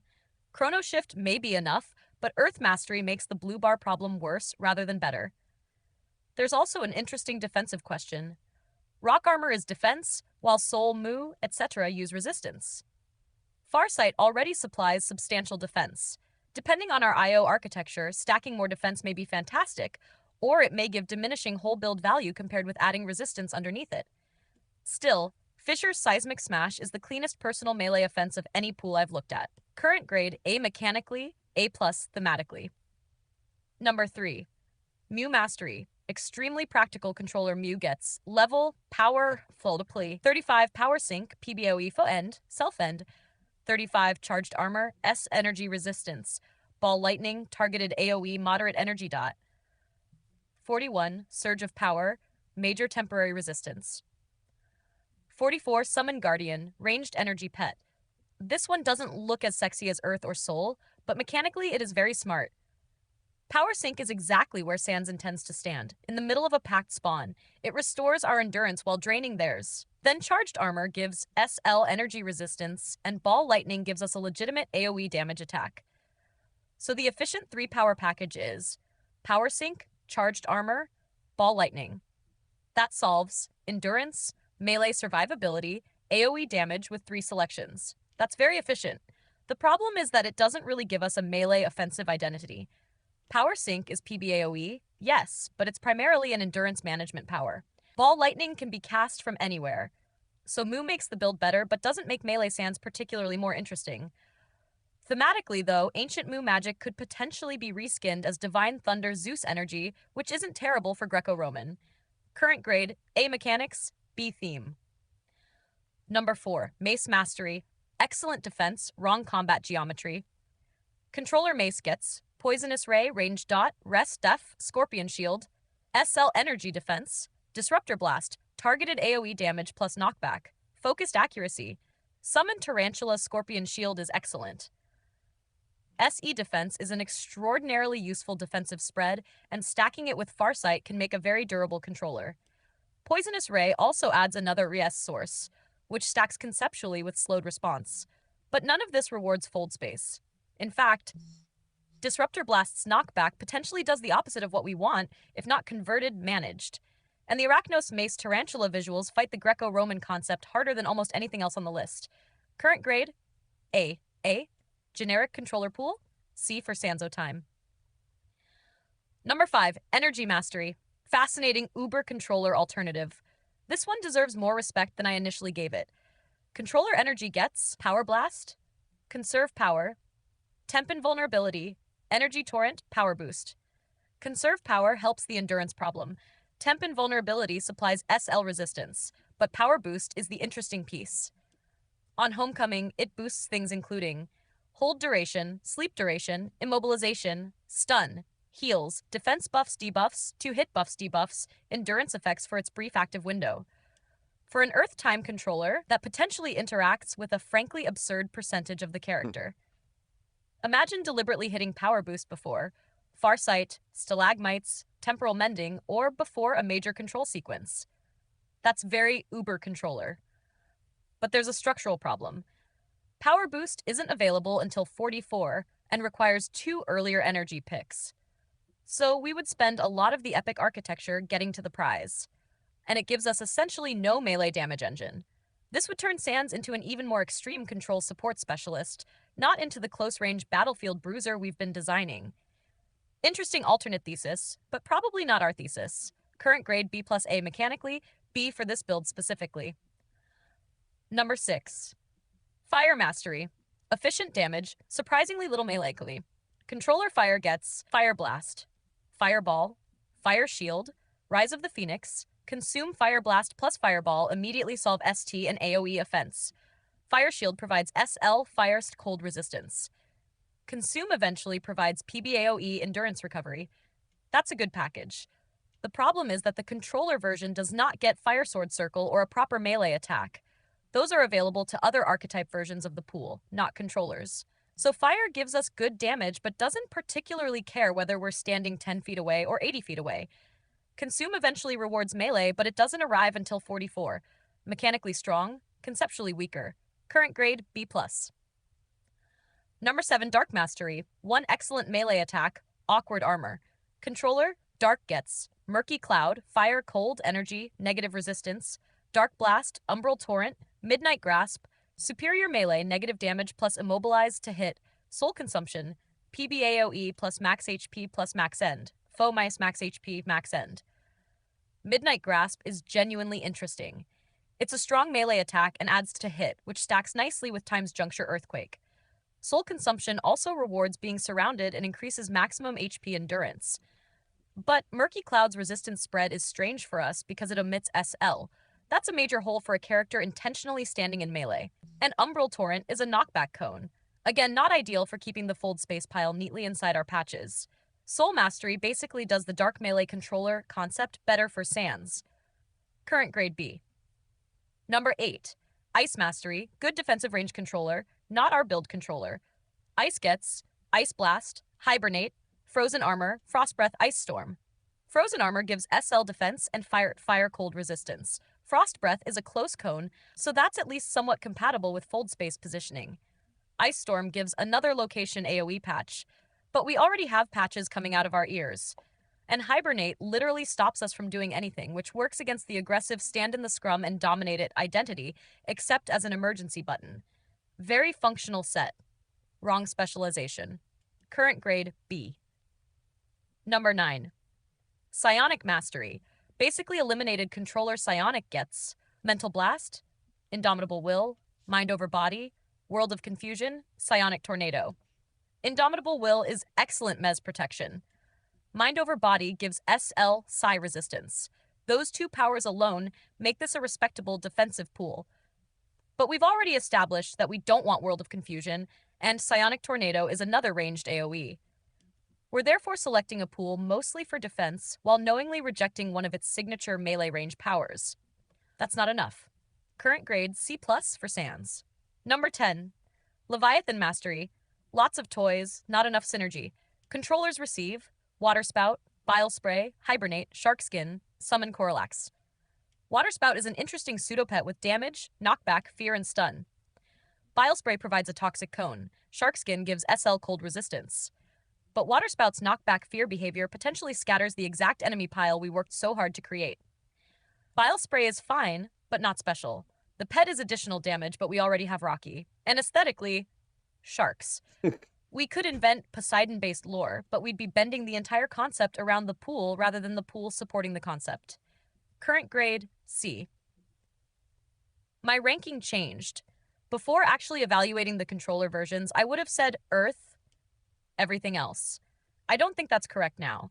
For Sanzo Time specifically, my shortlist is rank, pool, Y, 1A, Soul Mastery, Best Fold Space, PBAOE Synergy, Endurance Help, Resistance, AoE Damage, Damage Buff. 1B, Earth Mastery, Best Direct Melee Offense, Excellent Thematic Fit, Fisher Seismic Smash. 3, Mew Mastery, Extremely Efficient Endurance, Resistance, AoE Package. 4, Energy Mastery, Power Boost could make the Uber controller aspect extreme. 5, Fire Mastery, Straightforwards T AoE Damage plus Armor's Eventual Endurance. 6, Mace Mastery, Superb Defensive Shield but poor melee fold space synergy. 7, Dark Mastery, Midnight Grasp interesting, rest of pool less coherent. 8, Ice Mastery, good pool, wrong specialization. 9, Psionic Mastery, defensive utility but a OC problem. 10, Leviathan Mastery, little reason to choose it for this build. The real decision is Soul versus Earth, and I think it comes down to what we want Sans himself to do once he teleports into the pile. Earth version, open quote, Fold Space, TJ Fisher, Seismic Smash, Stalagmites, Control Attacks, close quote. He becomes a stone-powered melee controller. Soul version, open quote, Fold Space, TJ, Dark Consumption, Soul Drain, Empowered AoE proc control sequence, close quote.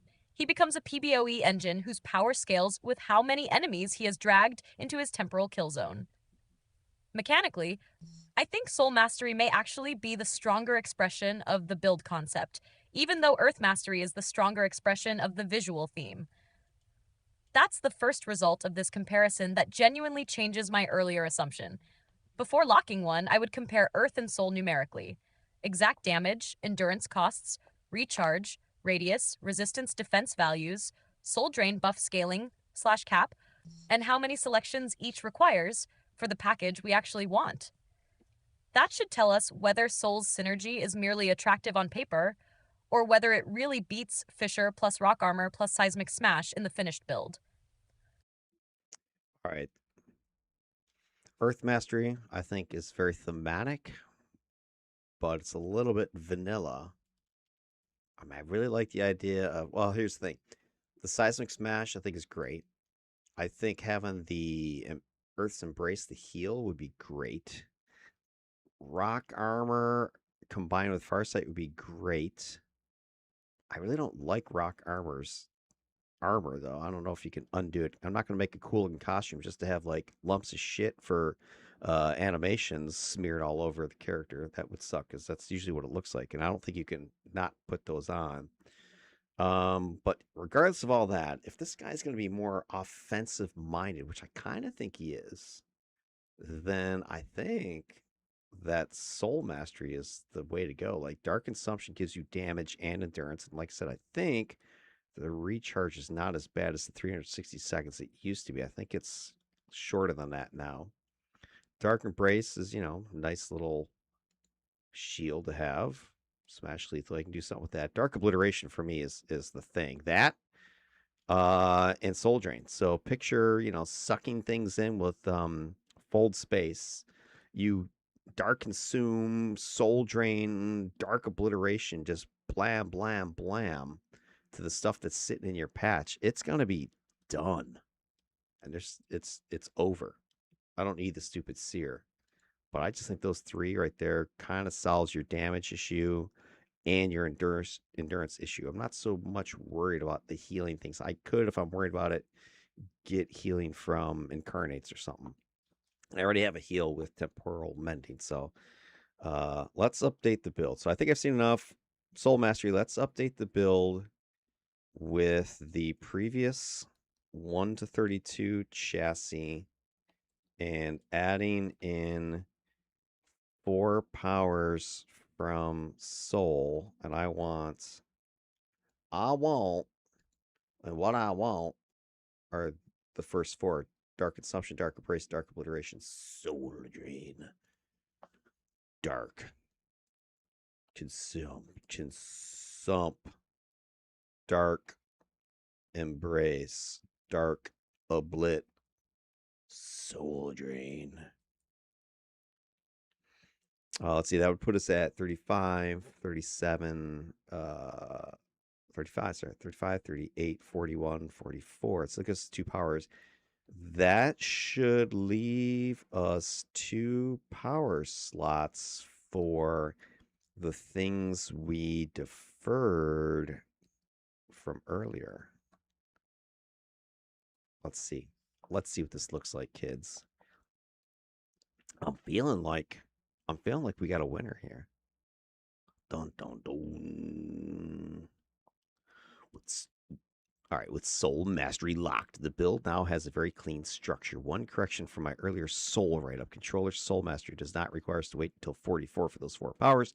Dark Consumption, Dark Embrace are both available at 35. Dark Obliteration unlocks 38. Blah, blah, blah. Yes, yes, yes. So here we go. Fossilize, Temporal Mending, Stone Prison. So single target attack. Heal, single target attack. Combat Teleport for mobility and setting up our fold space.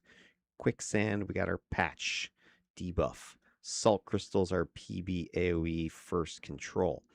Times Juncture, PB AoE debuff survival tool. Stalagmites, range stun proc monster control. Time Crawl, single target debuff proc for damage. Gives us our attack chain. Distortion Field, we have a patch that can be thrown out there on top of Quicksand.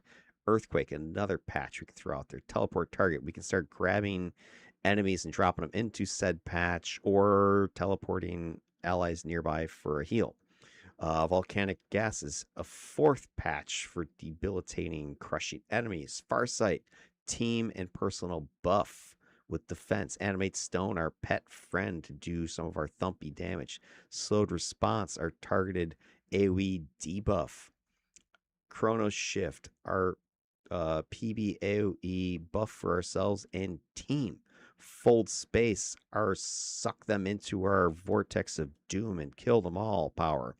Dark Consumption, Endurance Recovery, plus some damage. Dark Obliteration. This is our PB AoE or targeted damage attack. Soul Drain, PB AoE attack damage. She's got Dark Embrace as the last pick at 44. I would take that at 35, probably, or 38 for sure. Take a little bit earlier than here, but 6 of one, half dozen another. Stone Cages, I think, yeah, definitely at 47, because then we can get this thing slotted with our 48s and our 50s if we need to get it like 5 or 6 slot if we really want to proc the crap out of it. I think that's a great power right there. I could see 5 sliding stone cages for the damage procs and stuff. Combat jumping, that's essentially a mule. Grab that at 49, throw Luck of the Gambler or something like that in there. All right, so she likes this order a lot. Dark Consumption first at 35. Sans has just completed the Fold Space engine, so this is exactly when Endurance Recovery PBAOE becomes valuable. So we got Patches, Fold Space, we got our Times Junction running, Dark Consumption. That lets the Epic Pool immediately support the combat style rather than simply adding another attack. Dark Obliteration at 38. This fixes a major weakness, proper repeatable AoE damage. And it has minus to hit. That's actually going to stack with our other minus to hit because you've got minus to hit in, what is it, Earthquake? And in your Times Junction. Let me confirm. What is it? Earthquake. Yeah, Earthquake has. All right, let's look at our minus to hit that we're going to start building up here because I think this could be interesting. So minus 10% with Earthquake. Then we've got minus 10. We've got Times Junction is giving us minus 12.5. So there's 22.5% to hit debuff. And then we're going to grab Soul Mastery. What's this number? Minus 7. So we're like minus 30% to hit the buff on this character without any slotting. That's pretty nice, right? And, you know, it gives a little bit more survivability. And then Soul Drain at 41 is the payoff, and that, which is why I might actually take it earlier. Do I have to wait till 41? Yeah, I guess I gotta wait till 41. Okay. This is the power that really sells soul. It's gonna sell your soul. Once Soul Drain arrives, Fold Space becomes an offensive setup move. Oh yeah, for sure. Build patches, Fold Space, Soul Drain the pile, and then just unleash hell. Love it. Beautiful. Dark Embrace, armor fourth. She's deliberately put in a fourth. Normally I'd want armor earlier, but Sans already has. Okay. Good rationale. I can't, can't argue that. So I think the first 3 soul powers materially improve the character more than immediately adding another toggle. Okay. I can buy that. By 44, adding SL negative toxic resistance underneath Farsight's defense and your temporal or whatever it is junction debuffs should make melee much more forgiving. Then we get 2 deferred picks. Stone Cages, this is where I really like it. At level 2, Stone Cages is an endurance nightmare. At 47, we've got Chrono Shift, Dark Consumption, Mature Slotting, IO sets, better recovery, enough slots to actually build cages as an offensive proc power.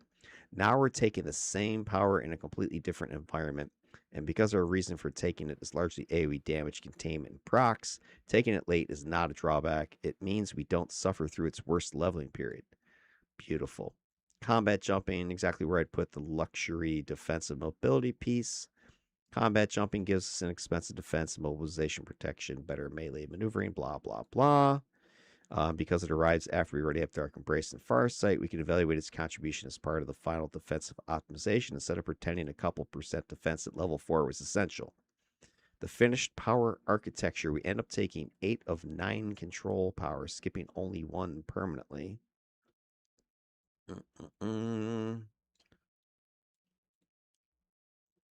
What power did we skip? I don't remember skipping anything in Earth Control. Did we skip something in Earth Control? I don't think so, right? Let's see. Fossilize is 1. Stone is 2. Quicksand is 3. Salt is 4. Stalagmite's 5. Earthquake is 6. Volcanic is 7. Animate is 8. Stone Cage is 9. We got all 9. Maybe she meant we deferred one. So we end up taking all 9. Actually, that's all 9. Oh, she corrected herself. Okay, from time we take 7 to 9. We leave out temporal selection. We leave out time stop. I don't think we need time stop at all. Temporal selection is a luxury. So, for instance, I could take temporal selection instead of combat jumping. That would be a fair trade-off.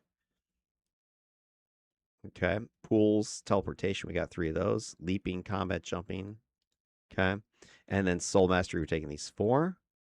That's a very distinctive power list.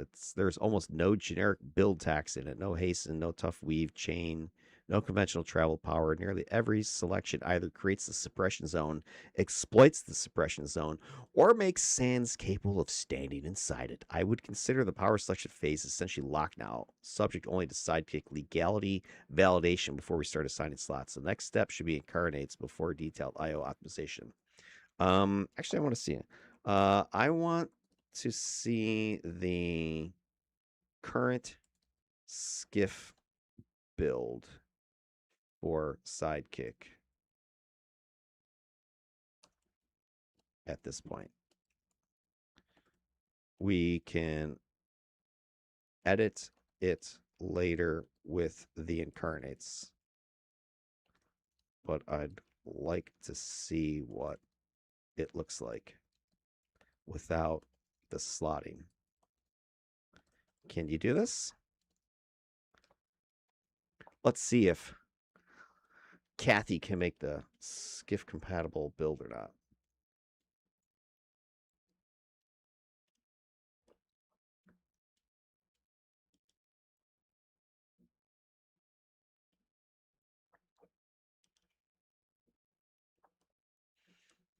She's accessing the GitHub repository going off.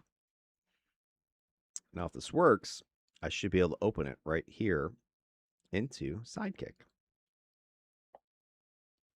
Because that's what we're all here for, right?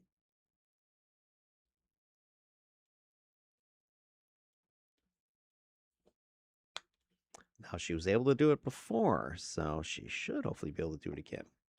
And overall, I think she was pretty good at the analysis stuff, raw analysis.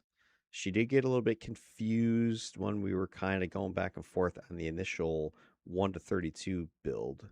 Her initial ideas, I was rating about a C-ish. We then talked a little bit. We got it up to B+.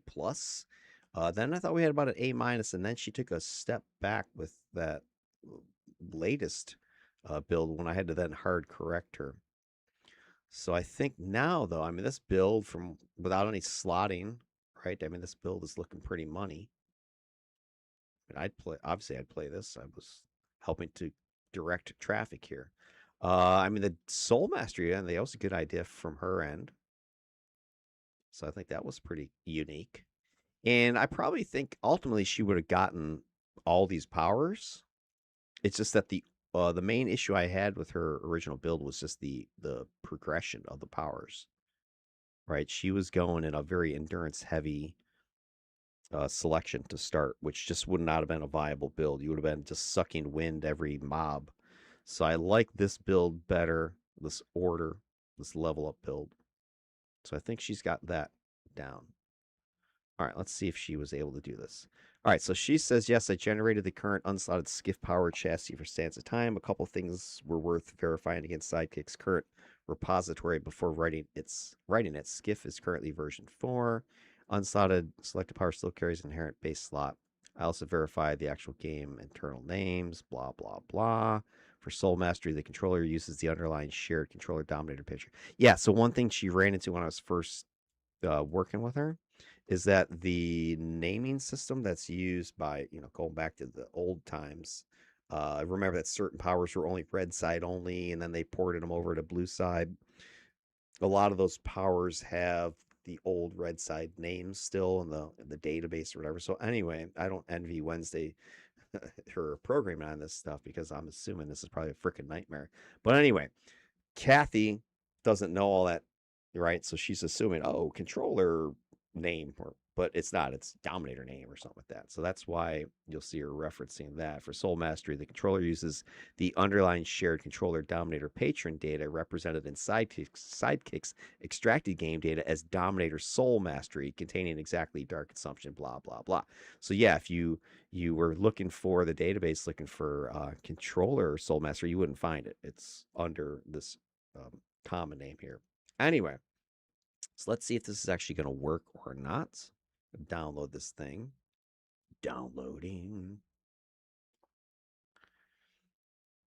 All right, save it as. Where shall we save it? We shall save it here into this Sansa Time build. All right, let's see if this works now, kids. Menu. Load or import. Choose a file. Sansa Time. Open. Hey, look. There it is. Look. Fossilize. Stone prison, stone cages, quicksand, salt crystals, stalagmites, earthquake. It's got it in the levels we were choosing, right? By level. Let's go there. Oh, yeah. Who's your daddy?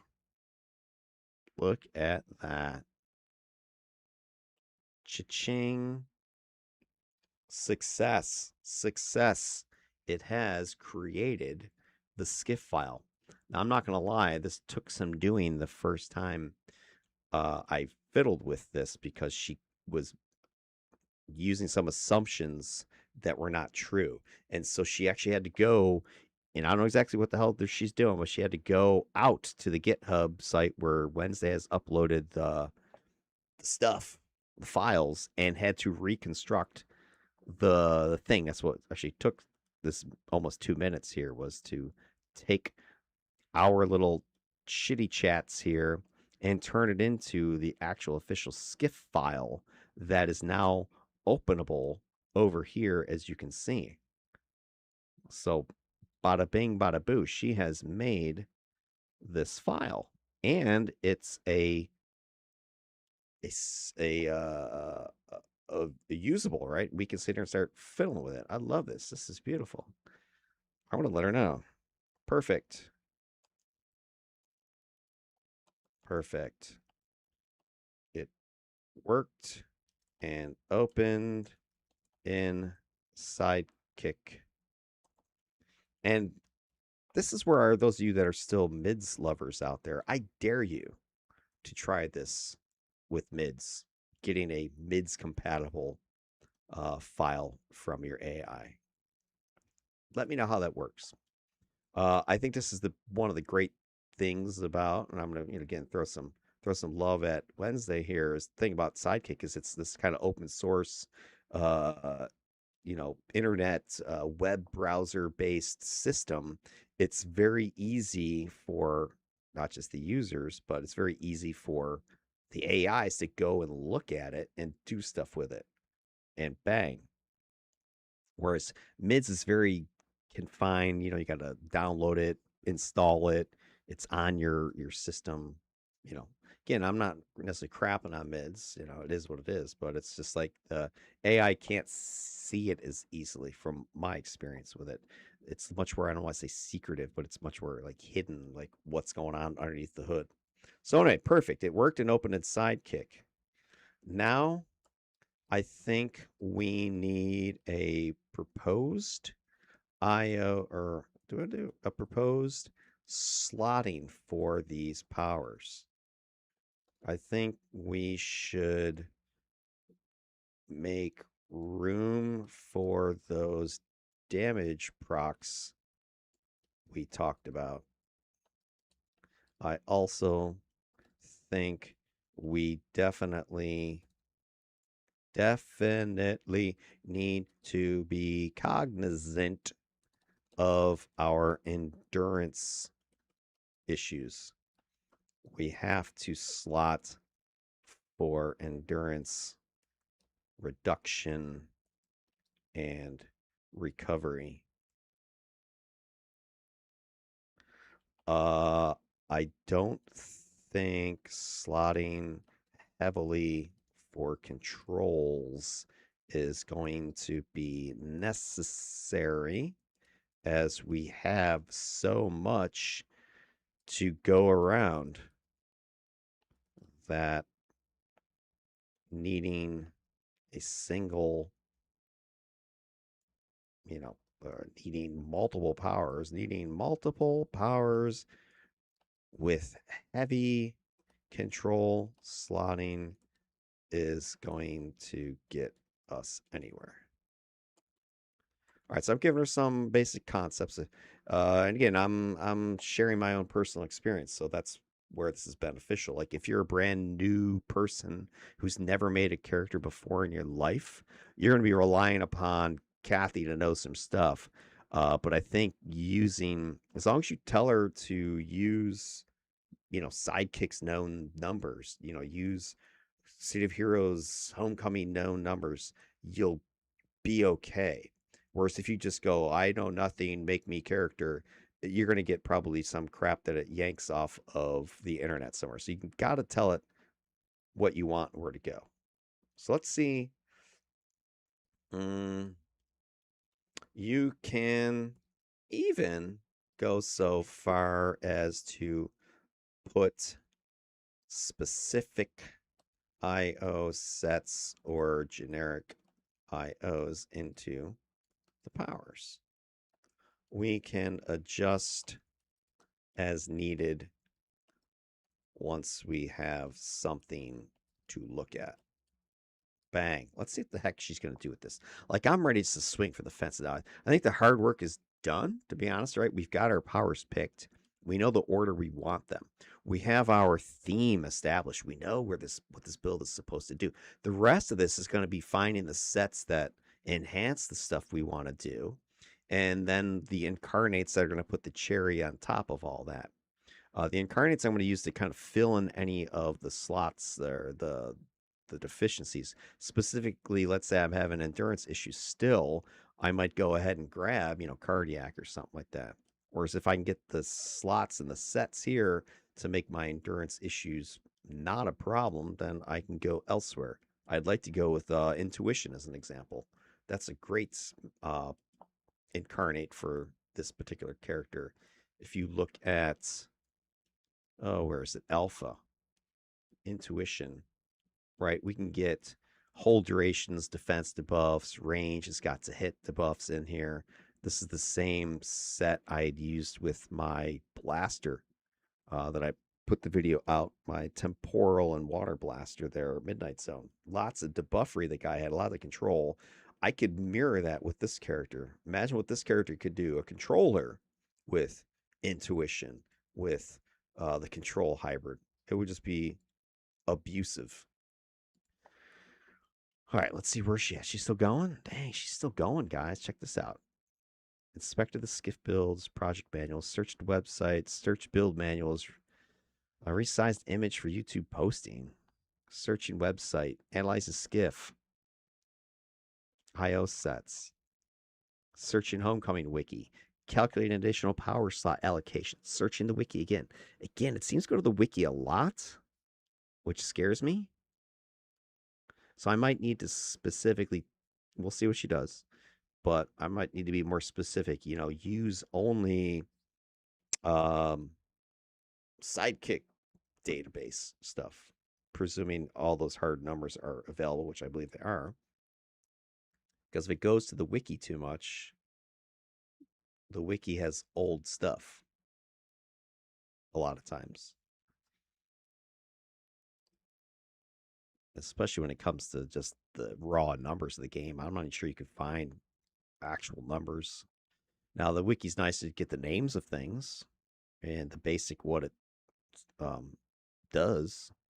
But if you want actual numbers that you can calculate with, then no. Dude, she is going sick. This is intense.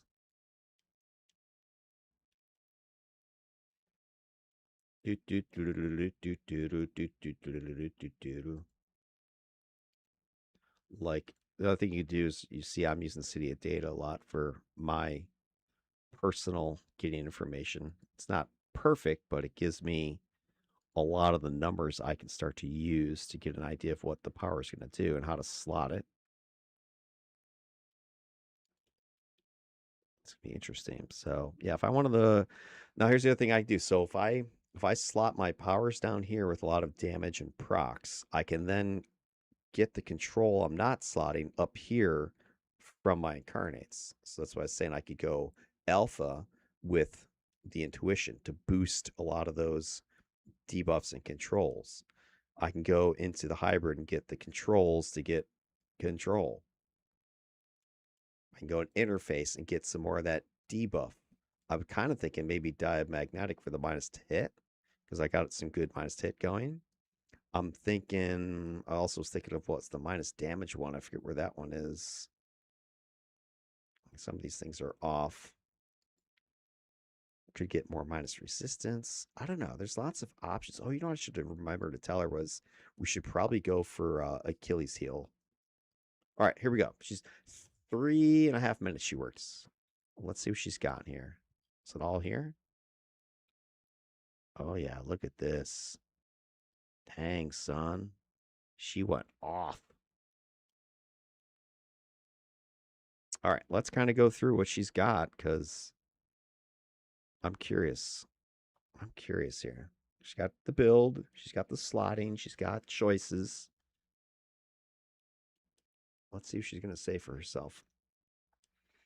All right, let me go down here. Hey, OpenAI, why don't you make this read aloud option a floating tool? That'd be nice. Yes. I think we're at the Because this way I could not have to go and do this. Okay, what are you saying? point where a real first pass slot map is more useful than more theory. I'm treating this as a high-end but not wasteful draft. Use Purple's ATOs where they materially improve the build, aggressively protect endurance, and give damage procs to powers where they actually add something. I am not trying to maximize control duration. Current Sidekick data confirms, for example, that Stalagmites accepts controller ATO, ranged AoE, stun, and universal damage sets. Stone Cages accepts immobilize, ranged AoE, and universal damage, and Distortion Field accepts both hold and slow sets. This allocation uses all 67 assignable enhancement slots, including 4 added slots in health stamina. Sanzo time. Slotting draft V.1. Power slots. Proposed slotting. Fossilize 5. 4 times Basilisk's Gaze, Coast Widow's Embrace. Chance for side damage. Temporal Mending 5. 5 times Preventive Medicine, including Absorb proc. Stone Prison 3. Trap of the Hunter. Ack Wretch. Chance for lethal. Combat Teleport 1. 50 plus 5 Endurance Reduction. Quicksand 2. 50 plus 5 Recharge. 55 Endurance Reduction. Salt Crystals 2. 50 plus 5 Accuracy. 50 plus 5 Endurance Reduction. Times Juncture 4. 410 Dark Watcher's Despair, emphasizing end wretch pieces. Stalagmites 6. 5 times Superior Will of the Controller, including Psi proc plus Positron's Blast damage proc, time crawl. 2. Impeded Swiftness. Chance for smashing damage plus 50 plus 5 endurance reduction. Distortion Field 6, 3 times Basilisk's Gaze, plus Ghost Widow Psi proc plus Unbreakable Constraint. Smashing proc plus Impeded Swiftness. Smashing proc Earth 2, Force Feedback, Chance for Recharge, 50 plus 5 Recharge. Teleport Target 1, 50 plus Fist Endurance Reduction, Volcanic Gases 4, 4 times Basilisk's Gaze, Farsight 5, 5 times Luck of the Gambler, including plus 7.5% Global Recharge. Animate Stone 6, 6 times Soulbound Allegiance, including Chance for Buildup. Slowed Response 3, 3, Touch of Lady Grey, including negative damage proc. Chrono Shift 3 to Efficacy Adapter plus 2 times Preventive Medicine. Fold Space 2, 50 plus 5's Recharge. 50 plus 5 Endurance Reduction, Dark Consumption 3, 3 times Efficacy Adapter, weighted toward Accuracy and Mod Recharge. Dark Obliteration. 6, 510's Ragnarok, including Damage proc plus Annihilation, Chance for Nasri S. Soul Drain. 6, 510's Armageddon, including Fire damage proc plus Gaussian's Chance for Buildup. Dark Embrace 3. Resist End IO, Steadfast Protection, plus 3% DF plus Gladiator's Armor plus 3% DF. Stone Cages 4. Trap of the Hunter Ack End, Axe Wretch, Lethal proc, plus 50 plus 5 Endurance Reduction. Combat Jumping 1. Luck of the Gambler, plus 7.5% recharge. And the inherent slots, proposed plus health. 3. Panacea, HP End, Numinous Regen Recovery, Miracles Recovery. Stamina, 3. Performance Shifter, End Proc, 2 strong End Mod pieces generics. Sprint, 1. Celerity Stealth if desired. Swift Hurdle Rest base, no added slots initially. The health stamina package is non-negotiable for me on this character. Numina and Miracle give recovery effects. Panacea periodically supplies endurance, and Performance Shifter provides another plus N source. Where I'm deliberately spending slots. Time's Juncture gets 4 slots because endurance is part of its job description for us. 4 Dark Watcher's Despair pieces can simultaneously supply substantial endurance reduction/recharge to hit debuff enhancement while giving plus 2.5% global recovery at 3 pieces and plus 5% global recharge at 4. That is exactly the sort of whole build breakpoint we want. I specifically do not want 6 slots there. The aura is already excellent mitigation. We don't need to turn its debuff numbers into a science project. Temporal Mending gets 5 preventive medicine pieces, largely because the 5th piece bonus is unusually valuable here. 3.75% global endurance cost discount. That's not recovery. It makes essentially everything Sans does cheaper. On a character firing expensive patches, teleports, and AoEs, while maintaining TJ and Dark Embrace, that has real leverage. Chapter Stalagmites. Damage power disguised as control. This is the compromise I like best. Instead of pure proc bombing it, I want 5 superior Will of the Controller pieces, including the side damage proc, then a second direct damage proc. Why 5? Because superior Will gives plus 10% global recharge at 5 pieces, plus substantial accuracy endurance recharge embedded in the pieces. So we're sacrificing a possible third proc to make. Stalagmites itself recharge faster. Every patch recharge faster. Chrono Shift recharge faster. Soul Drain recharge faster. Dark Consumption recharge faster. That's a worthwhile trade. And Stalagmite's current Sidekick implementation explicitly allows ranged AoE damage sets, so adding a Positron-style damage proc is legal. Distortion Field, this is the actual proc bomb law. Here I'd go harder. 3 Basilisk's Gaze plus 3 damage procs. The 3 procs I want initially are Ghost Widow's Embrace, Sigh, Unbreakable Constraint, Smashing, Impeded Swiftness. Smashing Sidekick currently permits both hold and slow sets in Distortion Field. 3 Basilisk pieces give us some accuracy, hold, recharge, endurance support, plus the 2% recovery bonus, without spending 4 slots merely to chase another recharge breakpoint. Basilisk's 4th piece would give plus 75% global recharge, so that is absolutely something we may revisit, but I want to see the 3 proc version first. This power is where I want the build to say. I dropped a control patch, but people standing in it are also getting randomly hammered. Volcanic Gases goes the opposite direction. Just 4 Basilisk's Gaze. That gives us reasonable functional enhancement and another plus 7.5% recharge bonus without blowing 6 slots on hold duration we probably don't need. VG's job remains reliable deep control. Distortion Field and Stalagmites are carrying more and more of the proc damage load. Earthquake is a utility proc engine. 2 slots, force feedback plus recharge. I don't want damage procs eating this power's slot budget. Earthquake's main contribution is making the mob miserable and potentially kicking us a recharge burst. This is intentionally austere. Stone Cages gets 4, not 5 or 6. This is where I think we can finally reconcile its enormous endurance cost with its damage roll. Current Sidekick data gives Cages a 15.6 endurance cost, 8-second recharge, 30-foot radius, and legal access to mobilize and ranged AoE damage sets. So, Trap of Hunter Act End, Trap of Hunter Axe Reach, Trap of Hunter Lethal Proc, 50 plus 5 endurance reduction. The Trap proc is 3.5 ppm. That makes Cages a functional proc-bearing AoE without pretending we can afford to spam a 15.6 end power endlessly. If later testing says it's fantastic, this is one of the first powers I'd consider giving Slotner 5. Soul Mastery is where the damage investment explodes. This is deliberate. This is crazy. Dark Obliteration, 6 slots. I want a proper AoE attack, not a half-enhanced epic afterthought. 5 Ragnarok plus Annihilation Res proc. The Ragnarok pieces cover the actual attack. Annihilation makes the clustered spawn more vulnerable to everything else we and Rocky do. Soul Drain, 6 slots. This is arguably Sans's defining personal offensive power. 5 Armageddon, including its fire proc plus Gaussian buildup. Soul Drain already rewards stuffing enemies around us.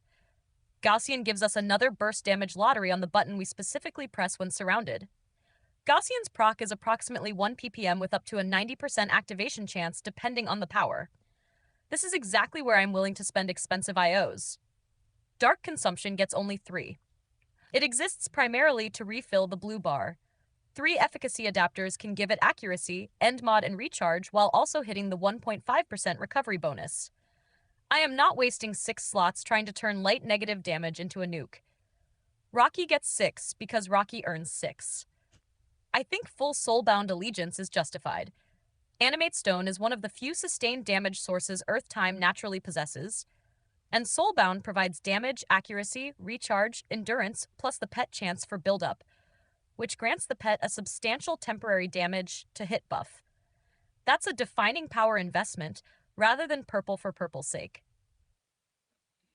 The Endurance Architecture. The important thing is that I'm attacking endurance from several directions, rather than expecting Chrono Shift to magically solve everything. Heavily reduce times juncture.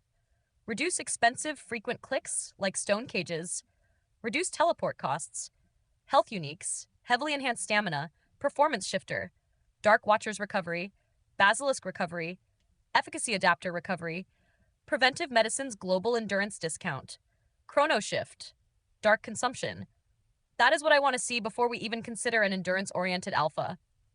If Sans still feels blue bar starved after all of that, then the Incarnate discussion has useful information to work with. The slot economy is exact. This proposal uses 63 added slots in chosen powers, plus 2 added to health, plus 2 added to stamina, equals 67 assignable slots. So this isn't a wish list where everything mysteriously gets 6 slotted. It's a legal level 50 slot budget. There are several things I already expect us to challenge once Sidekick shows the actual totals. Weather Distortion Field should sacrifice 1 proc for the 4th Basilisk breakpoint. Whether Farsight needs all 5 slots once its actual def number is visible. Whether Stone Cages earns a 5th. Whether Chrono Shift wants 5 or 6. And whether Dark Embrace needs more local resistance, or the 2 plus 3% DF uniques are simply too valuable to pass up. I think the next useful move is to put this exact first pass slotting into the working skiff, import it into Sidekick, and then use Sidekick's actual totals to start cutting and reallocating rather than continuing in the abstract. Damn, girl. All right. One thing I definitely noticed. Well, 2 things. One is this is looking hella expensive. Well, not crazy, but it's pretty pricey. But the other thing, I think she's overlooking something very important. And that is accuracy. Where was it? Like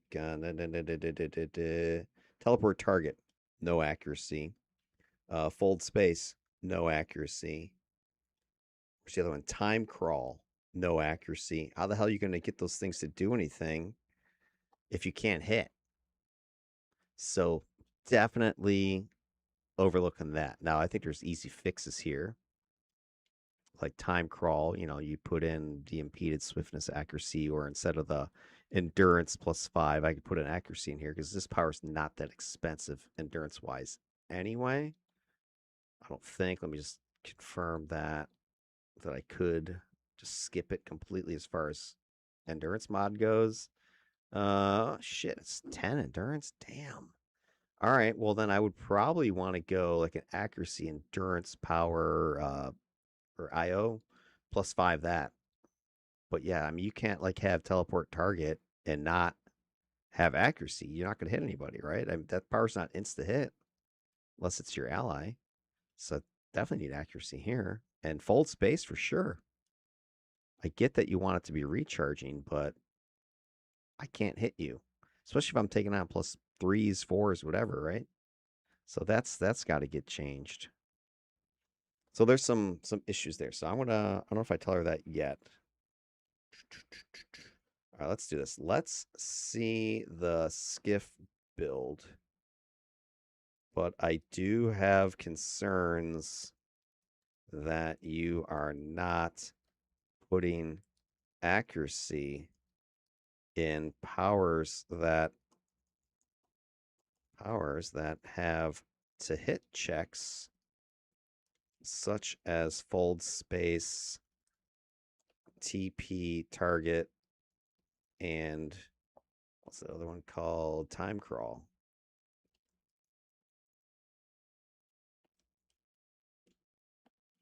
How can you get them to work / proc if they can't even hit? So as you are creating the skiff build, you might want to alter your slotting choices for those, for powers like those, or double check all the powers to make sure they have enough accuracy. Pow. So again, hey, why not put accuracy? And this kind of reminds me of the sorts of builds you would see people posting on the forums and stuff. You're looking at them going, you got all these procs in them, but like, well, how are you hitting anything? You don't have any accuracy, or you're not slotted for endurance. So how you plan on maintaining your attack chains with all this super high recharge and all this other stuff? So you're overlooking some, common sense stuff. So let's see what she's going to do. She's going to go ahead and inspect things and figure it out, hopefully. And then what I want to get out of her is the skiff build that has slots in it. So aside from lots of purpley stuff in the expense, I think, hey, within reason, if you can justify why you're making it that expensive, okay. But if you can't hit things, then it doesn't matter. So I think we need to look at that. Maybe she leaned too heavy into I gotta protect endurance. For instance, the TP target was heavily slotted to reduce endurance. Well, how often are you actually using your single target TP power that you have to worry about the endurance on it? I'd rather have it +5 accuracy so actually you can hit the guy that I'm trying to yoink or recharge or something like that because I'm grabbing my allies and bringing them to me. So that doesn't make any sense. Some of the priorities that she's using. And again, this could be because you're looking at a AI that has 0 experience playing this game. So a lot of this is going to have to require you giving some feedback. And this is also why probably, like, if you're a total noob at this game, I'm not sure this is the angle you want to go. Oh, I'm just going to use AI to make me a character. You'll get one, but you're going to have issues like that one. Oh my! Imagine this is your first character you ever built, and it's giving you those slots. You wouldn't have the money for it, and your accuracy would suck. All right, so here's 2 minutes. Yes, your accuracy concern is valid. So I changed the draft before generating the skiff. The biggest corrections are time crawl now has a dedicated accuracy IO in addition to the accuracy end piece and the impeded swiftness damage proc. Its current homecoming data shows base accuracy 1, 15-second recharge, 10.4 end, and it's not auto hit. Teleport target now has accuracy and endurance reduction and interrupt reduction. Okay. Enemy teleport explicitly requires a successful to hit while allies auto hit. Interrupt. Okay, let's see what you did here. Fold space now, I get it, but are you really going to put a slot in there? Fold space now has 2 50 +5 accuracies plus recharge. And so where are you getting all the slots for this? It has base, blah, blah, blah. I also made sure dark, soul, stalagmites, blah, blah, blah aren't being treated as though their checks magically take care of themselves. The build uses exactly 67, okay, including the 2 extra slots. Also retain the recovery package. Okay, a few specific proc choices survive the accuracy audit. Force feedback remains an earthquake. Impeded swiftness remains in time crawl distortion field. Trap of the Hunter damage proc remains in stone prison cages. I'm a little bit surprised by the Trap of the Hunter usage because I was thinking make that slot the thing as a damage attack. Why slot it as an immobilize? You can get damage procs. You don't need Trap of the Hunter. Force feedback is confirmed as a 6-piece net set. Impeded swiftness, damage proc, likewise 6-piece. Here's the download. I deliberately consider this as a working optimization skiff, not the finished slotting. The first thing I do after you open it is inspect 3 things: actual hit chances against +3/+4s, net endurance recovery, and the resulting global recharge set bonuses. Those should drive your next revision rather than us continuing to guess in isolation. Of course. All right, let's download this bad boy. Save it. Save it. Great. Let's open this up. Import this thing. Choose the file. There it is. Open that up. Okay. Again, here we go, ladies and gents. It has successfully brought it in. Although, check it out. It does have a red circle. That means error. Earthquake doesn't take accuracy slots. So the fact that it put one in here, that's why it gives a red dot. But aside from that, everything else looks like it's working. So I can fix that easy.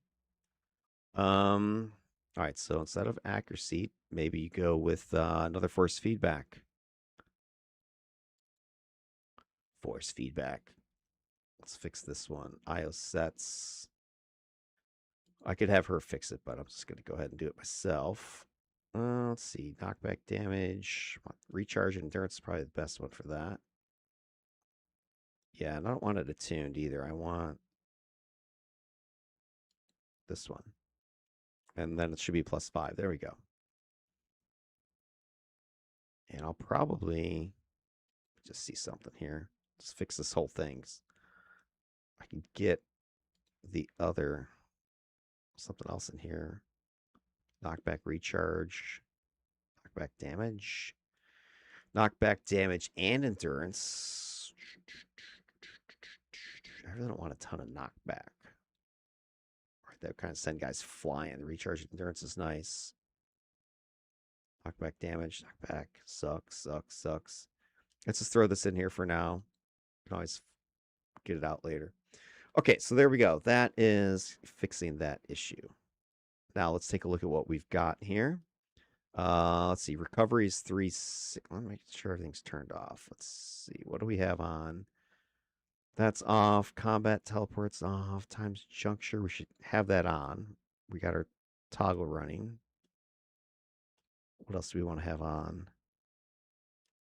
Should have on our dark embrace toggle. Combat jumping's on. So let's turn these 3 things on. Let's see if I got I got a stealth there, so I'd have that on. All right, so my toggles are on. Toggles on. What are we looking at? End cost. They're saying is 0.82. And my recovery, they're saying is 3.6. Yeah, those procs are firing off, bro. This is a pretty damn good. That's a very good ratio, right? It's 4-to-1. Very, very good. So you're not going to run out of endurance, I don't think, with that combo, unless your recharge is really high. And recharge isn't screaming hot. It's 47.5. So I think this is very viable as a stick in there and fight. Not a problem there. Accuracy is 48%, so that'll help a little bit. What's our defense numbers? Defense is looking like shit. That's not really going to do anything, so that's not helping us at all. Smash lethal is pretty good, 42%, so we can maybe do something with that. Now, of course, we're going to be farsighting, so when we pop that off, that kicks our numbers up here, 20s, something like that, 24. But so here I'm thinking we might need to go for something that has maybe some defense if we want to rely upon like farsight, defense, combat jumping, right? Defense as our survival tool.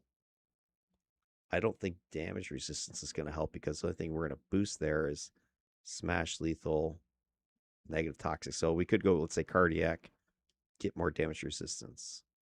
We could go What is it? Nerve, I think, has the defense in it. Actually, Nerve might not be a bad idea. Let me just look at Nerve real quick. Nerve has accuracy, hold, defense, right? So we could use accuracy. We could use holds, and we could use defense.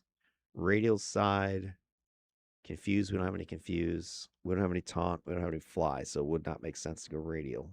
So I like that, right? Nerve could work. If we want more, let's pencil that in. Let's see what that looks like. Okay.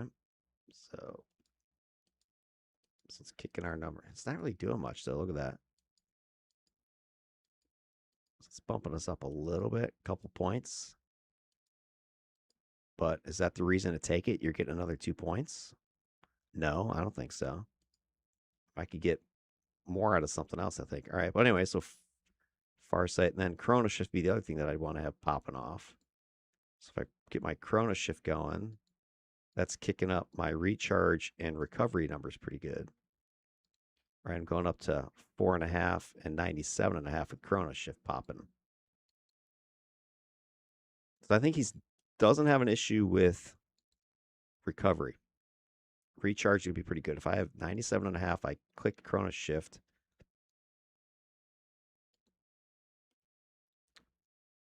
What is my recharge on this?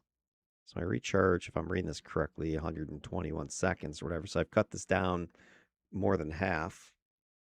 And what's the duration on this thing? Is it 90 seconds? Oh, I forget what it is. What is Farsight's, or sorry, what's Chrono Shift's duration? Who knows off the top of their head? 30 seconds. 30 seconds. So it's a 30-second duration. Recharge is 90 seconds. Recovery is 30 seconds. So it's not like perba by any stretch, but it's not bad. All right, so we got that. You hit Dark Consumption. Does that change our numbers? Doesn't show up on here, but it's going to give us immediate endurance back. Soul Drain is what I want to see. Where is my damage boost with Soul Drain to hit 85? I don't know if it's showing up correctly or not.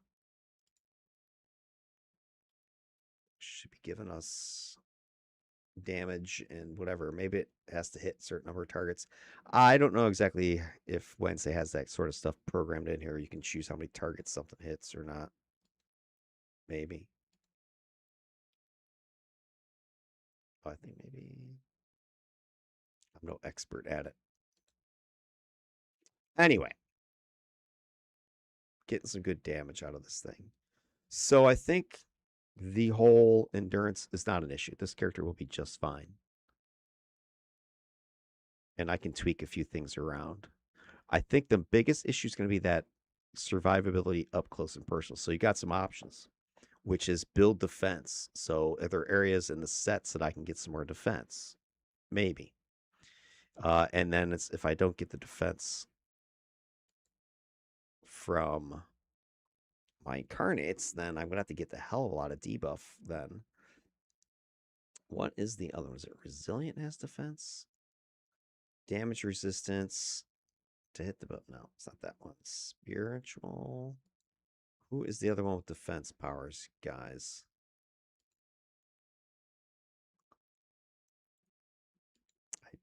I know, I just can't think off the top of my head what it is. Somebody's got defense. Agility, that's who it is. Agility.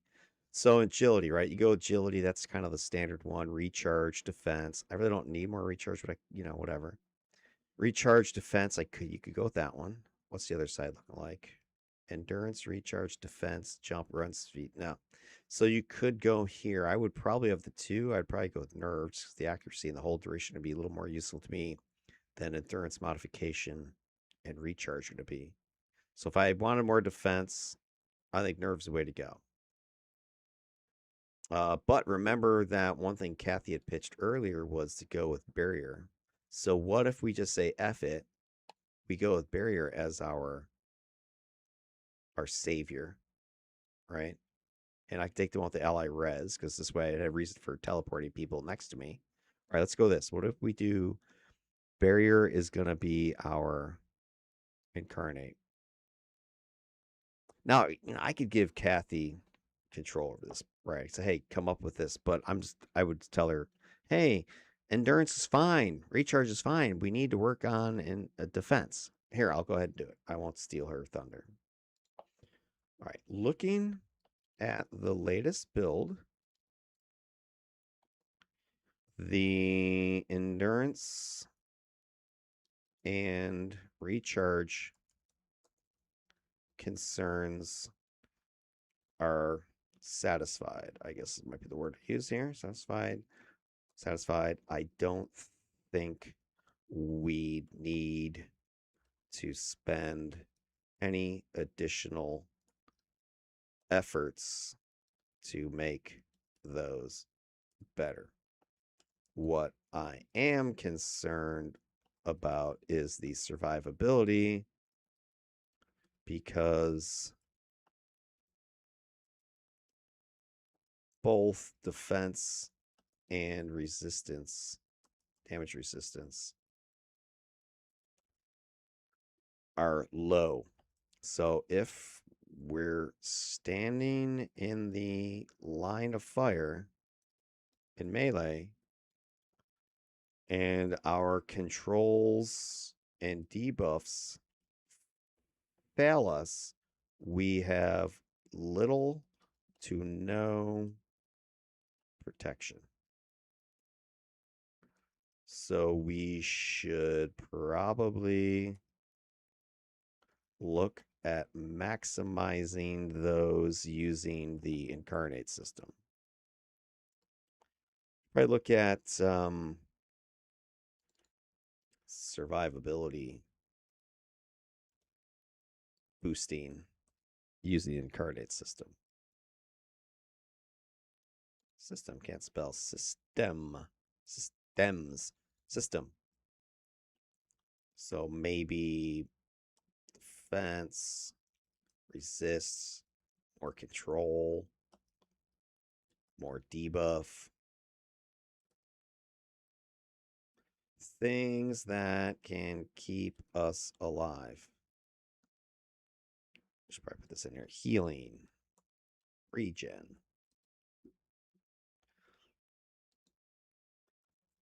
Why don't you take a crack at the incarnates for this character and see what you think would be best? There we go. Let's see what she thinks, if anything. All right. For my money, I'm thinking barrier. If I go barrier, then I don't necessarily need to go nerve. I could. I don't have to.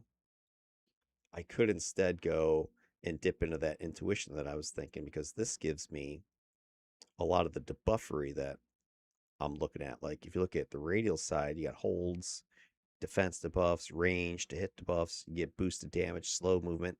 That would benefit a ton of this character's powers. So I kind of like that in tandem with, let's say, barrier.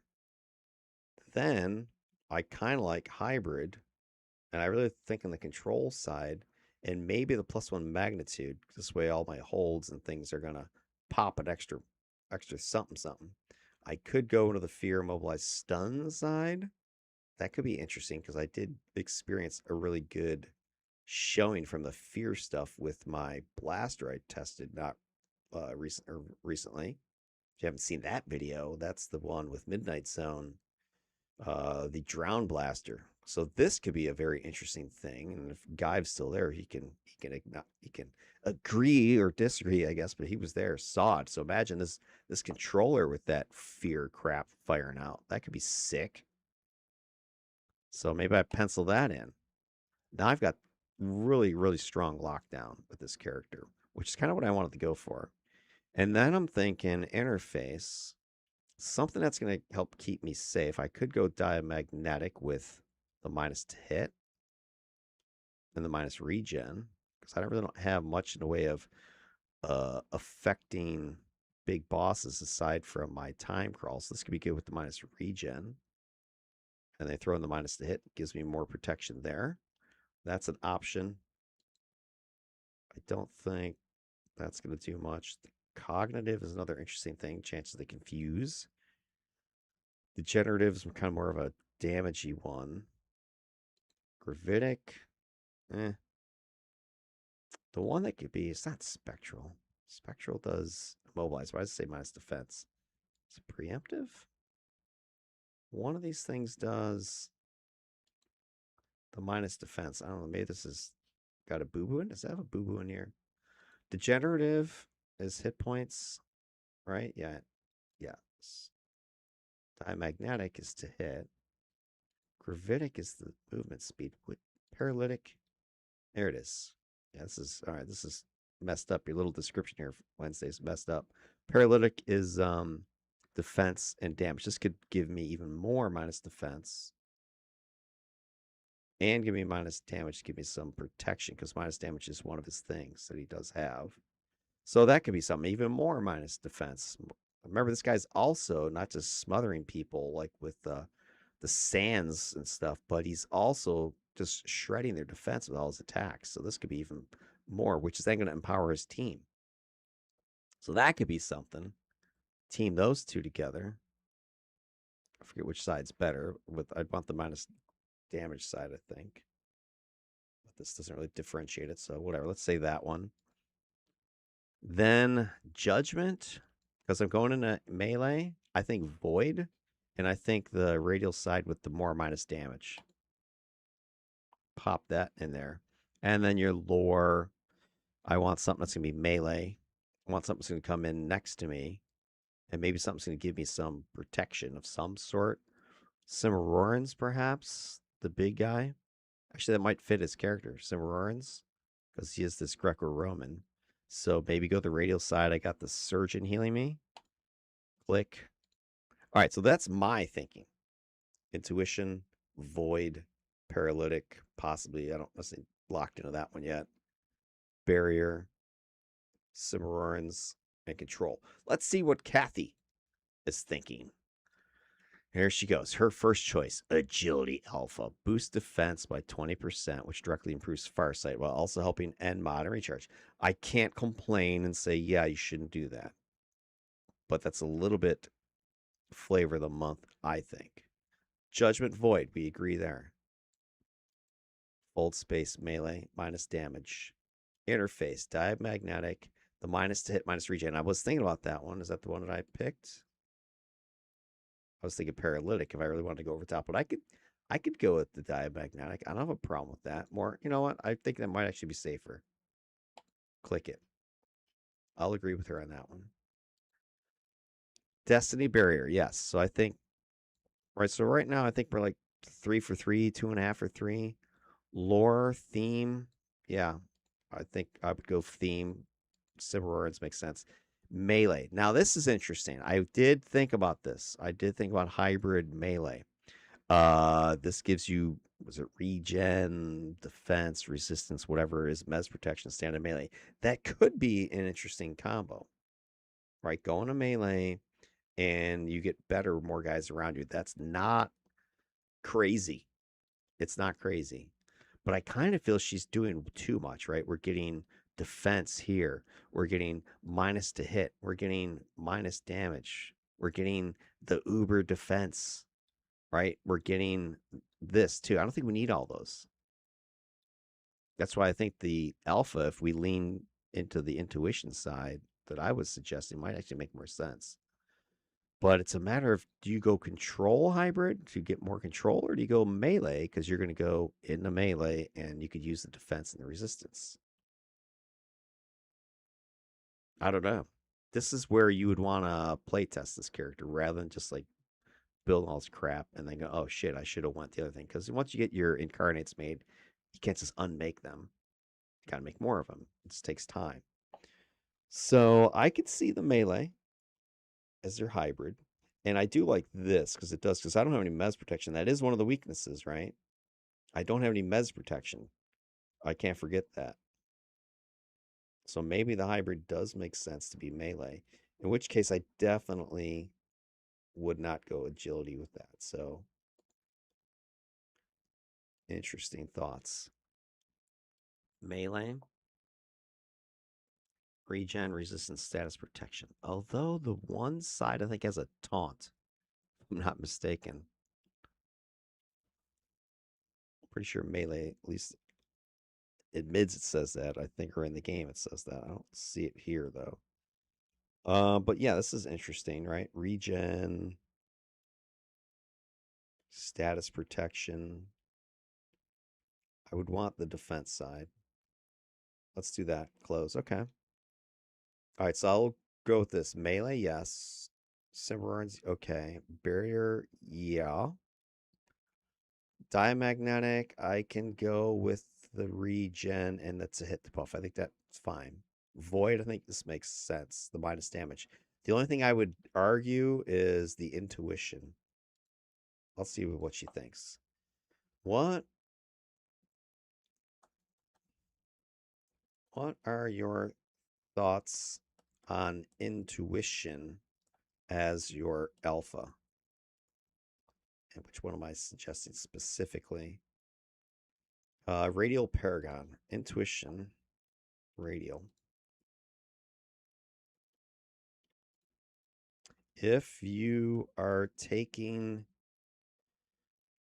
Barrier, Destiny, and Melee Hybrid, don't you think you'll have enough defense with those that the extra couple percent from from agility won't help? Because it literally would be a drop in the bucket at that point.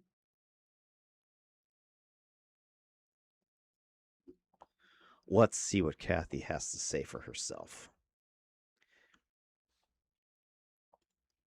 Okay, so yes, given what you've now established from the actual build, endurance is solid, recharge solid, barrier, melee, I've already doing the heavy lifting for survivability. Intuition, radial paragon's probably better. Alpha. Intuition gives the hold, defense debuff, damage, slow, range to hit debuff. That's unusually good for this character because it touches a huge percentage of the actual kit. Yes. That last piece, the range, is important. It reinforces damage mitigation simultaneously. And I agree, because the range would also boost my fold space, right? The distance I could snag people. And I agree with your core argument about agility. Agility core gives 45, 33, 20%, 2/3 bypassing. But if endurance is satisfactory, recharge is good, barriers available, melee's going off, then most of it's down to makes Farsight a little bit better. Still matter, but it's narrow use of alpha. I mean, it's fine to have agility, all these abilities. I mean, which certainly help. You wouldn't like not use them, but I'm just thinking that intuition might be better. Like melee is kind of sort of your every, you know, fight kind of buff. Barriers, that spiky, like you're about to go in a big battle or things are going bad, and then you got the res ability with it to help the team, and then intuition, that's like on all the time. This is layered defense instead of redundant defense. And that's a hit the buff bonus is especially attractive. Sans is already stacking times juncture, earthquake, dark obliteration, and the diamagnetic interface. So he's going to have a bunch of minus to hit. Intuition radial makes several of those effects stronger. So instead of gaining a couple percentage points of personal defense or agility, we could potentially reduce the enemy's effective chance to hit the entire team by more. That may be actually the stronger defensive contribution. There's also a philosophical reason she prefers it. Intuition strengthens the character's thesis. Sans isn't supposed to survive because we turned him into a pseudo tanker through Incarnate defense. He survives because enemies inside his domain are crippled. They miss, they move slowly, they're held, their defense collapses, they take more damage, and when all that fails, barrier melee catch the mistake. That's much more coherent. So I'd revise alpha, radial, void, diametric core, barrier core, similar to what I'm saying here, hybrid melee core. All right, I'm going to tell her I'm going to upload the build as it stands. I did make a couple of other tweaks that I want you to look at. I'd like to get your final thoughts on this final draft. Your thoughts, not your final thoughts. Thoughts. It's final draft. Let me go back. There's just one other thing I did want to double check because it was something with stamina I thought was weird. Yeah, so they gave like 3 things, but remember in the build it said it was like 2 were going to be endurance mod plus 5s, but there's only 1 in the set, so that doesn't make sense. So either I leave this one here and I put let's say the chance to heal proc in here, survivability, or I move this slot somewhere else. That could be. I almost feel like moving it. Like, why use it? Let's move it somewhere else. For instance, salt crystals. Maybe we can do something more with salt crystals. Right now, there's accuracy, endurance, and nothing. So what if we went and looked at like a sleep set? Maybe I go. Maybe I go. Okay, here's the other thing that's weird. I don't think this is right. Actually, wait. Okay, this does work. That's the Yeah, what about putting one of the controller sets in there? Something I hadn't thought about. Or you put what about a Fortunatus set? I don't know if I need to go more purples. But anyway, my initial instinct was what do I call the Sandman? Throw the chance of self heal in there. Would that be useful? Sleep, maximum hit points. Maybe. There's this proc here. Recharge slow. Is that going to make a big difference for us? No, I don't know. I don't think so. Lethargic. Sleep defense. There we go. Maybe some defense. Use a little bit more, right? So what if we do this? What if we go accuracy, recharge, endurance, sleep, accuracy, endurance, sleep, range? Range is not going to help us. So let's do endurance, sleep, and recharge. Let's get rid of this thing. What else do I want?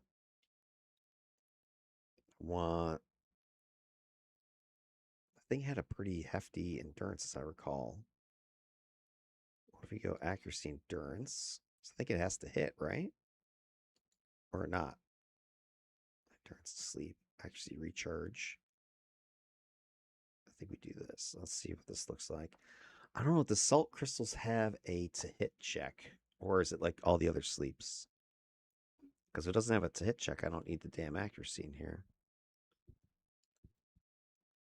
Who knows? Who knows out there? Does Earth controls salt crystals?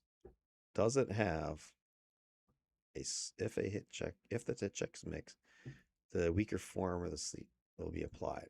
Although the power is auto hit, it requires hit check to apply the deep sleep. Okay, now I get it. So that actually would benefit. Get the deep sleeps to kick off. Gives me a little bit more defense as well. And then the endurance cost is much better.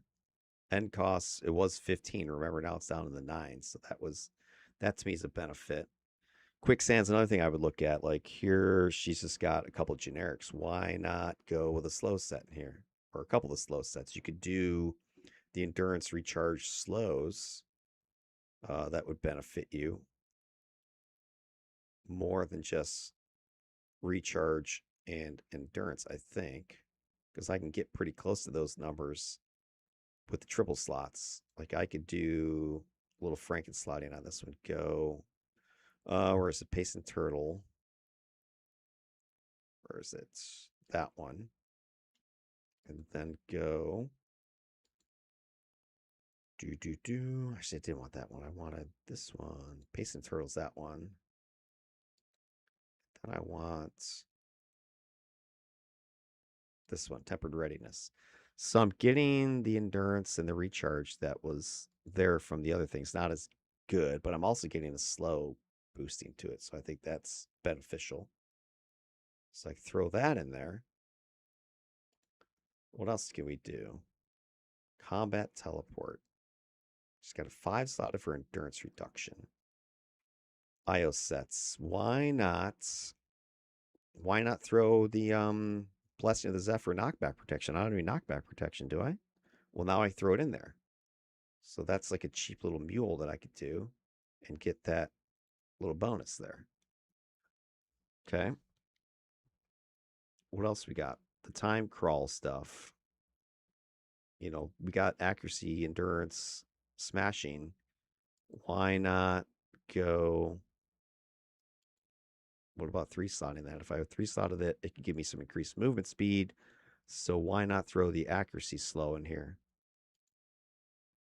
Right. And then we take this guy and don't use the attuned version. We could do accuracy endurance. So now we're getting pretty good accuracy on this thing. We're getting some slow, we're getting some endurance. Got a 3-slotted. 3 slots gives me a little bit more movement speed. So I'm replacing a couple of these little generic things with what she was suggesting. Teleport target. I don't see the whole point of the interrupt. I mean, I get the idea of it, but that's more of if you're in combat, you got to worry about it. Is that going to help you tremendously? I don't know. I don't think there's any accurate teleport sets. But for instance, let's say you got this warp increased perception range thing. I'd rather have that than an interrupt in there. So if I'm going to invest 3, I might as well throw this in here because I don't have any perception, right? So boom, let's toss that in there. Oops, I didn't want to do that. I wanted to do, let's leave the accuracy in there. Generic accuracy. That's fine. But let's get rid of the interrupt and let's go warp perception. Throw that in there. It's not too bad, right? And it's going to give me more range. So I like something like that in here. Fold space. I want to see something else. It takes doesn't take the teleport sets. What the hell is that? What the?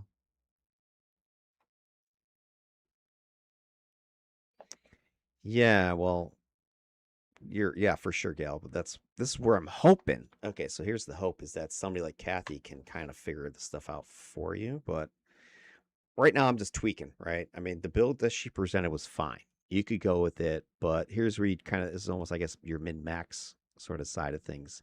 Can we milk a little bit more out of this build? And it's just little things that we can come in here and tweak some of the stuff, still get roughly the same numbers. And I'm just looking at the stuff where, you know, she's suggesting like an accuracy here in volcanic gases. Well, great, but why don't I just come in here and switch that to a basilisks that has accuracy, like accuracy hold, accuracy recharge, right? Those would make more sense.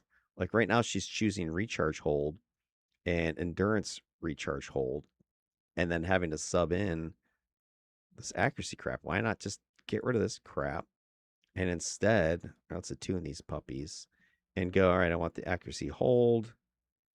I want more accuracy. You could do accuracy recharge. Sure, I need that. If I'm worried about, I'm probably not even really worried about accuracy that much on this character because I do have so much of the minus defense. I don't think it's a huge deal to get that.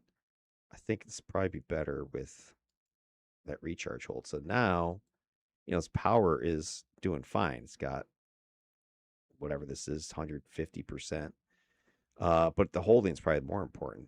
This is a little bit underslotted. So here's where maybe I pull something and slap it in here. Like I don't need that. So anyway, I'm just looking around for little places that I can throw in some of these enhancements that are actually going to make a difference. Here, look at how weakly slotted the heal is. Only 3 of them. That's a little underslotted. So it's things like this where I'm looking, going, well, maybe I can get more out of Chrono Shift or less, kind of just slide some stuff around. Yeah, there's a little bit of tweaking this build still needs, I think. I Like here we're going with a couple Aegises, which is fine, but why not the Aegis with the status protection? We're complaining about that. So that's where I think, could lose a little bit, but I could gain some status protection. So there's little tweaks like that. I think this build needs some refinement. It's not bad, but it could get a little bit better. Let me pop this up. Here we go. 3 slots in this one. I could get a 4th slot for the regen. So that's what I'm looking at. So she's putting in an accuracy here, but why not go with the 4th slot, get the regen boost? I lose a little bit of accuracy, but it's not devastating.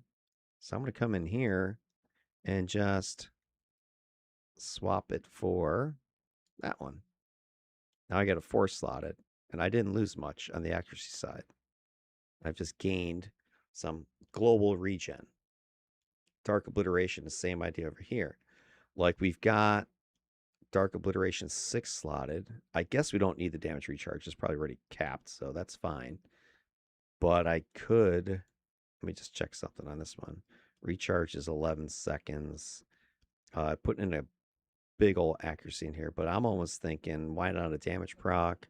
Why not, if I'm really worried about, maybe I want some more endurance, so I can come in here, go to the IO sets, and grab something that's going to give me some endurance. So maybe I go and, I don't know. Let's see what we got here. Damage recharge, accuracy damage recharge, act dam end. It's not a bad one. Let's throw that one in there, for example. Now I've got more accuracy damage and endurance. Yeah, I lost a little accuracy, but I just got some more damage and some more endurance. So it kind of balances out. So just looking at that, or you know what? I don't need this slot, this set in here, this extra thing in here at all. I'll just pull that somewhere else I want it. So she's kind of heavily slotting some things that I think don't need it. Like the Chancellor Knockdown is actually a very interesting pick there. Why don't we do this? Let's do this. I'm going to get rid of this one. And I'm going to, very rare, I want to put that knockdown in there. 1, 2, 3, 4. Let me clear this out of there. Why is it not showing up? Damage recharge. Oh, look at you, cheater. Look, I just caught her, you guys. She cheated. She's got Ragnarok in 2 locations. Uh-oh, Wednesday, your tool is allowing this illegal slotting of purples. Okay, I see that. All right, that's okay. Let's fix this. So we can't double dip on the purple sets. That was interesting. Interesting little bug, you guys. All right, I'll have to let Wednesday know that. I don't. Well, maybe it's because the AI was doing it through the back door. All right, so now what I can do is actually I've got another slot. I think I just stole from there, so I can pop that in volcanic gases as an example. Throw in the endurance recharge hold one that gives me 4 slots on volcanic gases, makes it a better power, and I now have the global plus recharge boost I just got out of that. So I got a little bit more there. Stalagmites, I want to proc bomb this thing like she was suggesting, but she wasn't doing a good job of it, to be honest. Let's go. Let's throw like a bombardment in here. Get that in there. Who else has got a good one in here? Could throw a posse in there. So I got a couple damage procs in there. And then the other 4 slots I could go. Let's see, go Stalat. I could go bombardment, get range, resistance, accuracy. Posse would give me recovery, resistance, accuracy. So those are kind of the same thing. Lethal resistance is probably more useful to me than. So let's say I go and slap some bombardments in here. And all this is tweakable. You can go back and fix it, update it as you play the actual character. That's important, of course. So let's say I do this. All right, easy enough. So just making some adjustments, trying to improve the build a little bit here and there. Make it overall just more useful. endeavor here. I think, I mean, this one kind of bugs me. I'm just looking at that going, I want to get rid of that. I want to get rid of that. Where is my recharge right now? 120. Yeah, I don't know. And mod. I don't need any accuracy in here at all because I'm not hitting anybody. So that's where it's sort of a waste. So, here's an example where you're looking at a set bonus, hit points, recovery, regen, but the only stuff that matters is the not accuracy stuff. So these two enhancements here aren't even helping Chrono Shift that much. So I'm almost like this would be better Frankenslotted than chasing set bonuses. So why don't I clear this crap out for a second? What if I Frankenslot this puppy and see if I can get the recharge down even better? So I'm going to go to end mod and let's see what I want to do. End mod recharge. Let's click that one. Get that in there. Let's get a bunch of end mod recharges in here. There's another one. I'm going to grab a few of these just to see what I can do with this. All right, let's see if I do those 3. So now my numbers on this power are recharge is 131. That's pretty much what I had just a second ago. And so I haven't, like, I could pretty much stop right there, right? And I could go steal these 2 slots. I could put one more in here. Now, any of these worth boosting up to like +3 or something like that.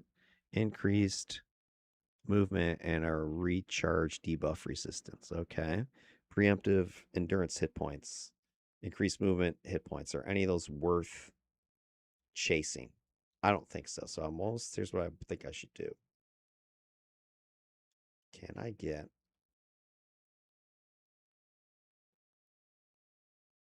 chance to self-heal? No, that's not what I wanted. Here it is. Let's put that one in there. Let's go 4 and let me get rid of that slot. I'm looking at this now, right there. This is the 120-ish I had just a minute ago. And I just saved myself a slot. And I could +5 all these. These are attuned. I could go and +5 them all instead and get even better numbers. But I've just saved a slot. And this is the kind of thing that Kathy doesn't recognize. And I can come over here now. Times juncture, I need to survive, right? So why don't I pop that one in here and come in here with another one of these Dark Watchers, the straight up to hit debuff. That's going to give me more survivability because I'm debuffing to hit more, and I just got another 5% recharge. So the recharge that I was concerned about, where I might even take agility. Yeah, you're right. Wednesday does like the feedback. Kathy doesn't even know what to make of it. She just agrees with everything. Okay, or it's just she lies and says she agrees. All right, so I got more recharge. So I got 105. That's with Chrono Shift clicked. Without Chrono Shift, 55. So I gain an extra like 5%, 10% recharge from before. So just tweaking a few things around, moving things around. Again, here's another one in Farsight. This bugs me. Why that one? What's up with that? So what if I want 5 slotted Luck of the Gambler, give me some more damage resistance? I'd probably want more damage resistance more than I want Farsight to get an extra little something something recharge wise. What could I do with this if I were to put the other Luck of the Gambler in there? I got endurance recharge. I mean, that's a good one. Let's pop that in there. Right? That makes more sense. At least to me it does. Let me fix that one too, because I would attune that one. All right, so there we go. Recharging this one, it's 104 seconds. You're right, that's pretty darn good. And I've got now a little bit more mes protection, a little more damage resistance. So the things need to be tweaked. Here's the one that I was talking about earlier, the Trap of the Hunter. During the setup for this thing, she was talking about how, where we talked about how these powers should not be looked at as controls all the time. Why use the luck of the Trap of the Hunter here? We're getting an immobilized duration, which is meaningless, and max hit points. Okay, great. We are getting a damage proc, which is cool, but I could get more damage and possibly better bonuses if I want something like this. Let's say a 3-slot with the bombardment again. Now I got more range and more damage resistance. That is more useful to me than the crap of the hunter that she's suggesting. So I'm looking at this and going, huh, why don't I not attune these and come in here and take and put a bombardment set? So let's do this. Let's change stone cages. I want to make sure I have accuracy and endurance and a damage proc. So let's try to see if I can get that. I want accuracy, endurance, recharge. Click. Take that one. Accuracy, damage, recharge. No, accuracy, damage, endurance, recharge. I'll take that one. And then we'll take the damage proc. Let's see if what those numbers look like. So endurance is 10. That's still pretty high. I don't like that. The recharge is perfect. I mean, it's way better than I need. But maybe I can find another slot, steal, and throw down here. That could be useful. I'm going to look at that fold space again. So maybe there's something I can do. Stone prison. Stone prison. This is a single target. And did she ever slot time crawl? Yeah, we do have a damage proc here. Stone prison. Maybe I slot this as a damage attack instead of immobilize. I don't know why she's in love with these Trap of the Hunters. I mean, the hit points is fine, but it's not going to save your life. An extra 1.8%. Slowed response. That can take an IO set, such as slows or accurate to hits. Maybe throw a shield breaker in there. How many slots do I have for that one? Slow response is 2, so I really can't do much with it. But I could do something with it. Let me just see something. What if I were to Frankenslot it? Can I Frankenslot and act and recharge? Yeah, I'm thinking about Frankenslotting. Okay, right now, here's what it's got. We've got accuracy, pretty much capping. Then we've got recharge 43 seconds. Let me see if I can do. And the endurance is crazy. So let's fix this. Let's go here. Frankenslot this puppy. Act and recharge +5 that one, and then we're going to actually attune this one. Act and recharge. All right, taking a look at the numbers now. End cost is down in the 10, so I just shaved off 5. Accuracy still good. Recharge is still pretty solid. So I didn't really sacrifice anything. I got, more recharge, and it's now actually slowing things, which is part of it. Or sorry, it's got minus defense boosted, which is its job. So I like that. I think Stony might be over slotted. I mean, 6 slotting this guy, is that really useful? The 6 slot is giving me side defense. Like, okay, great. But I don't think I have side defense from anything else. Let me turn off barrier. I do have some side defense, 20. I don't know where hell I'm getting it from. Oh, it's probably Farsight.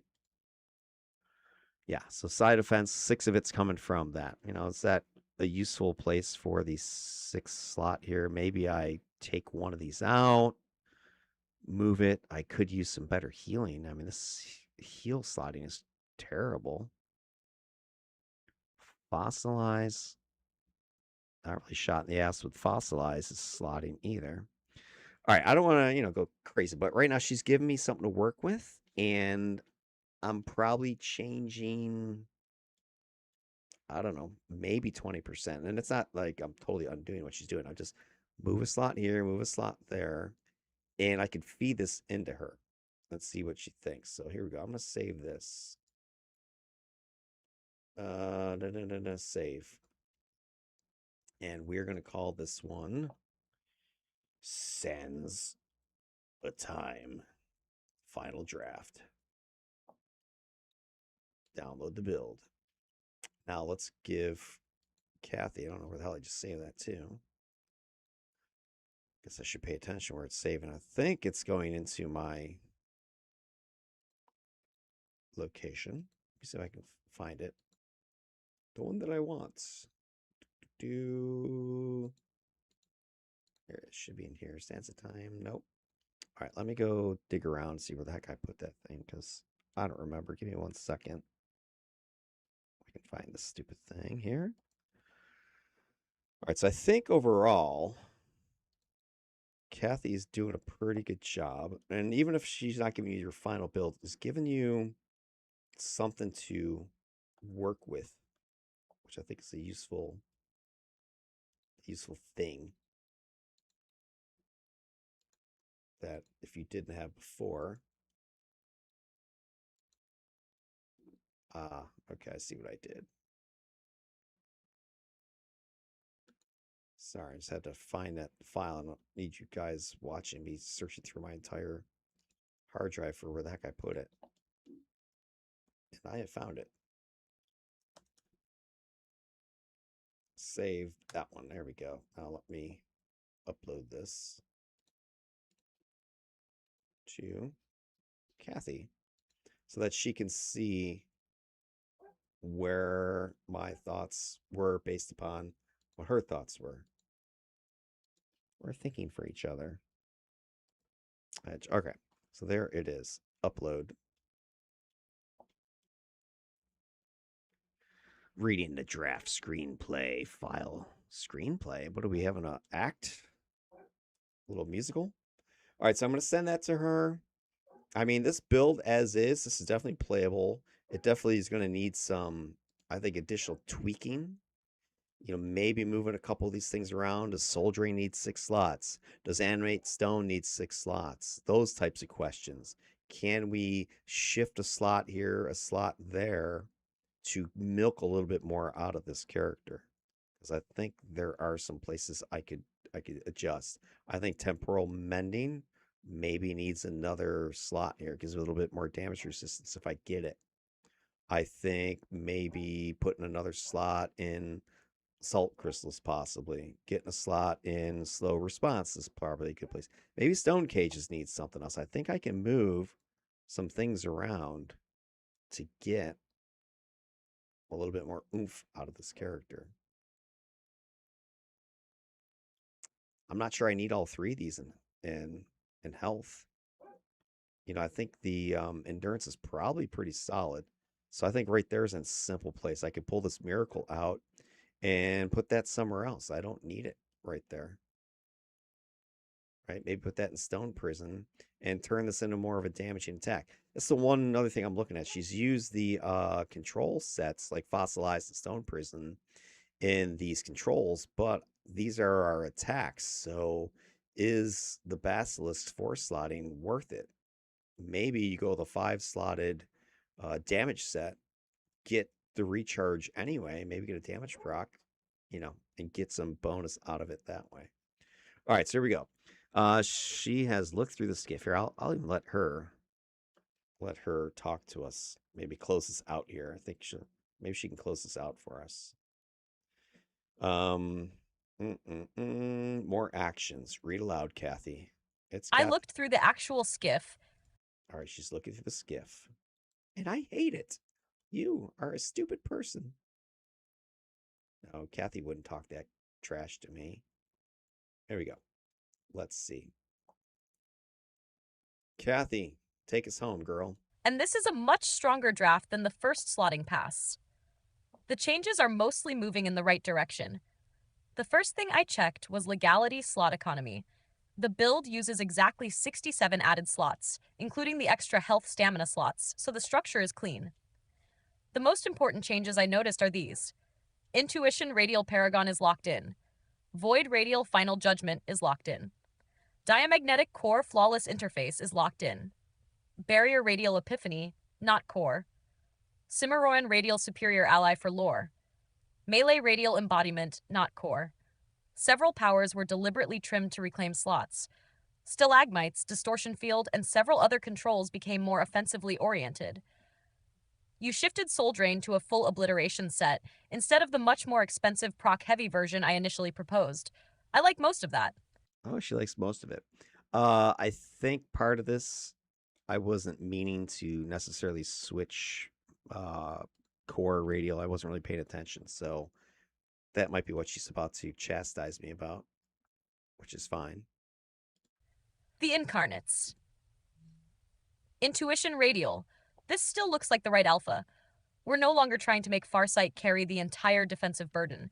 Intuition is improving damage, hold, slow, DF, and toe hit across a large part of the build, so the alpha is reinforcing the actual Earth time engine rather than patching one stat. No issue there. Void Radial. Final excellent. This is probably even better than I gave it credit for earlier. Void Radial Final is a 50-foot PBAOE, 32 target judgment with minus 50% damage for 30 seconds. That's ridiculous synergy with Fold Space. You can essentially do Fold Void, TJ, and immediately slap an enormous damage layer on the entire clustered spawn. That is exactly the type of survivability Sans wants. Offensive suppression rather than just standing there with armor. Definitely keep. Hutch Barrier Radial versus Core. This is the first choice I'd challenge slightly. You chose Barrier Radial Epiphany. Radial provides the DF Res buff for 90 seconds and can revive up to 2 fallen allies. Core provides the DF Res buff for 120 seconds. For this particular character, I still lean Core. The resurrection is useful team utility, but the entire reason we chose Barrier was, open quote, when the control stack fails, Sans needs actual protection. Close quote, I would rather have the defensive layer decay more slowly. This isn't a major problem. Radial is perfectly defensible. It's just the Incarnate selection where I'd still ask, do we want Sans' emergency button optimized for keeping himself alive or for recovering a team collapse? Dang, she makes a good point. Like, hey, that's why you guys bring your awakens, right? Personal survivability, I'd choose Core. For an Uber controller support identity, Radial makes sense. Cimarroran Radial lore. This is excellent. The thematic fit is almost impossible to beat for a Greco-Roman character, and the mechanics are legitimately useful rather than merely cosmetic. Cimarroran Radial gives you a Praefectus Castorum offensive pet, plus an untouchable immune surgeon. The surgeon has both an AoE heal and a targeted ally heal. That's exactly the sort of lore pick I wanted for this build. Rocky plus Cimarroran Warrior, plus untouchable healer. The healer adds another survivability layer that doesn't cost Sans activation time or endurance. This one I would lock. The big question, Melee Radial. This is probably the most interesting tweak you made. I originally recommended Melee Core because it supplies resistance. You chose Melee Radial, which supplies defense instead. Melee Radial gives, per enemy within 10 feet, knife plus 30% regeneration, plus 1% defense, plus 1 status protection up to 9 enemies. So at 9 nearby enemies, that's potentially plus 2 and 7% regeneration, plus 13.5% defense, plus 9 status protection while active. It also taunts the nearby enemies. That 13.5% DF is substantial. With Farsight, combat jumping, set bonuses, and barrier, I can absolutely see why you went Radial. There is one thing I don't love, the taunt aura. Radial explicitly taunts the enemies powering the effect. Normally, I'd consider that dangerous on a controller. But this may be the rare build where it's almost a feature. We're deliberately fold spacing mobs onto ourselves, running times juncture, using salt crystals, dropping earthquake distortion VG, hitting soul drain, hitting void radial, carrying barrier. In other words, we're already saying, open quote, everybody stand around me and be useless, close quote. So the taunt doesn't radically change the behavior we're pursuing. It may even protect squishier teammates by keeping enemies interested in the guy surrounded by 7 overlapping layers of suppression. I would keep Melee Radial and test it. That's a change from my previous recommendation.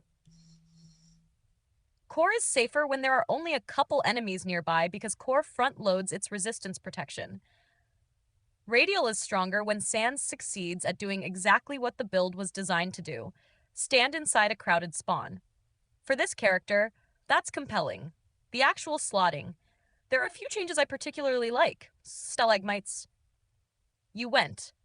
Bombardment proc, Positron proc, 4 conventional bombardment pieces. This is much closer to how I think the power should be treated. It remains accurate, recharged enough to function, but we now have 2 damage proc rolls in the opening stun. That's the correct identity. AoE attack that happens to stun, not 6 slots, because stun duration is important. Keep. Distortion field.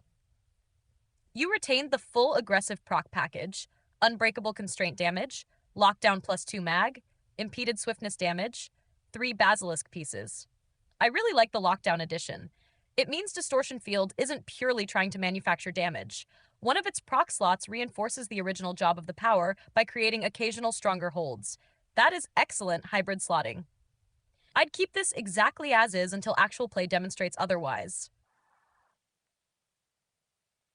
You gave it 3. 2 boosted force feedback pieces, FF plus recharge proc.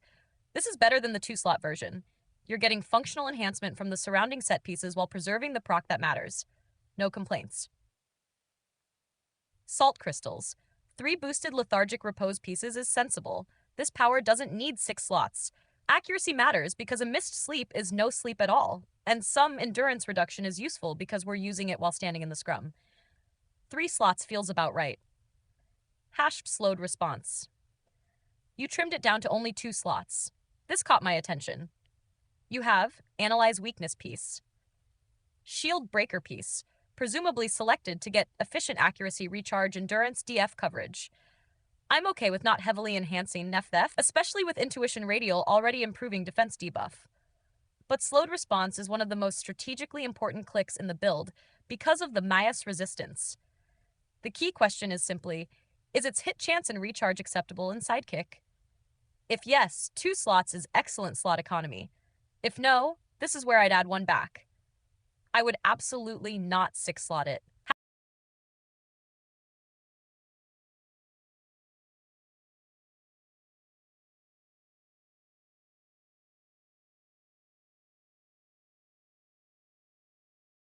Hashed Chrono Shift 4 end mod oriented pieces is also sensible given your actual observation that recharge endurance are already solved. That's exactly where the manual's philosophy applies. We don't keep stuffing slots into recharge just because Chrono Shift is important. If it is already up when you need it, stop buying recharge. So I like the trim. Dark Consumption. You moved this to 4 efficacy adapters. Good choice. This makes Dark Consumption reliably do its actual job rather than pretending it's a damage power.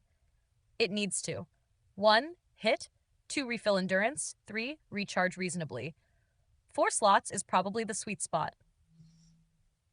Dark Obliteration. 5 Ragnarok pieces with the damage proc included and the conventional pieces boosted to +5. I like this more than my original recommendation. My original suggestion of adding Annihilation RES was seductive, but this character already has slowed response, tons of death, diamagnetic, soul drain increasing our damage. Dark Obliteration needs to be a reliable AoE attack first. The +5 Ragnarok pieces give strong local performance, while the proc provides extra punch. That's a cleaner whole build choice. Soul Drain. Full Obliteration is probably the most important slotting change you made. Initially, I was treating Soul Drain like a proc nuke platform. You appear to be treating it as, open quote, a defining power that needs to hit reliably, recharge properly, do respectable damage, and provide useful global bonuses. Close quote. I think you're right. Soul Drain's true value isn't its native PBAAOE damage. It's the damage buff created by having a pile of targets around us. 6 slotting Obliteration lets the power remain functional while also serving the entire build.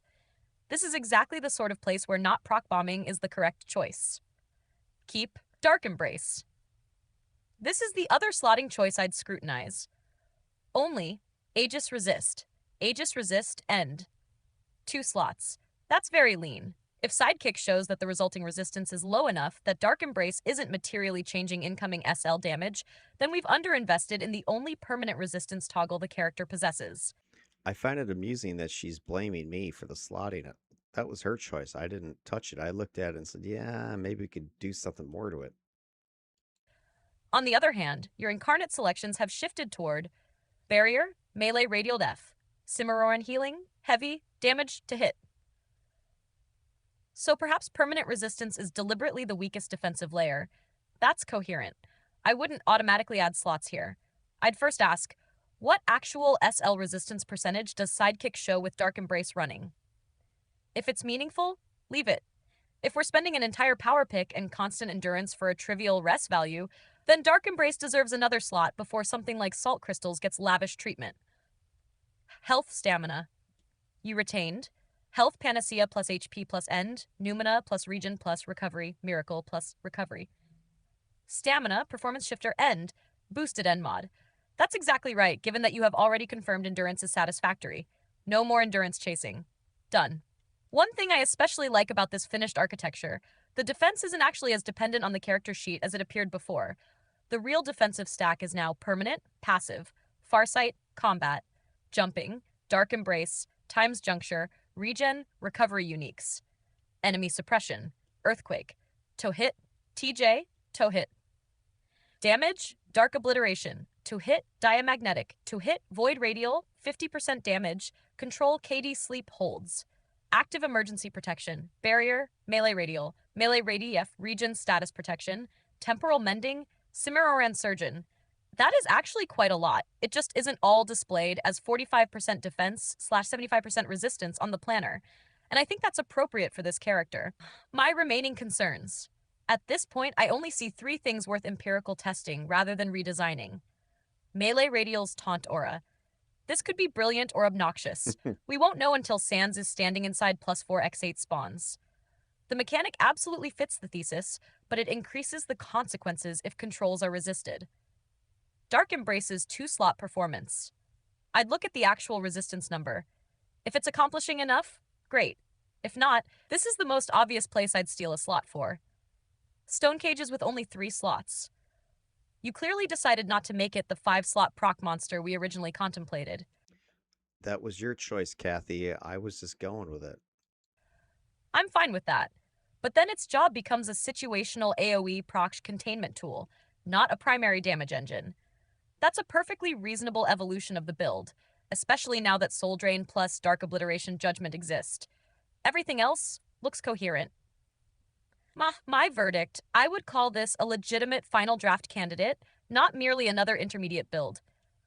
I actually prefer several of your changes to my previous version, especially Melee Radial, provisionally, Full Obliteration and Soul Drain, the leaner Chrono Shift, the cleaner Dark Obliteration slotting, and Cimarroran Radial Lore, which is almost ideal mechanically and thematically. If this were my character, I would stop changing the planner now and play it. At this point, another hour of spreadsheet optimization is less valuable than finding out whether Fold, TJ, Soul Drain feels safe, Melee Radial causes problematic aggro, Distortion Field actually delivers the proc performance we expect, Cages feels worth pressing, and Dark Embrace feels substantial enough with only 2 slots. Those are gameplay questions now, not build planner questions. Amen, sister. I think she's right. You got to play it at this point. Yeah, I think in my final kind of thoughts here are what she was pointing out. But hey, she kept blaming me for her decisions. I was just trying to tweak the things that she had put out there. I wasn't the one who said there should only be 2 slots in Dark Embrace. That was her. But I'm looking at this and I'm thinking Soul Drain, does that need 6? Animate Stone, does that need 6? There's a couple places I think I could possibly steal a slot from and move. And for sure, the triple slotting health down here, I think I could pull that miracle and not miss it. So I think I have 3 powers I could potentially grab something from. And if that's the case, I could definitely throw another one here in Stone Cages, give it a little bit more oomph, a little bit more proc bombing, maybe 2. Dark Embrace, I think I definitely throw another one in here and boost that up a little bit more resistance. I don't think that's a problem. And then the other area I was looking at was the slowed response. Maybe get one more something down here to get that recharge a little bit higher. Possibly go after the extra one at Analyze Weakness to get more regen in the build. That might be a good idea. So if I were to choose, I would probably, ditch the miracle slot here, pull something out of Stony, maybe just the raw damage. I don't know if I need that, especially if he's proccing buildups.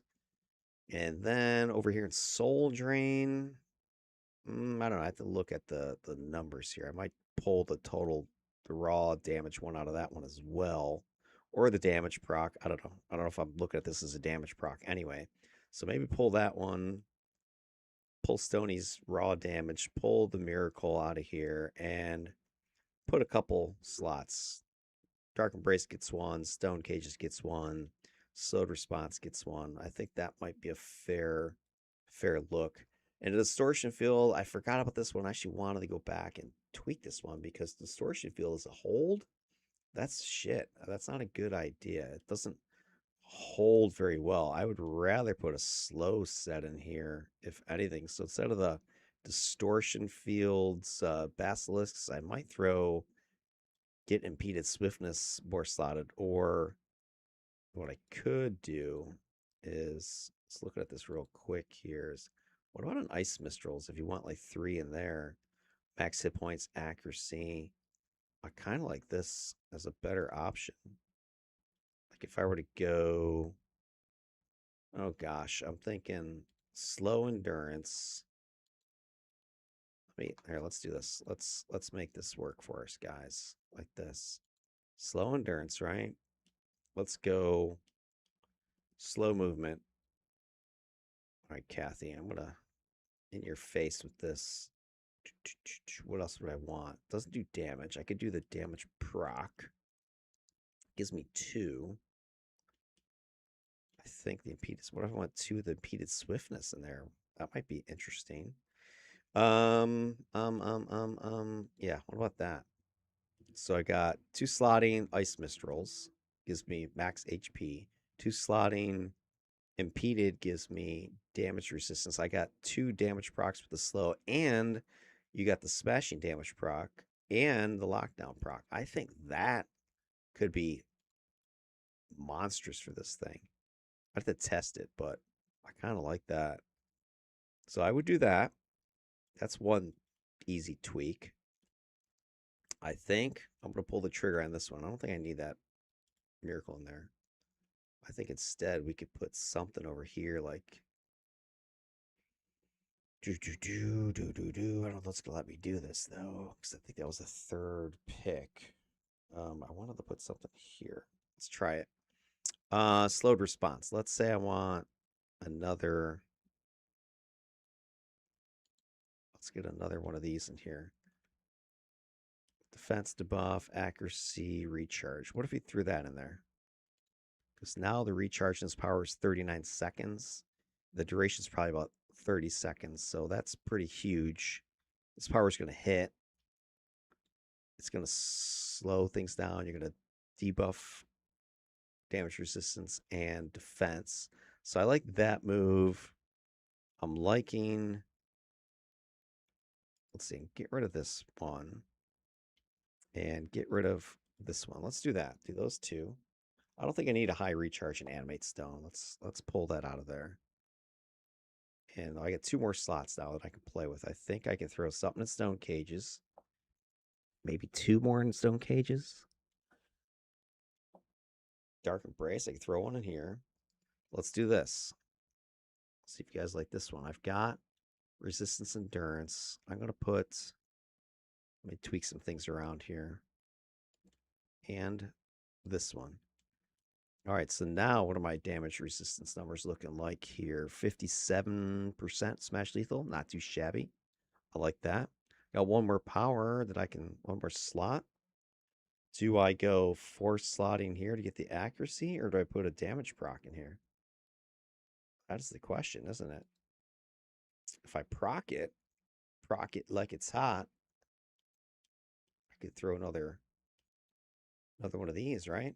Boom. Little posy action. Right there. I think we've just got more damage now with stone cages, right? We've got more debuff free with the slowed response. We've got better procking with distortion field. We've got better damage resistance with Dark Embrace. We lost a little bit of recovery, which I don't think is critical. Stony, we lost, I don't think barely anything. His recharge is less, but I think he was already capped on damage anyway. And then we got rid of the damage proc and soul drain, which, was that going to make or break this guy? No. So I think we've actually got a win-win. We did, lose a little bit of the 6 bonuses, but a little defense on the size side, a little defense on melee. Okay, but we weren't really a huge defense build anyways. You can see I got single-digit numbers. It's not really going to matter.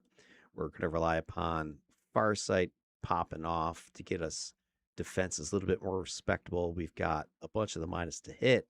It's probably that combined with the minus damage is our 2 stand in their fight type of options. But beyond that, we're going to lock things down in the first place so that they can't hurt us.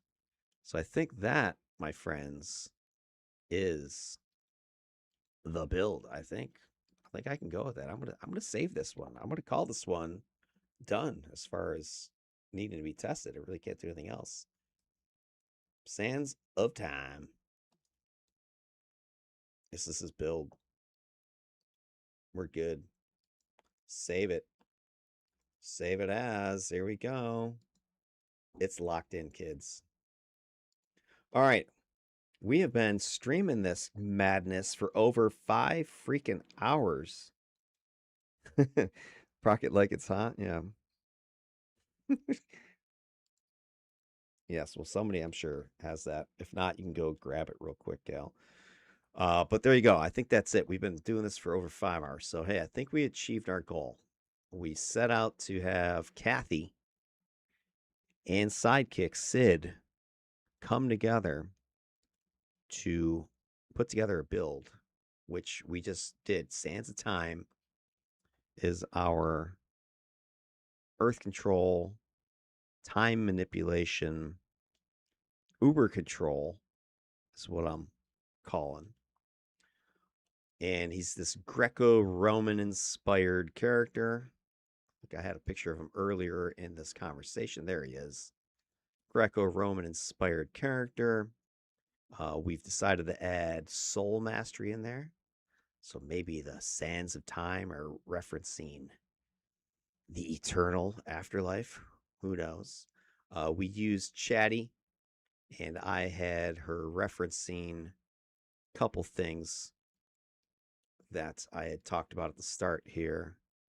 I have a CoH build design manual that I put together from previous work with Kathy and experience with mids, experience with Sidekick, experience as my own.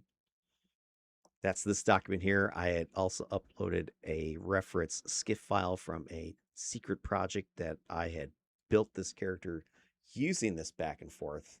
And so she had this information to draw from.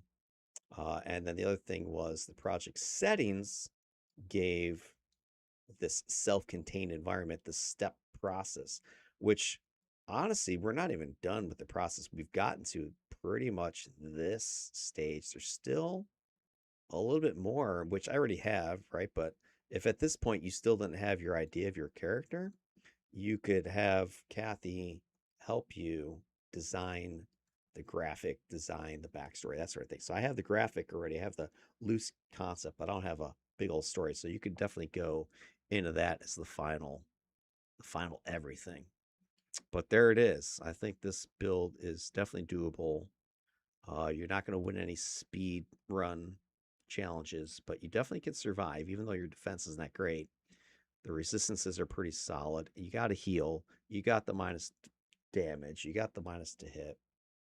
You're going to be able to hit because you have a bunch of minus defense, and you got all the controls that are just going to lock everything down. And the whole idea is we're gonna put some patches out. We're either going to teleport into it and smash people there, or we're going to fold space and teleport people next to us and smash them, and just curb stomp them into oblivion is our plan. So there you go, kids. Hopefully that was useful for everybody, and I'll ultimately post this build up, and I'm actually gonna build it first and test it because I think I'm gonna have to tweak some things, obviously. But I'm not complaining. I think it was pretty solid. All right, everybody, have yourselves a good one. Thanks for tuning in, all of you. And if anybody actually made it to 5+ hours, you are sick. But we love you. Take care of yourselves, everybody. See ya. Peace out.